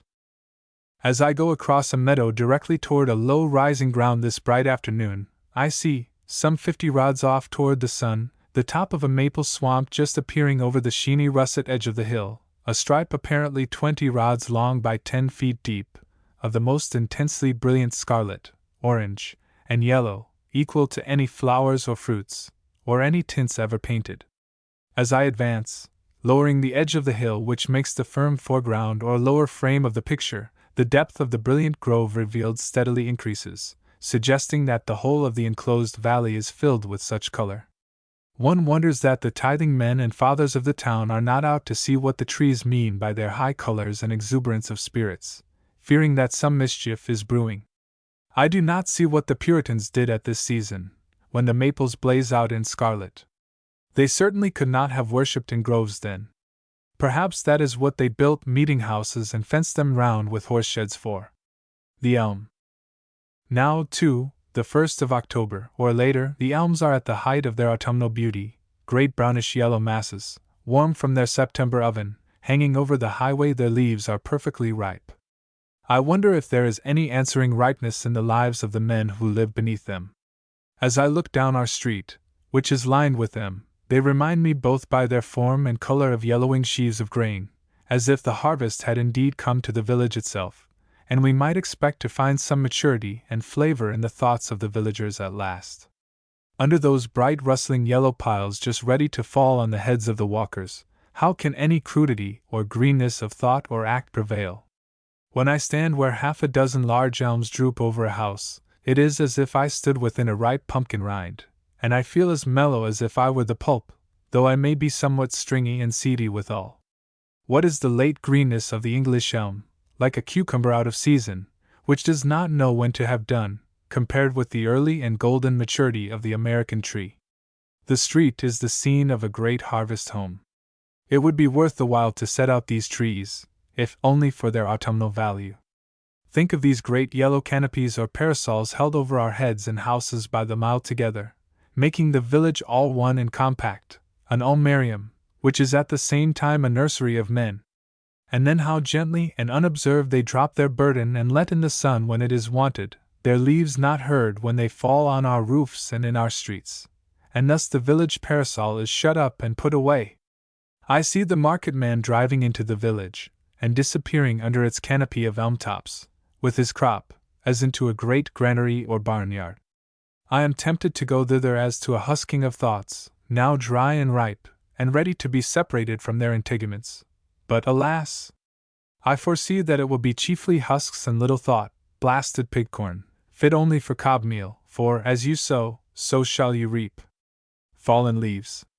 By the 6th of October the leaves generally begin to fall, in successive showers, after frost or rain, but the principal leaf harvest, the acme of the fall, is commonly about the 16th. Some morning at that date there is perhaps a harder frost than we have seen, and ice formed under the pump, and now, when the morning wind rises, the leaves come down in denser showers than ever. They suddenly form thick beds or carpets on the ground, in this gentle air, or even without wind, just the size and form of the tree above. Some trees, as small hickories, appear to have dropped their leaves instantaneously, as a soldier grounds arms at a signal, and those of the hickory, being bright yellow still, though withered, reflect a blaze of light from the ground where they lie. Down they have come on all sides, at the first earnest touch of autumn's wand, making a sound like rain. Or else it is after moist and rainy weather that we notice how great a fall of leaves there has been in the night, though it may not yet be the touch that loosens the rock maple leaf.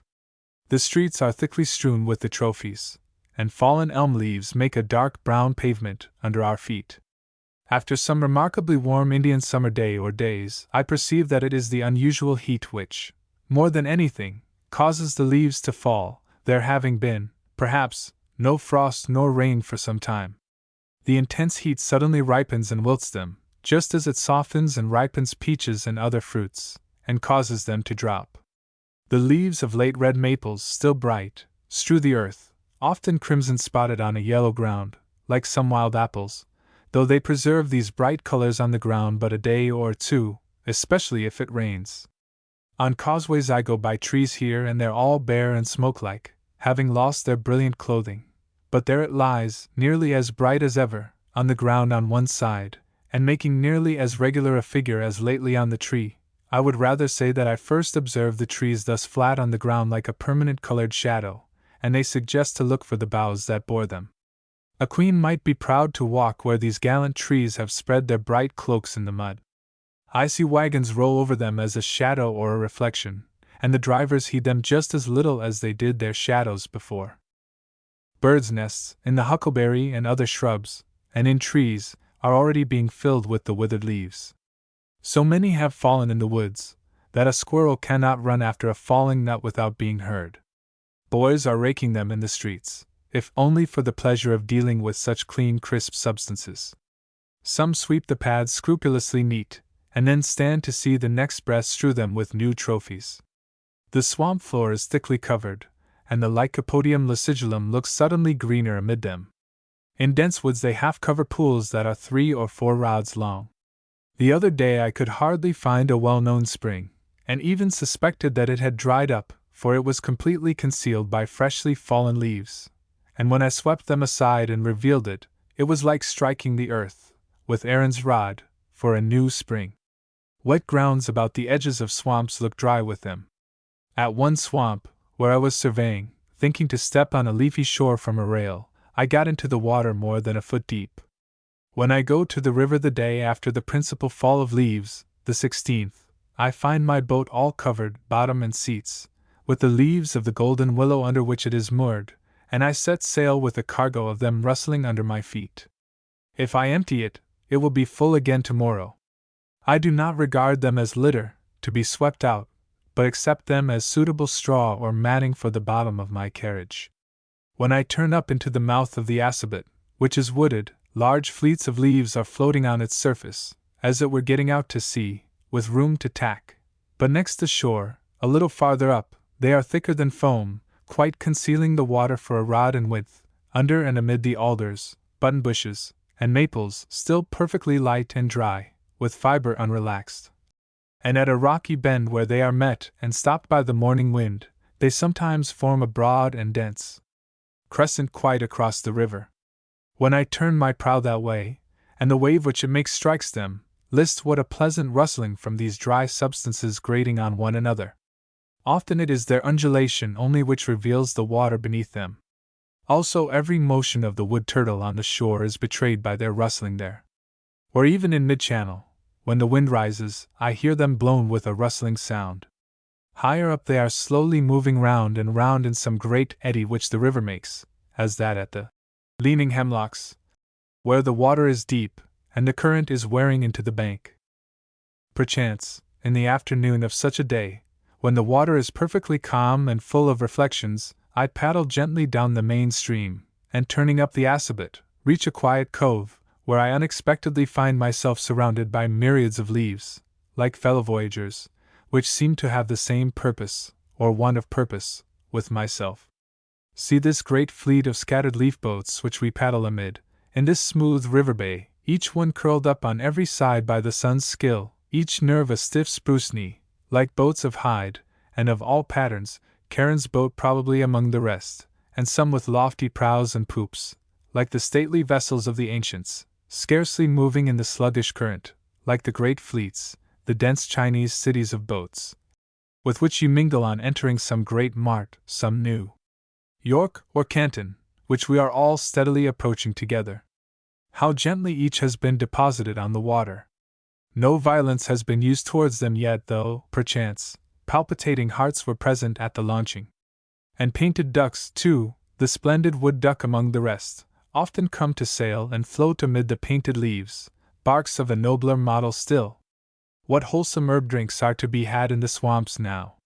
What strong medicinal, but rich, scents from the decaying leaves! The rain falling on the freshly dried herbs and leaves, and filling the pools and ditches into which they have dropped thus clean and rigid, will soon convert them into tea, green, black, brown, and yellow teas, of all degrees of strength, enough to set all nature a-gossiping. Whether we drink them or not, as yet, before their strength is drawn, these leaves, dried on great nature's coppers, are of such various pure and delicate tints as might make the fame of oriental teas. How they are mixed up, of all species, oak and maple and chestnut and birch! But nature is not cluttered with them, she is a perfect husbandman, she stores them all. Consider what a vast crop is thus annually shed on the earth. This, more than any mere grain or seed, is the great harvest of the year. The trees are now repaying the earth with interest what they have taken from it. They are discounting. They are about to add a leaf's thickness to the depth of the soil. This is the beautiful way in which nature gets her muck, while I chaffer with this man and that, who talks to me about sulfur and the cost of carting.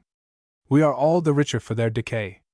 I am more interested in this crop than in the English grass alone or in the corn. It prepares the virgin mold for future cornfields and forests, on which the earth fattens. It keeps our homestead in good heart. For beautiful variety no crop can be compared with this.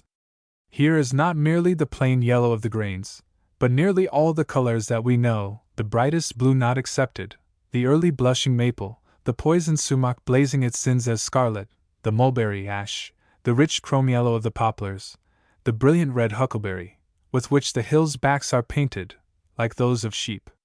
The frost touches them, and with the slightest breath of returning day or jarring of earth's axle, see in what showers they come floating down. The ground is all party-colored with them. But they still live in the soil, whose fertility and bulk they increase, and in the forests that spring from it. They stoop to rise, to mount higher in coming years, by subtle chemistry, climbing by the sap in the trees, and the sapling's first fruits thus shed, transmuted at last, may adorn its crown, when, in after years, it has become the monarch of the forest. It is pleasant to walk over the beds of these fresh, crisp, and rustling leaves. How beautifully they go to their graves! How gently lay themselves down, and turn to mold, painted of 1,000 hues, and fit to make the beds of us living. So they troop to their last resting place, light and frisky. They put on no weeds, but merrily they go scampering over the earth, selecting the spot, choosing a lot, ordering no iron fence, whispering all through the woods about it, some choosing the spot where the bodies of men are moldering beneath, and meeting them halfway. How many flutterings before they rest quietly in their graves! They that soared so loftily, how contentedly they return to dust again, and are laid low, resigned to lie and decay at the foot of the tree, and afford nourishment to new generations of their kind, as well as to flutter on high. They teach us how to die. One wonders if the time will ever come when men, with their boasted faith in immortality, will lie down as gracefully and as ripe, with such an Indian summer serenity will shed their bodies, as they do their hair and nails. When the leaves fall, the whole earth is a cemetery pleasant to walk in. I love to wander and muse over them in their graves. Here are no lying nor vain epitaphs. What though you own no lot at Mount Auburn? Your lot is surely cast somewhere in this vast cemetery, which has been consecrated from of old. You need attend no auction to secure a place. There is room enough here. The loose strife shall bloom and the huckleberry birds sing over your bones. The woodmen and hunters shall be your sextons, and the children shall tread upon the borders as much as they will. Let us walk in the cemetery of the leaves. This is your true greenwood cemetery. The sugar maple. But think not that the splendor of the year is over, for as one leaf does not make a summer, neither does one falling leaf make an autumn. The smallest sugar maples in our streets make a great show as early as the 5th of October, more than any other trees there. As I look up the main street, they appear like painted screens standing before the houses, yet many are green. But now, or generally by the 17th of October, when almost all red maples, and some white maples, are bare, the large sugar maples also are in their glory, glowing with yellow and red, and show unexpectedly bright and delicate tints. They are remarkable for the contrast they often afford of deep blushing red on one half and green on the other. They become at length dense masses of rich yellow with a deep scarlet blush, or more than blush, on the exposed surfaces. They are the brightest trees now in the street. The large ones on our common are particularly beautiful. A delicate, but warmer than golden yellow is now the prevailing color, with scarlet cheeks. Yet, standing on the east side of the common just before sundown, when the western light is transmitted through them, I see that their yellow even, compared with the pale lemon yellow of an elm close by, amounts to a scarlet, without noticing the bright scarlet portions. Generally, they are great regular oval masses of yellow and scarlet. All the sunny warmth of the season, the Indian summer, seems to be absorbed in their leaves. The lowest and inmost leaves next the bowl are, as usual, of the most delicate yellow and green, like the complexion of young men brought up in the house. There is an auction on the common today, but its red flag is hard to be discerned amid this blaze of color. Little did the fathers of the town anticipate this brilliant success, when they caused to be imported from farther in the country some straight poles with their tops cut off, which they called sugar maples, and, as I remember, after they were set out, a neighboring merchant's clerk, by way of jest, planted beans about them. Those which were then jestingly called bean poles are today far the most beautiful objects noticeable in our streets. They are worth all and more than they have cost, though one of the selectmen, while setting them out, took the cold which occasioned his death, if only because they have filled the open eyes of children with their rich color unstintedly so many Octobers. We will not ask them to yield us sugar in the spring, while they afford us so fair a prospect in the autumn. Wealth indoors may be the inheritance of few, but it is equally distributed on the common. All children alike can revel in this golden harvest. Surely trees should be set in our streets with a view to their October splendor, though I doubt whether this is ever considered by the Tree Society. Do you not think it will make some odds to these children that they were brought up under the maples? Hundreds of eyes are steadily drinking in this color, and by these teachers even the truants are caught and educated the moment they step abroad. Indeed, neither the truant nor the studious is at present taught color in the schools.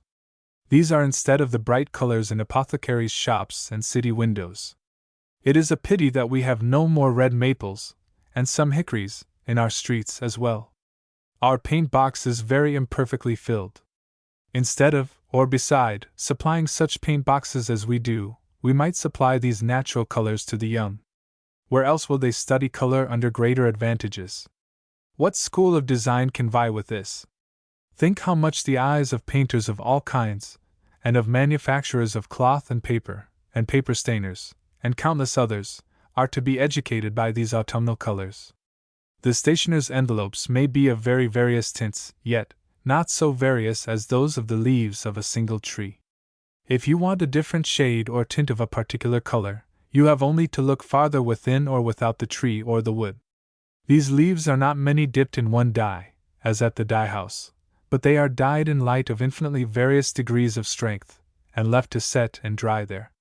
Shall the names of so many of our colors continue to be derived from those of obscure foreign localities, as Naples yellow, Prussian blue, raw sienna, burnt umber, gamboge? Surely the Turin purple must have faded by this time, or from comparatively trivial articles of commerce, chocolate, lemon, coffee, cinnamon, claret?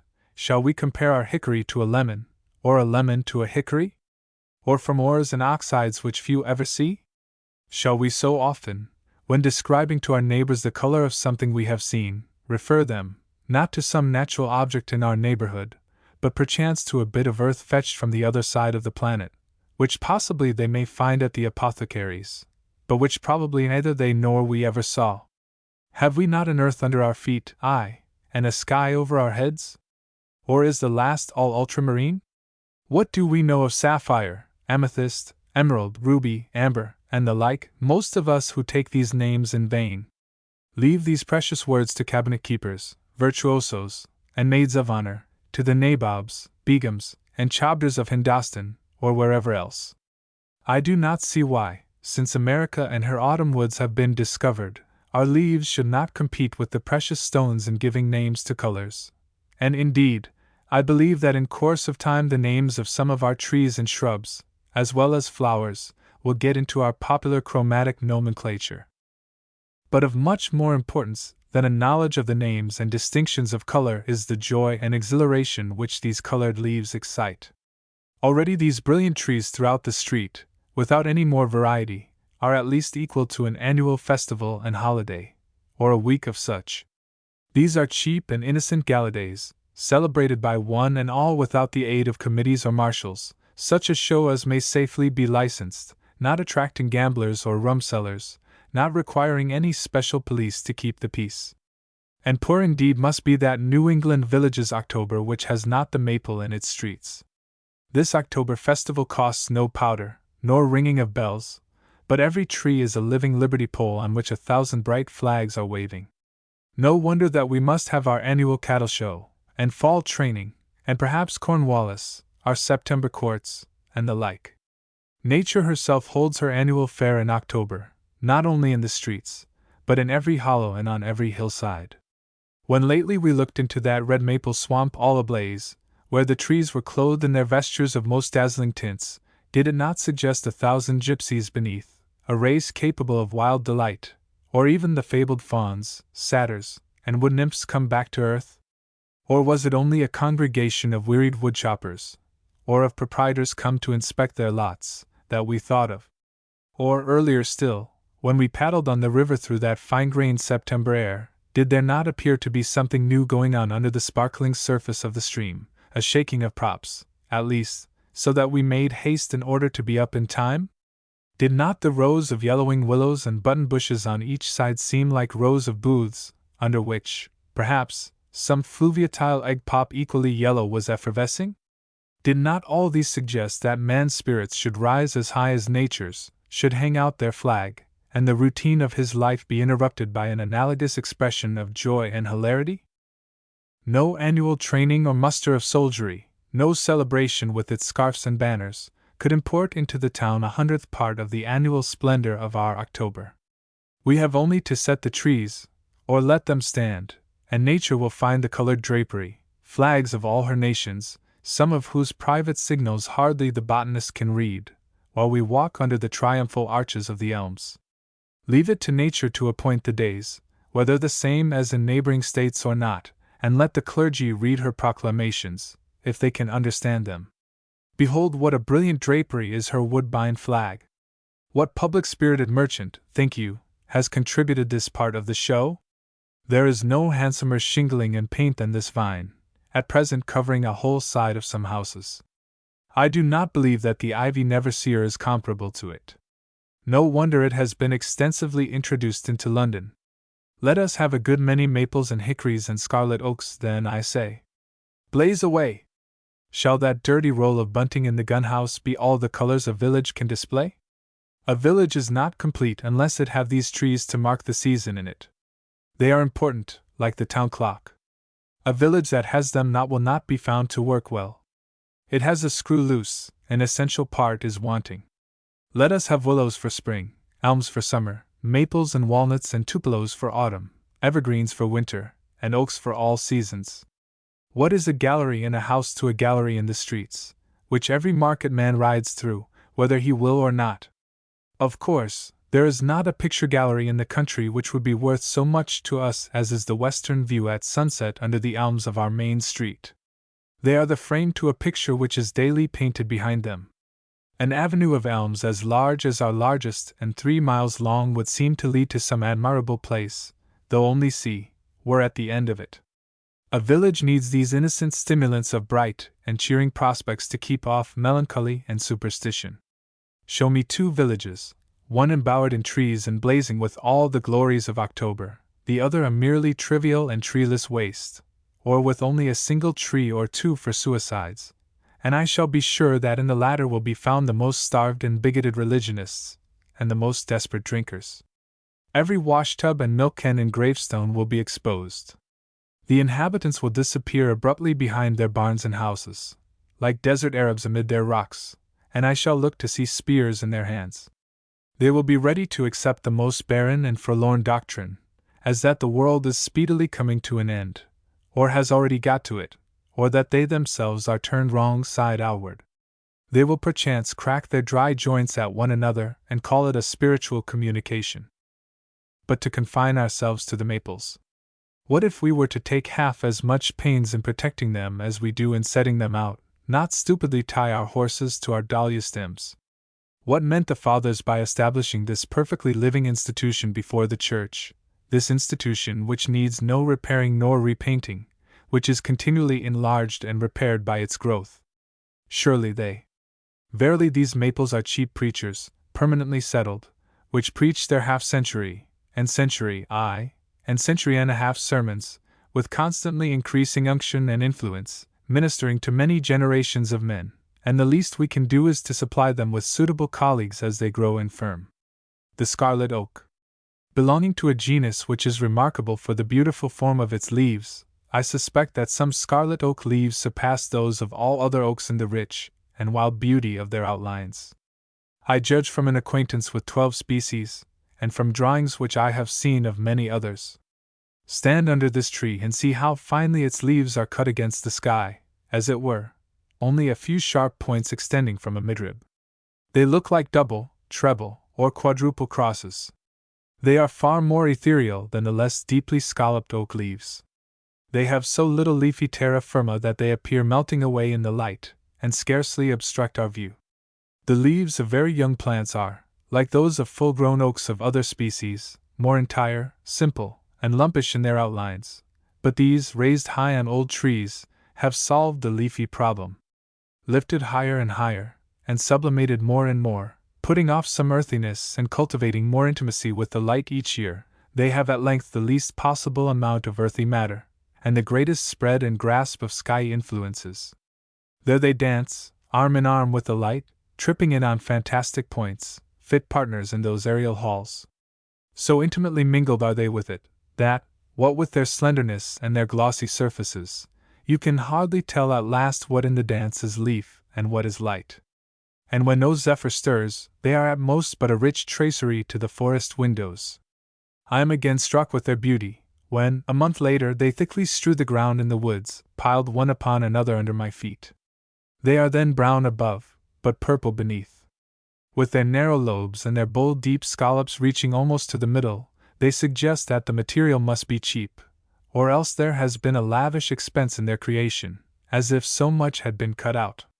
Or else they seem to us the remnants of the stuff out of which leaves have been cut with a die. Indeed, when they lie thus one upon another, they remind me of a pile of scrap-tin. Or bring one home, and study it closely at your leisure, by the fireside. It is a type, not from any Oxford font, not in the Basque nor the arrow-headed character, not found on the Rosetta Stone, but destined to be copied in sculpture one day, if they ever get to whittling stone here. What a wild and pleasing outline, a combination of graceful curves and angles! The eye rests with equal delight on what is not leaf and on what is leaf, on the broad, free, open sinuses, and on the long, sharp, bristle-pointed lobes. A simple oval outline would include it all, if you connected the points of the leaf. But how much richer is it than that, with its half-dozen deep scallops, in which the eye and thought of the beholder are embayed? If I were a drawing master, I would set my pupils to copying these leaves, that they might learn to draw firmly and gracefully.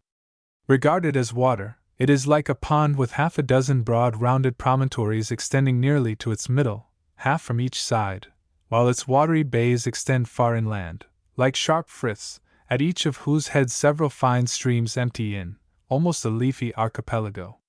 But it oftener suggests land, and, as Dionysius and Pliny compared the form of the Morea to that of the leaf of the oriental plane tree, so this leaf reminds me of some fair wild island in the ocean, whose extensive coast, alternate rounded bays with smooth strands, and sharp-pointed rocky capes, mark it as fitted for the habitation of man, and destined to become a center of civilization at last. To the sailor's eye, it is a much indented shore. Is it not, in fact, a shore to the aerial ocean, on which the windy surf beats? At sight of this leaf we are all mariners, if not Vikings, buccaneers, and filibusters. Both our love of repose and our spirit of adventure are addressed. In our most casual glance, perchance, we think that, if we succeed in doubling those sharp capes, we shall find deep, smooth, and secure havens in the ample bays. How different from the white oak leaf, with its rounded headlands, on which no lighthouse need be placed. That is in England, with its long civil history that may be read. This is some still unsettled Newfound Island or Celebes. Shall we go and be Rajas there? By the 26th of October the large scarlet oaks are in their prime, when other oaks are usually withered. They have been kindling their fires for a week past, and now generally burst into a blaze. This alone of our indigenous deciduous trees, excepting the dogwood, of which I do not know half a dozen, and they are but large bushes, is now in its glory. The two aspens and the sugar maple come nearest to it in date, but they have lost the greater part of their leaves. Of evergreens, only the pitch pine is still commonly bright. But it requires a particular alertness, if not devotion to these phenomena, to appreciate the widespread, but late and unexpected glory of the scarlet oaks. I do not speak here of the small trees and shrubs, which are commonly observed, and which are now withered, but of the large trees. Most go in and shut their doors, thinking that bleak and colorless November has already come, when some of the most brilliant and memorable colors are not yet lit. This very perfect and vigorous one, about 40 feet high, standing in an open pasture, which was quite glossy green on the 12th, is now, the 26th, completely changed to bright dark scarlet, every leaf, between you and the sun, as if it had been dipped into a scarlet dye. The whole tree is much like a heart in form, as well as color. Was not this worth waiting for? Little did you think, 10 days ago, that that cold green tree would assume such color as this. Its leaves are still firmly attached, while those of other trees are falling around it. It seems to say, I am the last to blush, but I blush deeper than any of ye. I bring up the rear in my red coat. We scarlet ones, alone of oaks, have not given up the fight. The sap is now, and even far into November, frequently flowing fast in these trees, as in maples in the spring, and apparently their bright tints, now that most other oaks are withered, are connected with this phenomenon. They are full of life. It has a pleasantly astringent, acorn-like taste, this strong oak wine, as I find on tapping them with my knife. Looking across this woodland valley, a quarter of a mile wide, how rich those scarlet oaks, embosomed in pines, their bright red branches intimately intermingled with them. They have their full effect there. The pine boughs are the green calyx to their red petals. Or, as we go along a road in the woods, the sun striking endwise through it, and lighting up the red tents of the oaks, which on each side are mingled with the liquid green of the pines, makes a very gorgeous scene. Indeed, without the evergreens for contrast, the autumnal tints would lose much of their effect. The scarlet oak asks a clear sky and the brightness of late October days. These bring out its colors. If the sun goes into a cloud, they become comparatively indistinct. As I sit on a cliff in the southwest part of our town, the sun is now getting low, and the woods in Lincoln, south and east of me, are lit up by its more level rays. And in the scarlet oaks, scattered so equally over the forest, there is brought out a more brilliant redness than I had believed was in them. Every tree of this species which is visible in those directions, even to the horizon, now stands out distinctly red.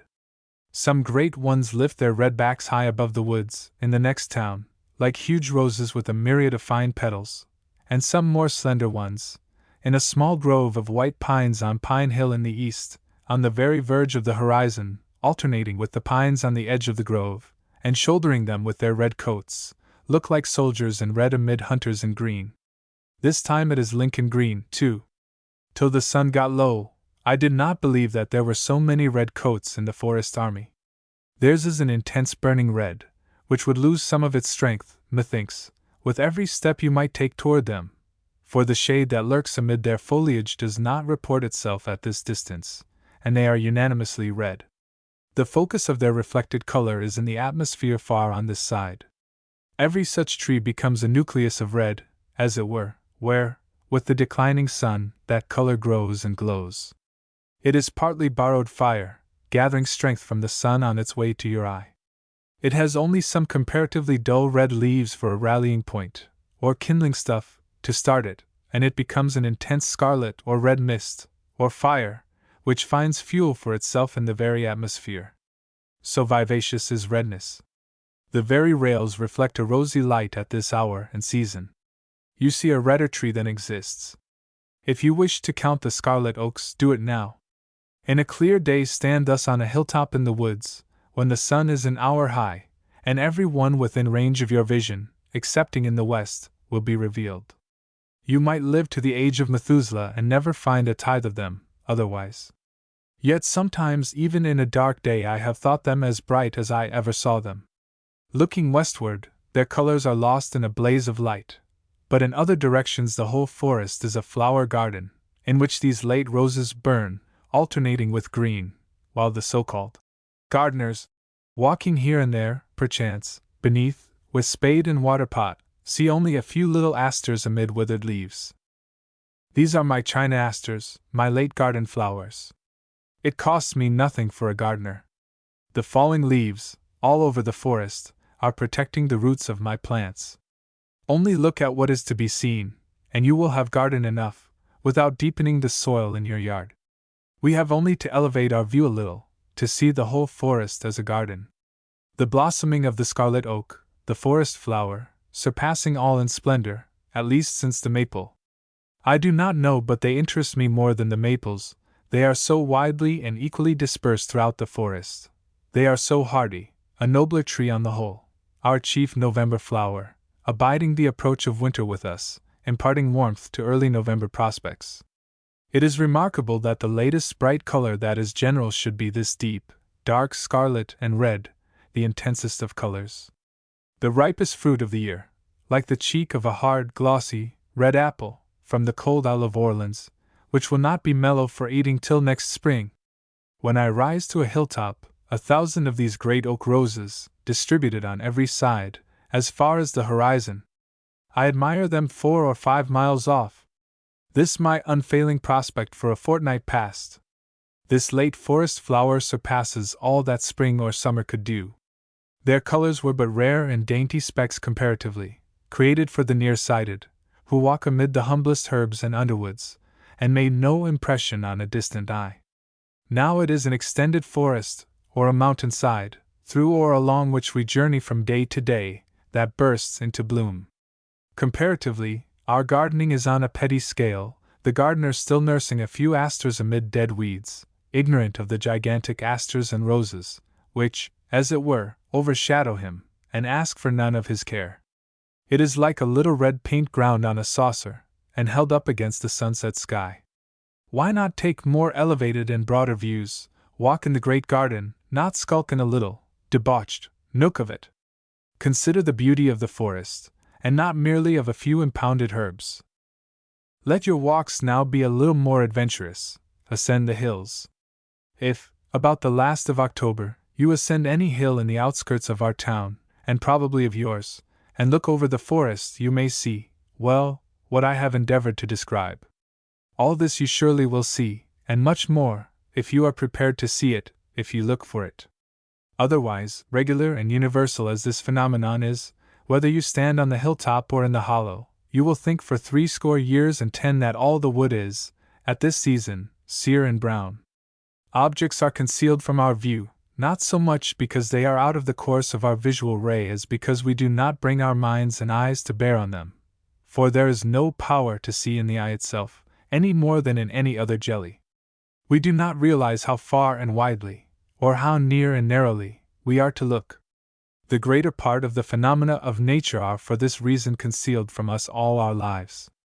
The gardener sees only the gardener's garden.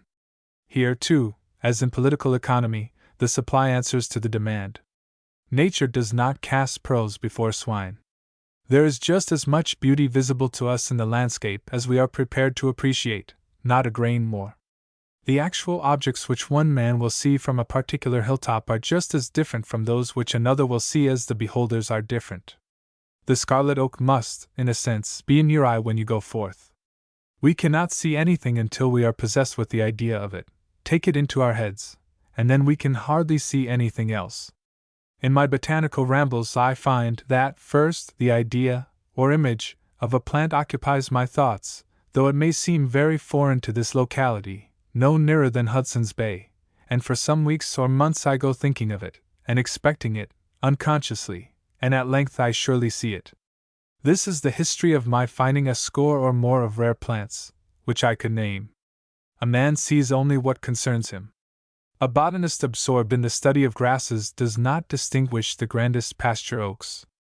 He, as it were, tramples down oaks unwittingly in his walk, or at most sees only their shadows.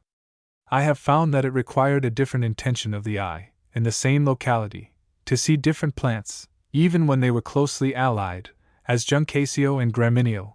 When I was looking for the former, I did not see the latter in the midst of them.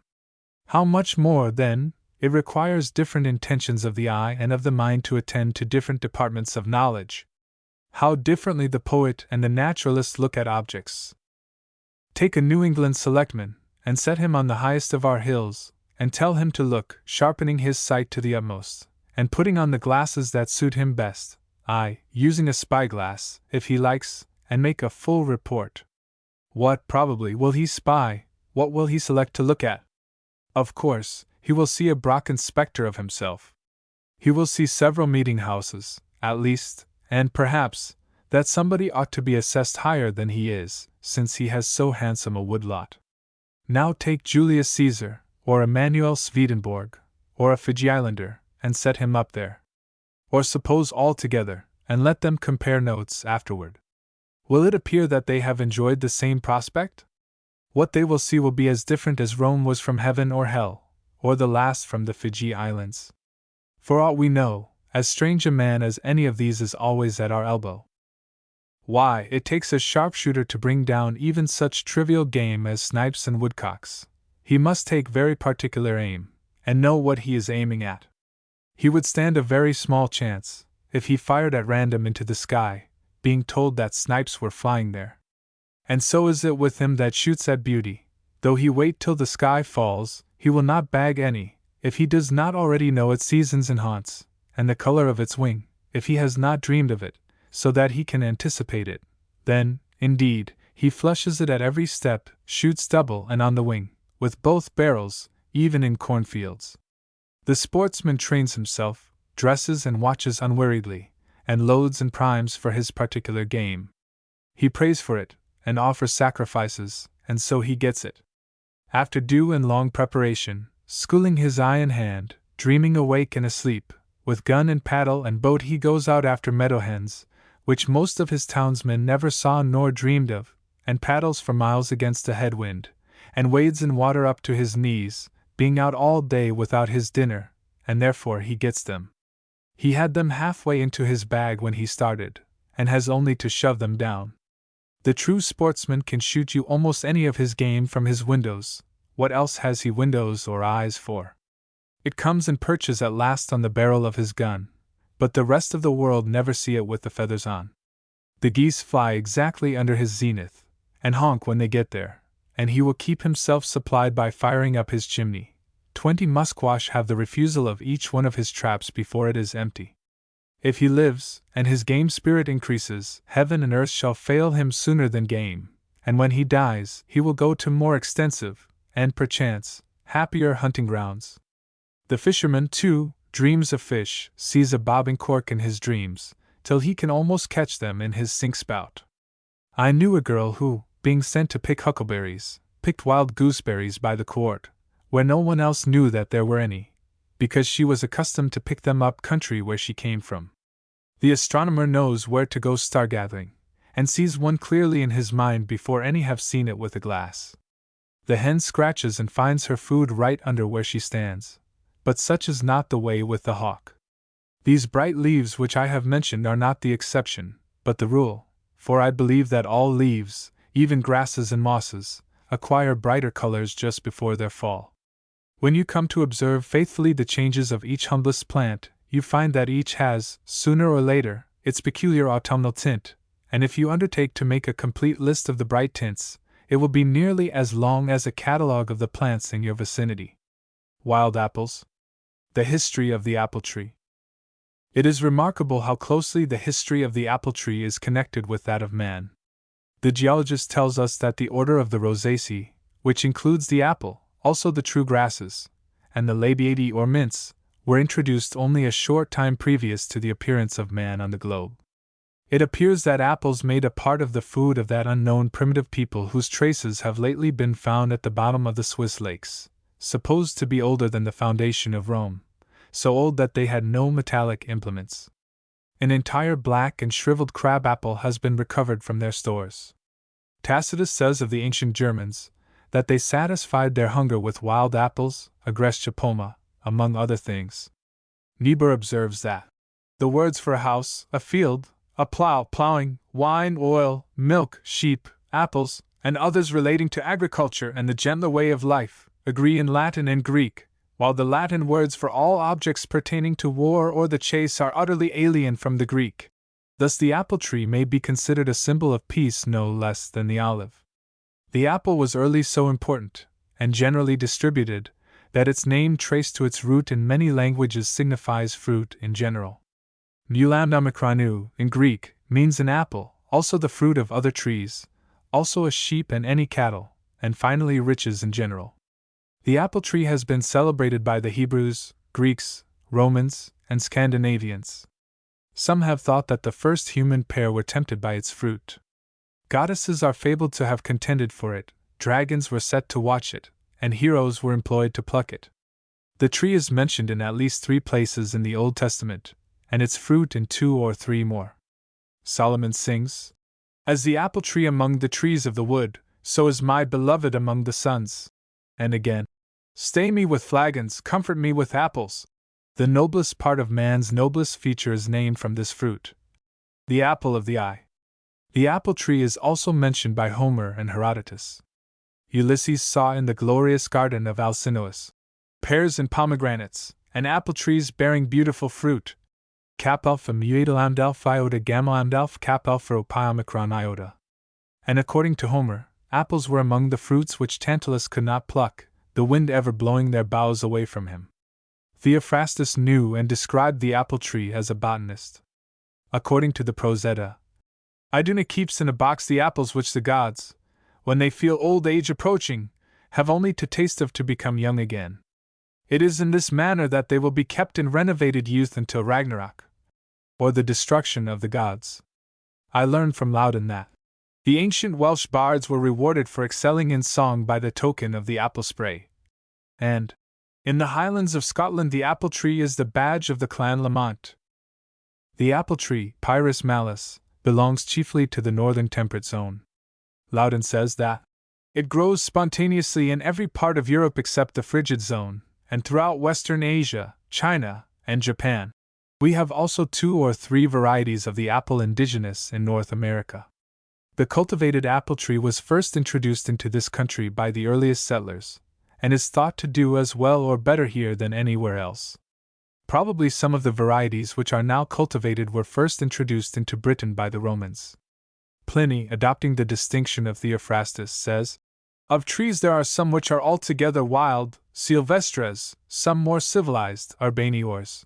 Theophrastus includes the apple among the last, and indeed, it is in this sense the most civilized of all trees. It is as harmless as a dove, as beautiful as a rose, and as valuable as flocks and herds. It has been longer cultivated than any other, and so is more humanized, and who knows but, like the dog, it will at length be no longer traceable to its wild original. It migrates with man, like the dog and horse and cow, first, perchance, from Greece to Italy, thence to England, thence to America, and our western emigrant is still marching steadily toward the setting sun with the seeds of the apple in his pocket, or perhaps a few young trees strapped to his load. At least 1,000,000 apple trees are thus set farther westward this year than any cultivated ones grew last year. Consider how the blossom week, like the Sabbath, is thus annually spreading over the prairies, for when man migrates, he carries with him not only his birds, quadrupeds, insects, vegetables, and his very sward, but his orchard also. The leaves and tender twigs are an agreeable food to many domestic animals, as the cow, horse, sheep, and goat, and the fruit is sought after by the first, as well as by the hog. Thus there appears to have existed a natural alliance between these animals and this tree from the first. The fruit of the crab in the forests of France is said to be a great resource for the wild boar. Not only the Indian, but many indigenous insects, birds, and quadrupeds welcomed the apple tree to these shores. The tent caterpillar saddled her eggs on the very first twig that was formed, and it has since shared her affections with the wild cherry, and the cankerworm also in a measure abandoned the elm to feed on it. As it grew apace, the bluebird, robin, cherry bird, kingbird, and many more came with haste and built their nests and warbled in its boughs, and so became orchard birds, and multiplied more than ever. It was an era in the history of their race. The downy woodpecker found such a savory morsel under its bark that he perforated it in a ring quite round the tree, before he left it, a thing which he had never done before, to my knowledge.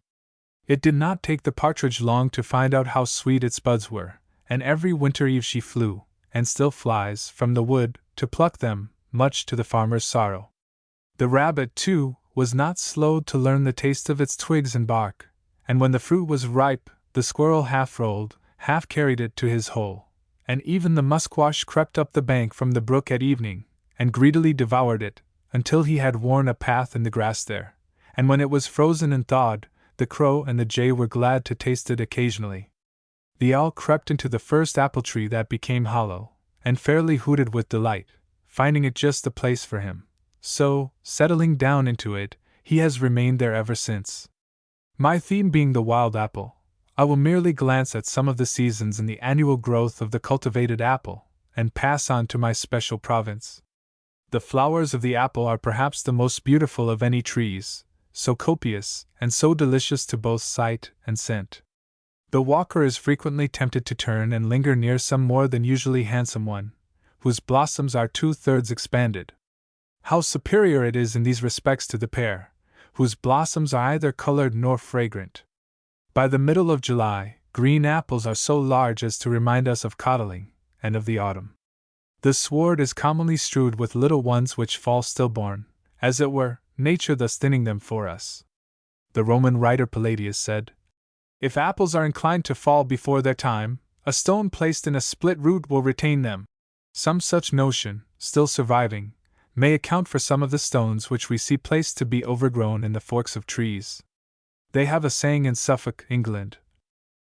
Early apples begin to be ripe about the 1st of August, but I think that none of them are so good to eat as some to smell. One is worth more to scent your handkerchief with than any perfume which they sell in the shops. The fragrance of some fruits is not to be forgotten, along with that of flowers. Some gnarly apple which I pick up in the road reminds me by its fragrance of all the wealth of Pomona, carrying me forward to those days when they will be collected in golden and ruddy heaps in the orchards and about the cider mills.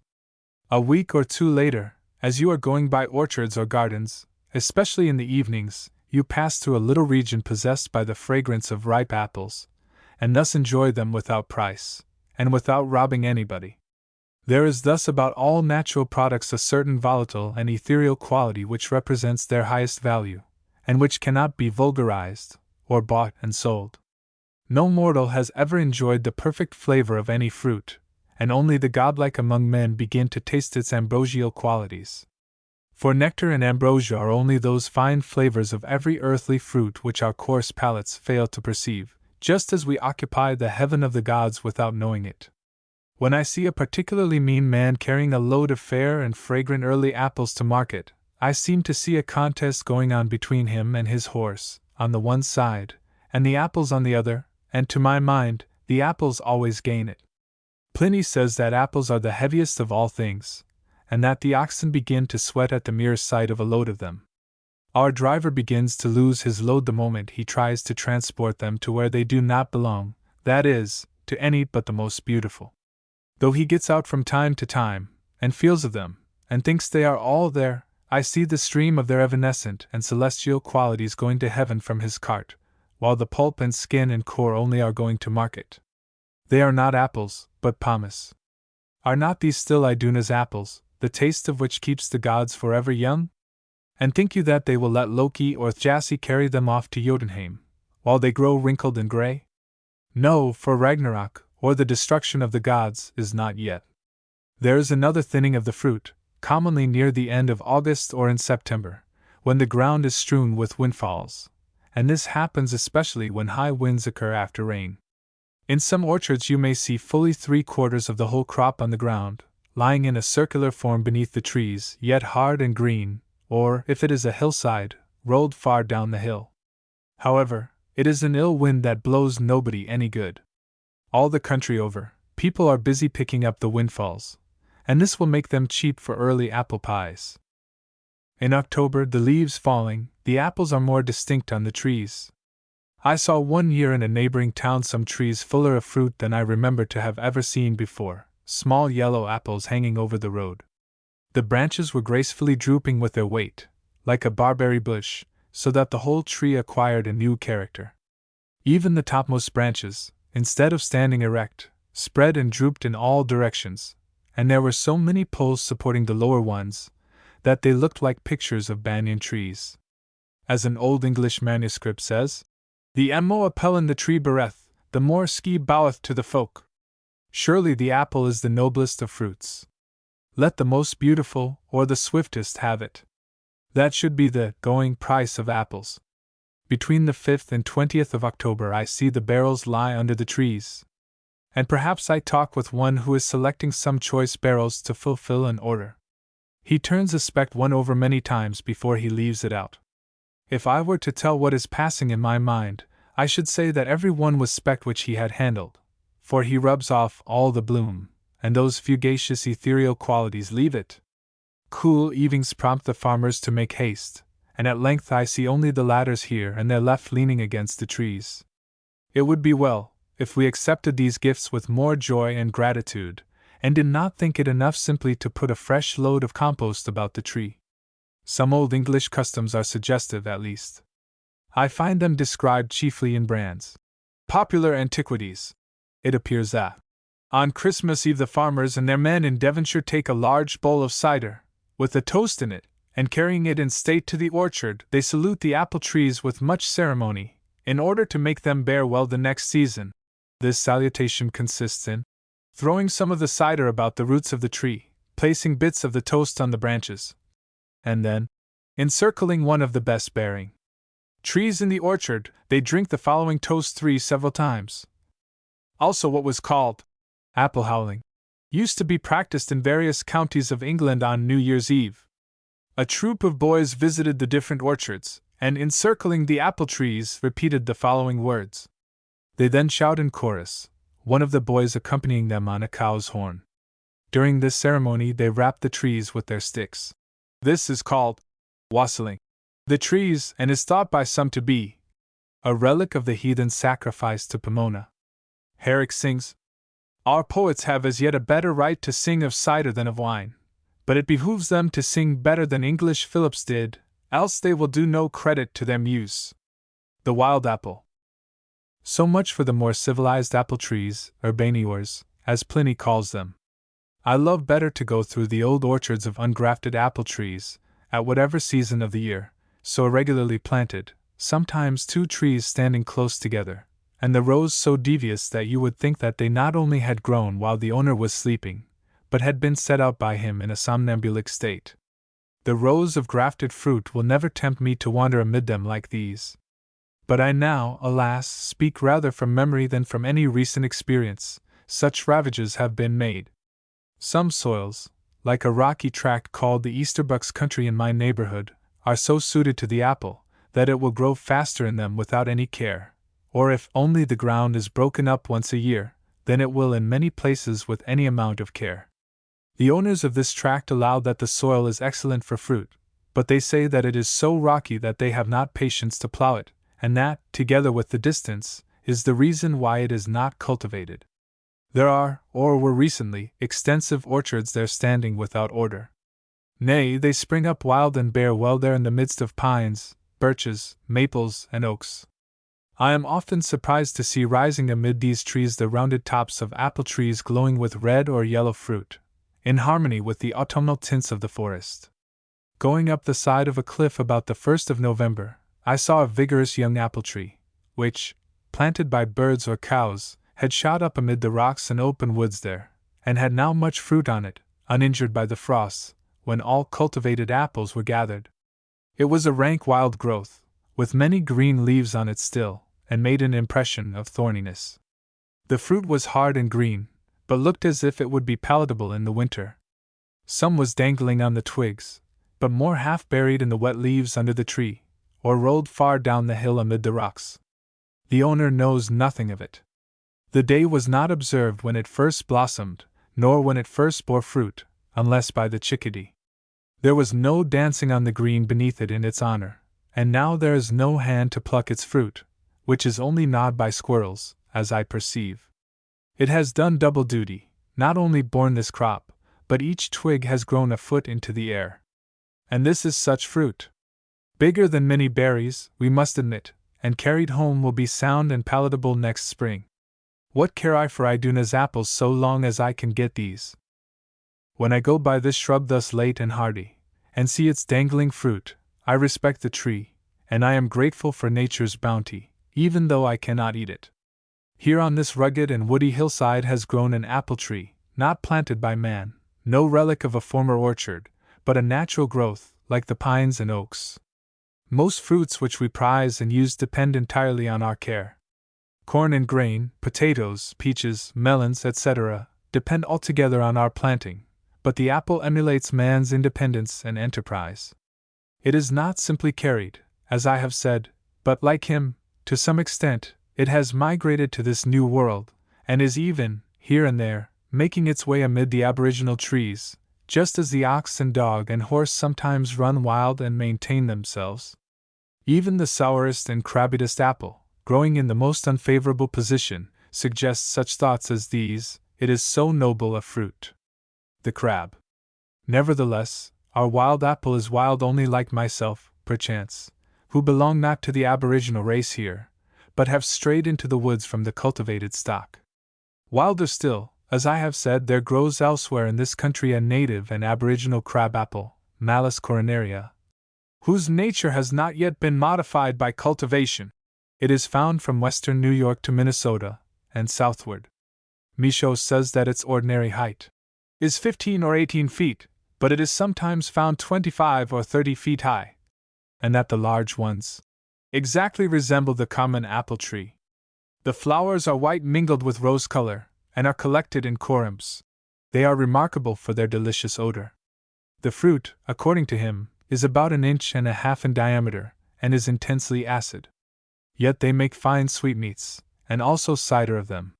He concludes that, if, on being cultivated, it does not yield new and palatable varieties, it will at least be celebrated for the beauty of its flowers, and for the sweetness of its perfume. I never saw the crab apple till May, 1861. I had heard of it through Michaud, but more modern botanists, so far as I know, have not treated it as of any peculiar importance. Thus it was a half-fabulous tree to me.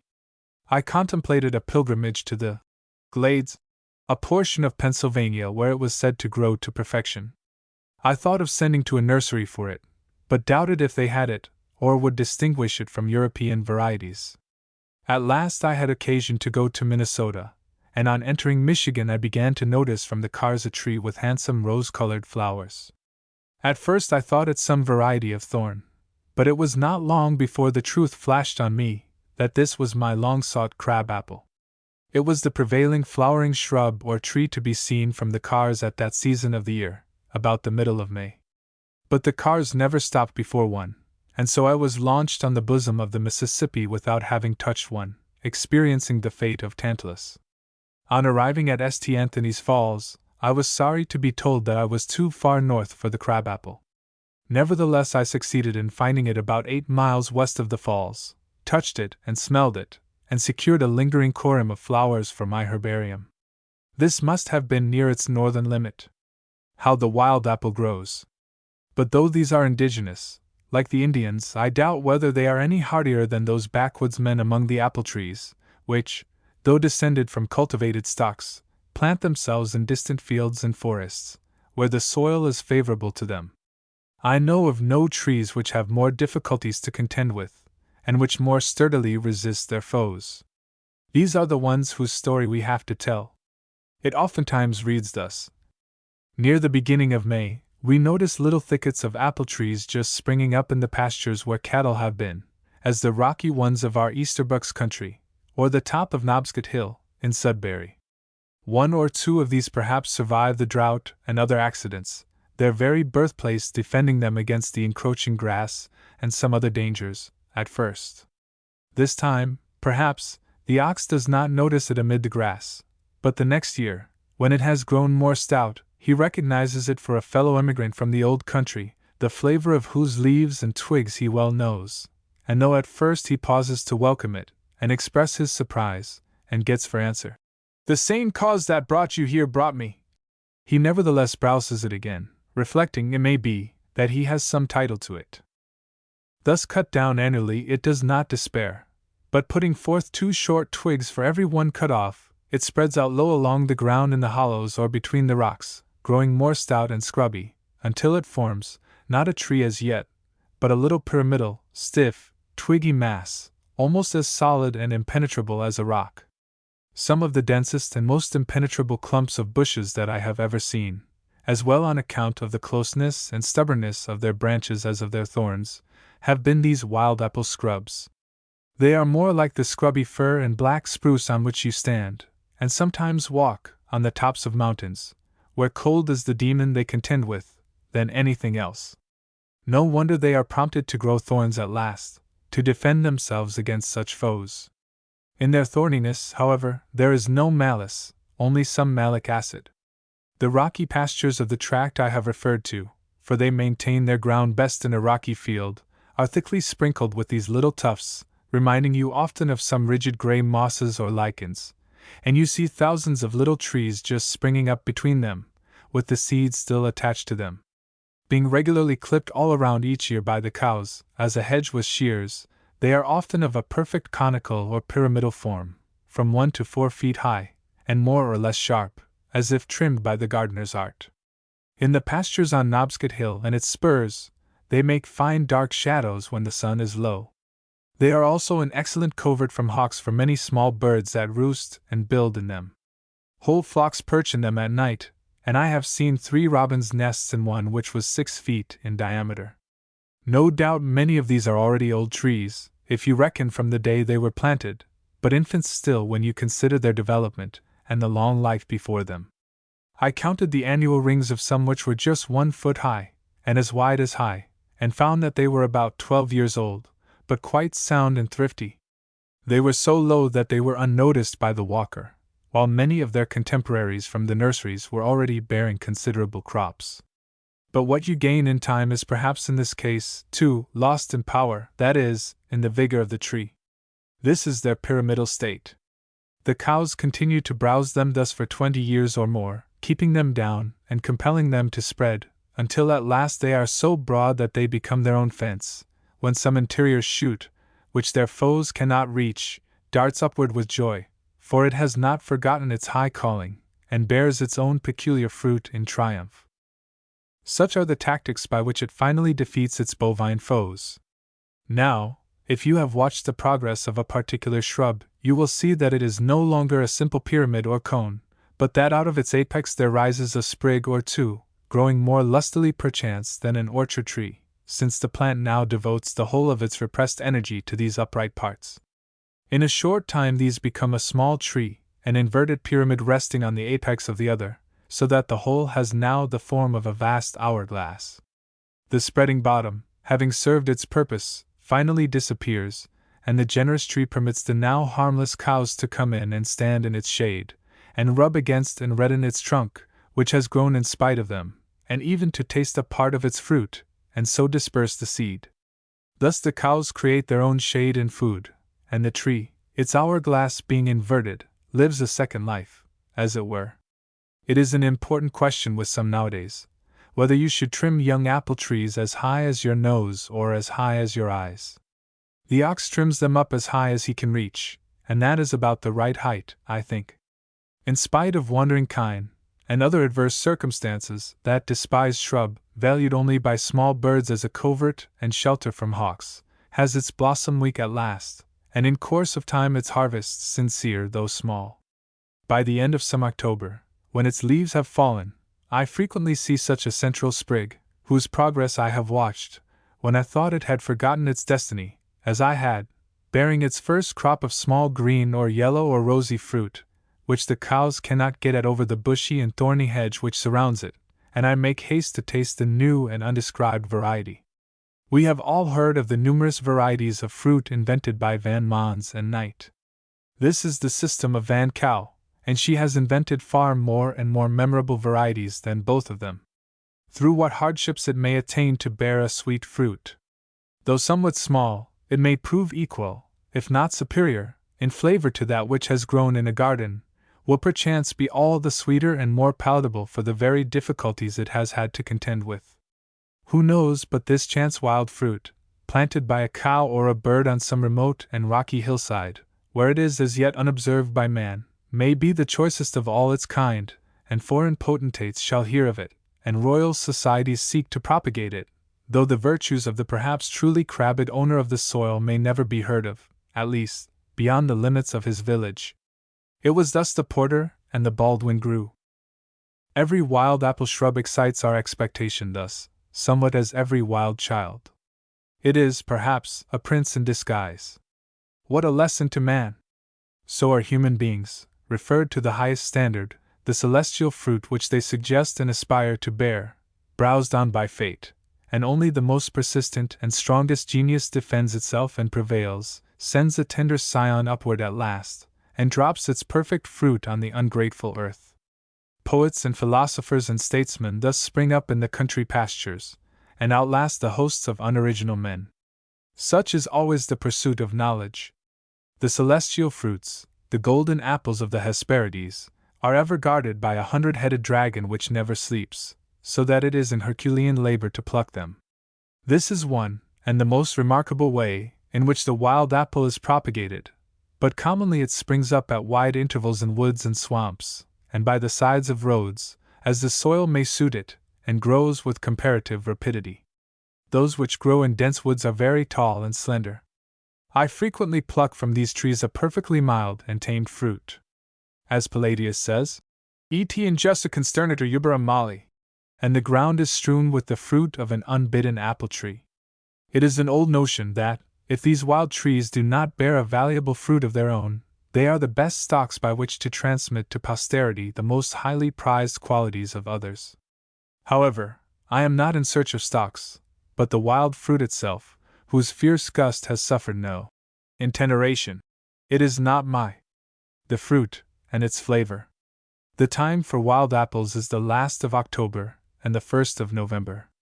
They then get to be palatable, for they ripen late, and they are still perhaps as beautiful as ever. I make a great account of these fruits, which the farmers do not think it worth the while to gather, wild flavors of the muse, vivacious and inspiriting. The farmer thinks that he has better in his barrels, but he is mistaken, unless he has a walker's appetite and imagination, either of which can he have. such as grow quite wild, and are left out till the 1st of November, I presume that the owner does not mean to gather.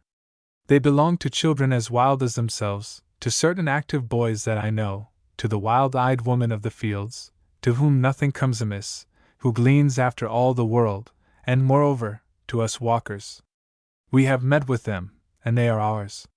These rights, long enough insisted upon, have come to be an institution in some old countries, where they have learned how to live. I hear that the custom of grippling, which may be called apple gleaning, is, or was formerly, practiced in Herefordshire. It consists in leaving a few apples, which are called the gripples, on every tree, after the general gathering, for the boys, who go with climbing poles and bags to collect them. As for those I speak of, I pluck them as a wild fruit, native to this quarter of the earth, fruit of old trees that have been dying ever since I was a boy and are not yet dead, frequented only by the woodpecker and the squirrel, deserted now by the owner, who has not faith enough to look under their boughs.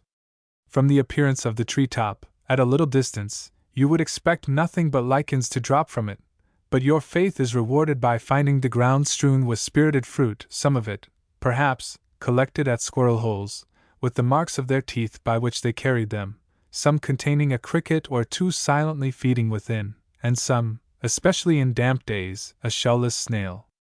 The very sticks and stones lodged in the tree-top might have convinced you of the savoriness of the fruit which has been so eagerly sought after in past years. I have seen no account of these among the fruits and fruit trees of America, though they are more memorable to my taste than the grafted kinds. More racy and wild American flavors do they possess, when October and November, when December and January, and perhaps February and March even, have assuaged them somewhat. An old farmer in my neighborhood, who always selects the right word, says that they have a kind of bower tang. Apples for grafting appear to have been selected commonly, not so much for their spirited flavor, as for their mildness, their size, and bearing qualities, not so much for their beauty, as for their fairness and soundness. Indeed, I have no faith in the selected lists of pomological gentlemen. They are favorites and none suches, and seek no farthers. When I have fruited them, commonly turn out very tame and forgettable. They are eaten with comparatively little zest, and have no real tang nor smack to them. What if some of these wildings are acrid and puckery, genuine verjuice, do they not still belong to the Pomaceae, which are uniformly innocent and kind to our race? I still begrudge them to the cider mill. Perhaps they are not fairly ripe yet. No wonder that these small and high-colored apples are thought to make the best cider. Loudon quotes from the Herefordshire Report that apples of a small size are always, if equal in quality, to be preferred to those of a larger size, in order that the rind and kernel may bear the greatest proportion to the pulp, which affords the weakest and most watery juice. And he says that, to prove this, Dr. Simons, of Hereford, about the year 1800, made one hogshead of cider entirely from the rinds and cores of apples, and another from the pulp only, when the first was found of extraordinary strength and flavor, while the latter was sweet and insipid. Evelyn says that the red strake was the favorite cider apple in his day, and he quotes one Dr. Newberg as saying, "In Jersey tea is a general observation, as I hear, that the more of red any apple has in its rind, the more proper it is for this use. Pale-faced apples they exclude as much as may be from their cider vat." This opinion still prevails. All apples are good in November. Those which the farmer leaves out as unsaleable, and unpalatable to those who frequent the markets, are choicest fruit to the walker. But it is remarkable that the wild apple, which I praise as so spirited and racy when eaten in the fields or woods, being brought into the house, has frequently a harsh and crabbed taste. The saunterer's apple not even the saunterer can eat in the house. The palate rejects it there, as it does haws and acorns, and demands a tamed one, for there you miss the November air, which is the sauce it is to be eaten with. Accordingly, when Tityrus, seeing the lengthening shadows, invites Melibos to go home and pass the night with him, he promises him mild apples and soft chestnuts, Michapoma, Castani moles. I frequently pluck wild apples of so rich and spicy a flavor that I wonder all orchardists do not get a scion from that tree, and I fail not to bring home my pockets full. but perchance, when I take one out of my desk and taste it in my chamber, I find it unexpectedly crude, sour enough to set a squirrel's teeth on edge and make a jay scream. These apples have hung in the wind and frost and rain till they have absorbed the qualities of the weather or season, and thus are highly seasoned, and they pierce and sting and permeate us with their spirit. They must be eaten in season, accordingly, that is, out of doors. To appreciate the wild and sharp flavors of these October fruits, it is necessary that you be breathing the sharp October or November air. The outdoor air and exercise which the walker gets give a different tone to his palate, and he craves a fruit which the sedentary would call harsh and crabbed. They must be eaten in the fields, when your system is all aglow with exercise, when the frosty weather nips your fingers, the wind rattles the bare boughs or rustles the few remaining leaves, and the jay is heard screaming around. What is sour in the house a bracing walk makes sweet. Some of these apples might be labeled to be eaten in the wind. Of course, no flavors are thrown away. They are intended for the taste that is up to them. Some apples have two distinct flavors, and perhaps one half of them must be eaten in the house, the other outdoors. One Peter Whitney wrote from Northborough in 1782, for the Proceedings of the Boston Academy, describing an apple tree in that town, producing fruit of opposite qualities, part of the same apple being frequently sour and the other sweet. Also some all sour, and others all sweet, and this diversity on all parts of the tree.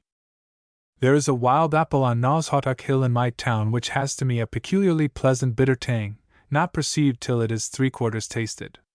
It remains on the tongue. As you eat it, it smells exactly like a squash bug. It is a sort of triumph to eat and relish it. I hear that the fruit of a kind of plum tree in Provence is called prunes cibourelles, because it is impossible to whistle after having eaten them, from their sourness. But perhaps they were only eaten in the house and in summer, and if tried out of doors in a stinging atmosphere, who knows but you could whistle an octave higher and clearer? In the fields only are the sours and bitters of nature appreciated, just as the woodchopper eats his meal in a sunny glade, in the middle of a winter day, with content, basks in a sunny ray there and dreams of summer in a degree of cold which, experienced in a chamber, would make a student miserable. They who are at work abroad are not cold, but rather it is they who sit shivering in houses. As with temperatures, so with flavors. As, with cold and heat, so with sour and sweet. This natural raciness, the sours and bitters which the diseased palate refuses, are the true condiments. Let your condiments be in the condition of your senses. To appreciate the flavor of these wild apples requires vigorous and healthy senses, papillae firm and erect on the tongue and palate, not easily flattened and tamed. From my experience with wild apples, I can understand that there may be reason for a savage's preferring many kinds of food which the civilized man rejects. The former has the palate of an outdoor man. It takes a savage or wild taste to appreciate a wild fruit. What a healthy out-of-door appetite it takes to relish the apple of life, the apple of the world, then. So there is one thought for the field, another for the house. I would have my thoughts, like wild apples, to be food for walkers, and will not warrant them to be palatable, if tasted in the house. Their beauty. Almost all wild apples are handsome. They cannot be too gnarly and crabbed and rusty to look at. The gnarliest will have some redeeming traits even to the eye. You will discover some evening redness dashed or sprinkled on some protuberance, or in some cavity. It is rare that the summer lets an apple go without streaking or spotting it on some part of its sphere. It will have some red stains, commemorating the mornings and evenings it has witnessed, some dark and rusty blotches, in memory of the clouds and foggy, mildewy days that have passed over it, and a spacious field of green reflecting the general face of nature, green even as the fields, or a yellow ground, which implies a milder flavor, yellow as the harvest, or russet as the hills. Apples, these I mean, unspeakably fair, apples not of discord, but of concord. Yet not so rare but that the homeliest may have a share. Painted by the frosts, some a uniform clear bright yellow, or red, or crimson, as if their spheres had regularly revolved, and enjoyed the influence of the sun on all sides alike, some with the faintest pink blush imaginable, some brindled with deep red streaks like a cow, or with hundreds of fine blood-red rays running regularly from the stem dimple to the blossom end, like meridional lines, on a straw-colored ground. Some touched with a greenish rust, like a fine lichen, here and there, with crimson blotches or eyes more or less confluent and fiery when wet, and others gnarly, and freckled or peppered all over on the stem side with fine crimson spots on a white ground, as if accidentally sprinkled from the brush of him who paints the autumn leaves. Others, again, are sometimes red inside, perfused with a beautiful blush, fairy food, too beautiful to eat, apple of the Hesperides, apple of the evening sky. But like shells and pebbles on the seashore, they must be seen as they sparkle amid the withering leaves in some dell in the woods, in the autumnal air, or as they lie in the wet grass, and not when they have wilted and faded in the house. The naming of them. It would be a pleasant pastime to find suitable names for the 100 varieties which go to a single heap at the cider mill. Would it not tax a man's invention, no one to be named after a man, and all in the lingua vernacula? Who shall stand godfather at the christening of the wild apples? It would exhaust the Latin and Greek languages, if they were used, and make the lingua vernacula flag. We should have to call in the sunrise and the sunset, the rainbow and the autumn woods and the wild flowers, and the woodpecker and the purple finch and the squirrel and the jay and the butterfly, the November traveler and the truant boy, to our aid. In 1836 there were in the garden of the London Horticultural Society more than 1,400 distinct sorts. But here are species which they have not in their catalogue, not to mention the varieties which our crab might yield to cultivation. Let us enumerate a few of these. I find myself compelled, after all, to give the Latin names of some for the benefit of those who live where English is not spoken, for they are likely to have a world-wide reputation. There is, first of all, the wood apple, Malus sylvatica, the blue jay apple, the apple which grows in dells in the woods, Sylvestra vallis, also in hollows and pastures, Campestra vallis, the apple that grows in an old cellar hole, Malus cellaris, the meadow apple, the partridge apple, the truant's apple, Cessatoris, which no boy will ever go by without knocking off some, however late it may be, the saunterer's apple. You must lose yourself before you can find the way to that. The beauty of the air, Decus Aries, December eating, the frozen thawed, Gelato saluta, good only in that state, the Concord apple, possibly the same with the Muscataquadensis, the Assabet apple, the brindled apple, wine of New England, the chicory apple, the green apple, Malus viridis. This has many synonyms. In an imperfect state, it is the Cholera morbifera aut dysenterifera, Purulus delectissima, the apple which Atlanta stopped to pick up, the hedge apple, Malus sepium, the slug apple, Limacea, the railroad apple, which perhaps came from a core thrown out of the cars, the apple whose fruit we tasted in our youth, our particular apple, not to be found in any catalogue, Pedestrium solatium, also the apple where hangs the forgotten scythe, Iduna's apples, and the apples which Loki found in the wood, and a great many more I have on my list, too numerous to mention, all of them good. As Boedius exclaims, referring to the cultivated kinds, and adapting Virgil to his case, so I, adapting Boedius. The last gleaning. By the middle of November the wild apples have lost some of their brilliancy, and have chiefly fallen. A great part are decayed on the ground, and the sound ones are more palatable than before. The note of the chickadee sounds now more distinct, as you wander amid the old trees, and the autumnal dandelion is half closed and tearful. But still, if you are a skillful gleaner, you may get many a pocket full even of grafted fruit, long after apples are supposed to be gone out of doors. I know a blue pearmain tree, growing within the edge of a swamp, almost as good as wild. You would not suppose that there was any fruit left there, on the first survey, but you must look according to system. Those which lie exposed are quite brown and rotten now, or perchance a few still show one blooming cheek here and there amid the wet leaves. Nevertheless, with experienced eyes, I explore amid the bare alders and the huckleberry bushes and the withered sedge, and in the crevices of the rocks, which are full of leaves, and pry under the fallen and decaying ferns, which, with apple and alder leaves, thickly strew the ground. For I know that they lie concealed, fallen into hollows long since and covered up by the leaves of the tree itself, a proper kind of packing. From these lurking places, anywhere within the circumference of the tree, I draw forth the fruit, all wet and glossy, maybe nibbled by rabbits and hollowed out by crickets, and perhaps with a leaf or two cemented to it, as Curzon, an old manuscript from a monastery's mouldy cellar, but still with a rich bloom on it, and at least as ripe and well kept, if not better than those in barrels, more crisp and lively than they. If these resources fail to yield anything, I have learned to look between the bases of the suckers which spring thickly from some horizontal limb, for now and then one lodges there, or in the very midst of an alder clump, where they are covered by leaves, safe from cows which may have smelled them out.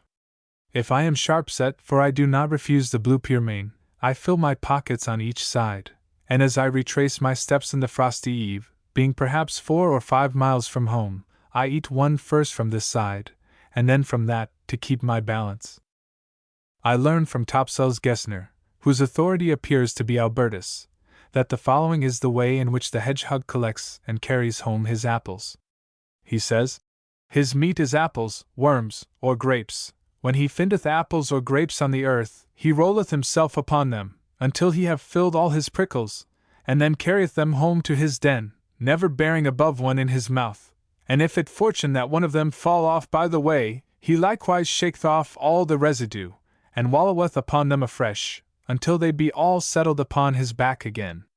So forth he goeth, making a noise like a cartwheel, and if he have any young ones in his nest, they pull off his load wherewithal he is loaded, eating thereof what they please, and laying up the residue for the time to come." The frozen thought, apple.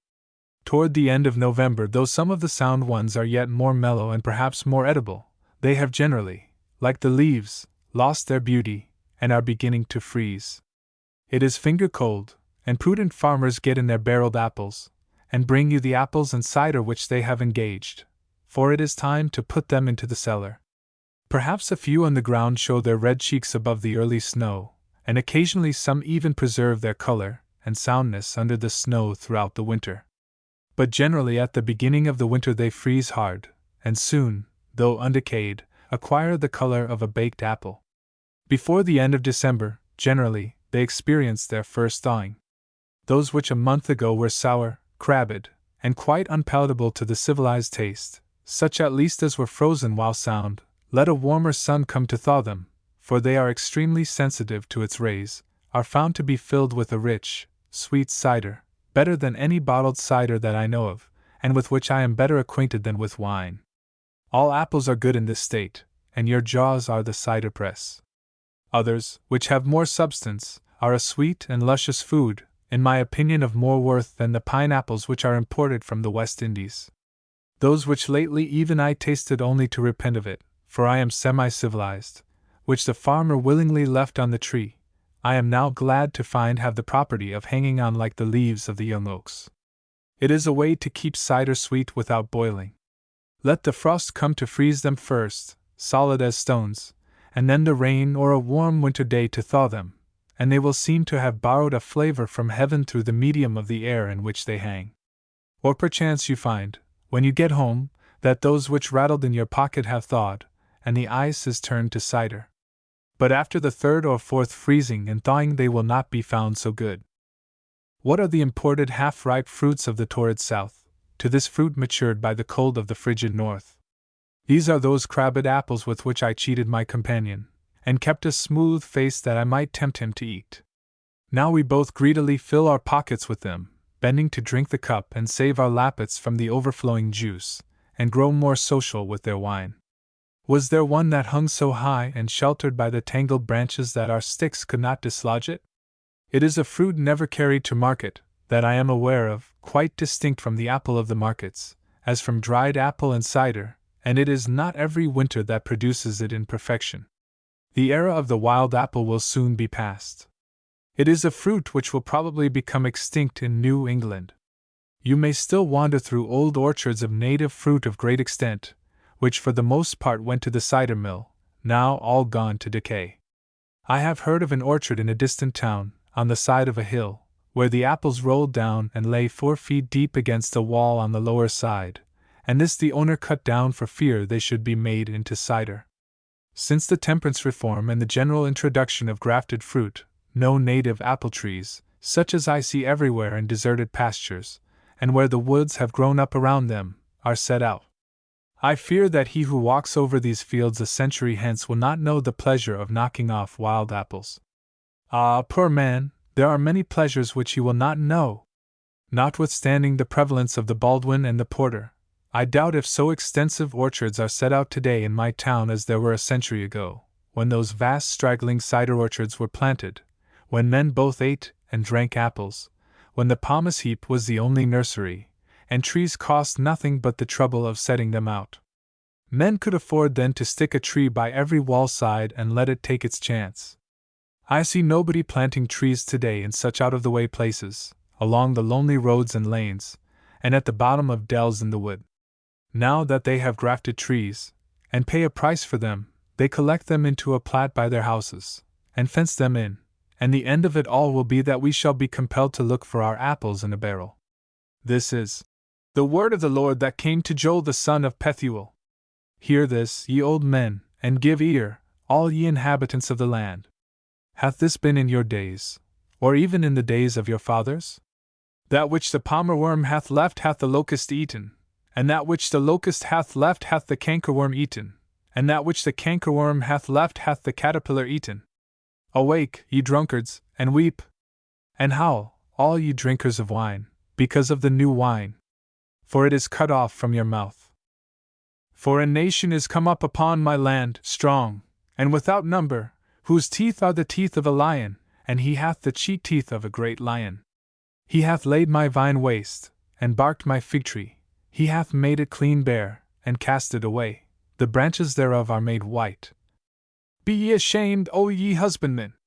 Howl, O ye vine dressers! The vine is dried up, and the fig tree languisheth, the pomegranate tree, the palm tree also, and the apple tree, even all the trees of the field, are withered, because joy is withered away from the sons of men. Night and moonlight. Chancing to take a memorable walk by moonlight some years ago, I resolved to take more such walks, and make acquaintance with another side of nature. I have done so. According to Pliny, there's a stone in Arabia called selenites, wherein is a white, which increases and decreases with the moon. My journal for the last year or two has been selenitic in this sense. Is not the midnight like Central Africa to most of us? Are we not tempted to explore it, to penetrate to the shores of its Lake Chad, and discover the source of its Nile, perchance the mountains of the moon? Who knows what fertility and beauty, moral and natural, are there to be found? In the mountains of the moon, in the Central Africa of the night, there is where all Niles have their hidden heads. The expeditions up the Nile as yet extend but to the cataracts, or perchance to the mouth of the White Nile, but it is the Black Nile that concerns us. I shall be a benefactor if I conquer some realms from the night, if I report to the gazettes anything transpiring about us at that season worthy of their attention, if I can show men that there is some beauty awake while they are asleep, if I add to the domains of poetry. Night is certainly more novel and less profane than day. I soon discovered that I was acquainted only with its complexion, and as for the moon, I had seen her only as it were through a crevice in a shutter, occasionally. Why not walk a little way in her light? Suppose you attend to the suggestions which the moon makes for 1 month, commonly in vain, will it not be very different from anything in literature or religion? But why not study the Sanskrit? What if one moon has come and gone with its world of poetry, its weird teachings, its oracular suggestions, so divine a creature freighted with hints for me, and I have not used her? One moon gone by unnoticed? I think it was Dr. Chalmers who said, criticizing Coleridge, that for his part he wanted ideas which he could see all round, and not such as he must look at away up in the heavens. Such a man, one would say, would never look at the moon, because she never turns her other side to us. The light which comes from ideas which have their orbit as distant from the earth, and which is no less cheering and enlightening to the benighted traveler than that of the moon and stars, is naturally reproached or nicknamed as moonshine by such. They are moonshine, are they? Well, then do your night traveling when there is no moon to light you, but I will be thankful for the light that reaches me from the star of least magnitude. Stars are lesser or greater only as they appear to us so. I will be thankful that I see so much as one side of a celestial idea, one side of the rainbow, and the sunset sky. Men talk glibly enough about moonshine, as if they knew its qualities very well, and despised them, as owls might talk of sunshine. None of your sunshine, but this word commonly means merely something which they do not understand, which they are abed and asleep to, however much it may be worth their while to be up and awake to it. It must be allowed that the light of the moon, sufficient though it is for the pensive walker, and not disproportionate to the inner light we have, is very inferior in quality and intensity to that of the sun. But the moon is not to be judged alone by the quantity of light she sends to us, but also by her influence on the earth and its inhabitants. The moon gravitates toward the earth, and the earth reciprocally toward the moon. The poet who walks by moonlight is conscious of a tide in his thought which is to be referred to lunar influence. I will endeavor to separate the tide in my thoughts from the current distractions of the day. I would warn my hearers that they must not try my thoughts by a daylight standard, but endeavor to realize that I speak out of the night.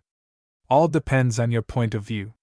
In Drake's collection of voyages, Wafer says of some albinos among the Indians of Darien, "They are quite white, but their whiteness is like that of a horse, quite different from the fair or pale European, as they have not the least tincture of a blush or sanguine complexion. Their eyebrows are milk white, as is likewise the hair of their heads, which is very fine. They seldom go abroad in the daytime, the sun being disagreeable to them, and causing their eyes, which are weak and poring, to water, especially if it shines towards them, yet they see very well by moonlight, from which we call them moon-eyed. Neither in our thoughts in these moonlight walks, methinks, is there the least tincture of a blush or sanguine complexion.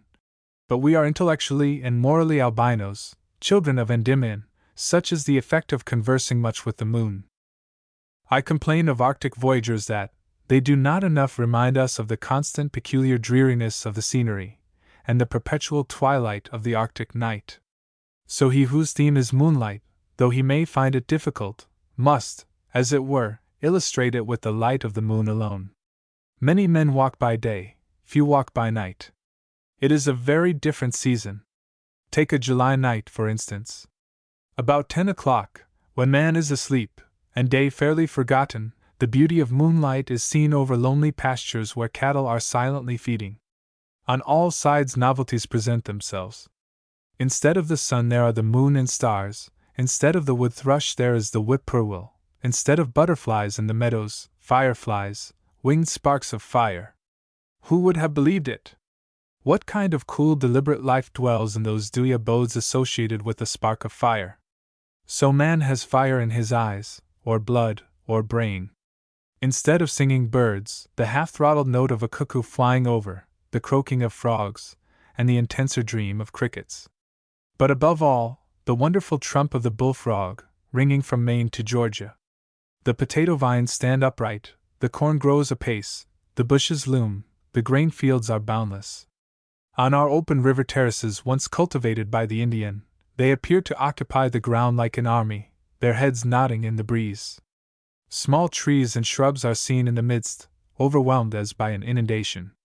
The shadows of rocks and trees, and shrubs and hills, are more conspicuous than the objects themselves. The slightest irregularities in the ground are revealed by the shadows, and what the feet find comparatively smooth, appears rough and diversified in consequence. For the same reason the whole landscape is more variegated and picturesque than by day. The smallest recesses in the rocks are dim and cavernous. The ferns in the wood appear of tropical size.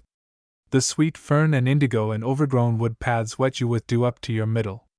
The leaves of the shrub oak are shining as if a liquid were flowing over them. The pools seen through the trees are as full of light as the sky. The light of the day takes refuge in their bosoms, as the Purana says of the ocean. All white objects are more remarkable than by day. A distant cliff looks like a phosphorescent space on a hillside. The woods are heavy and dark. Nature slumbers. You see the moonlight reflected from particular stumps in the recesses of the forest, as if she selected what to shine on. These small fractions of her light remind one of the plant called moonseed, as if the moon were sowing it in such places.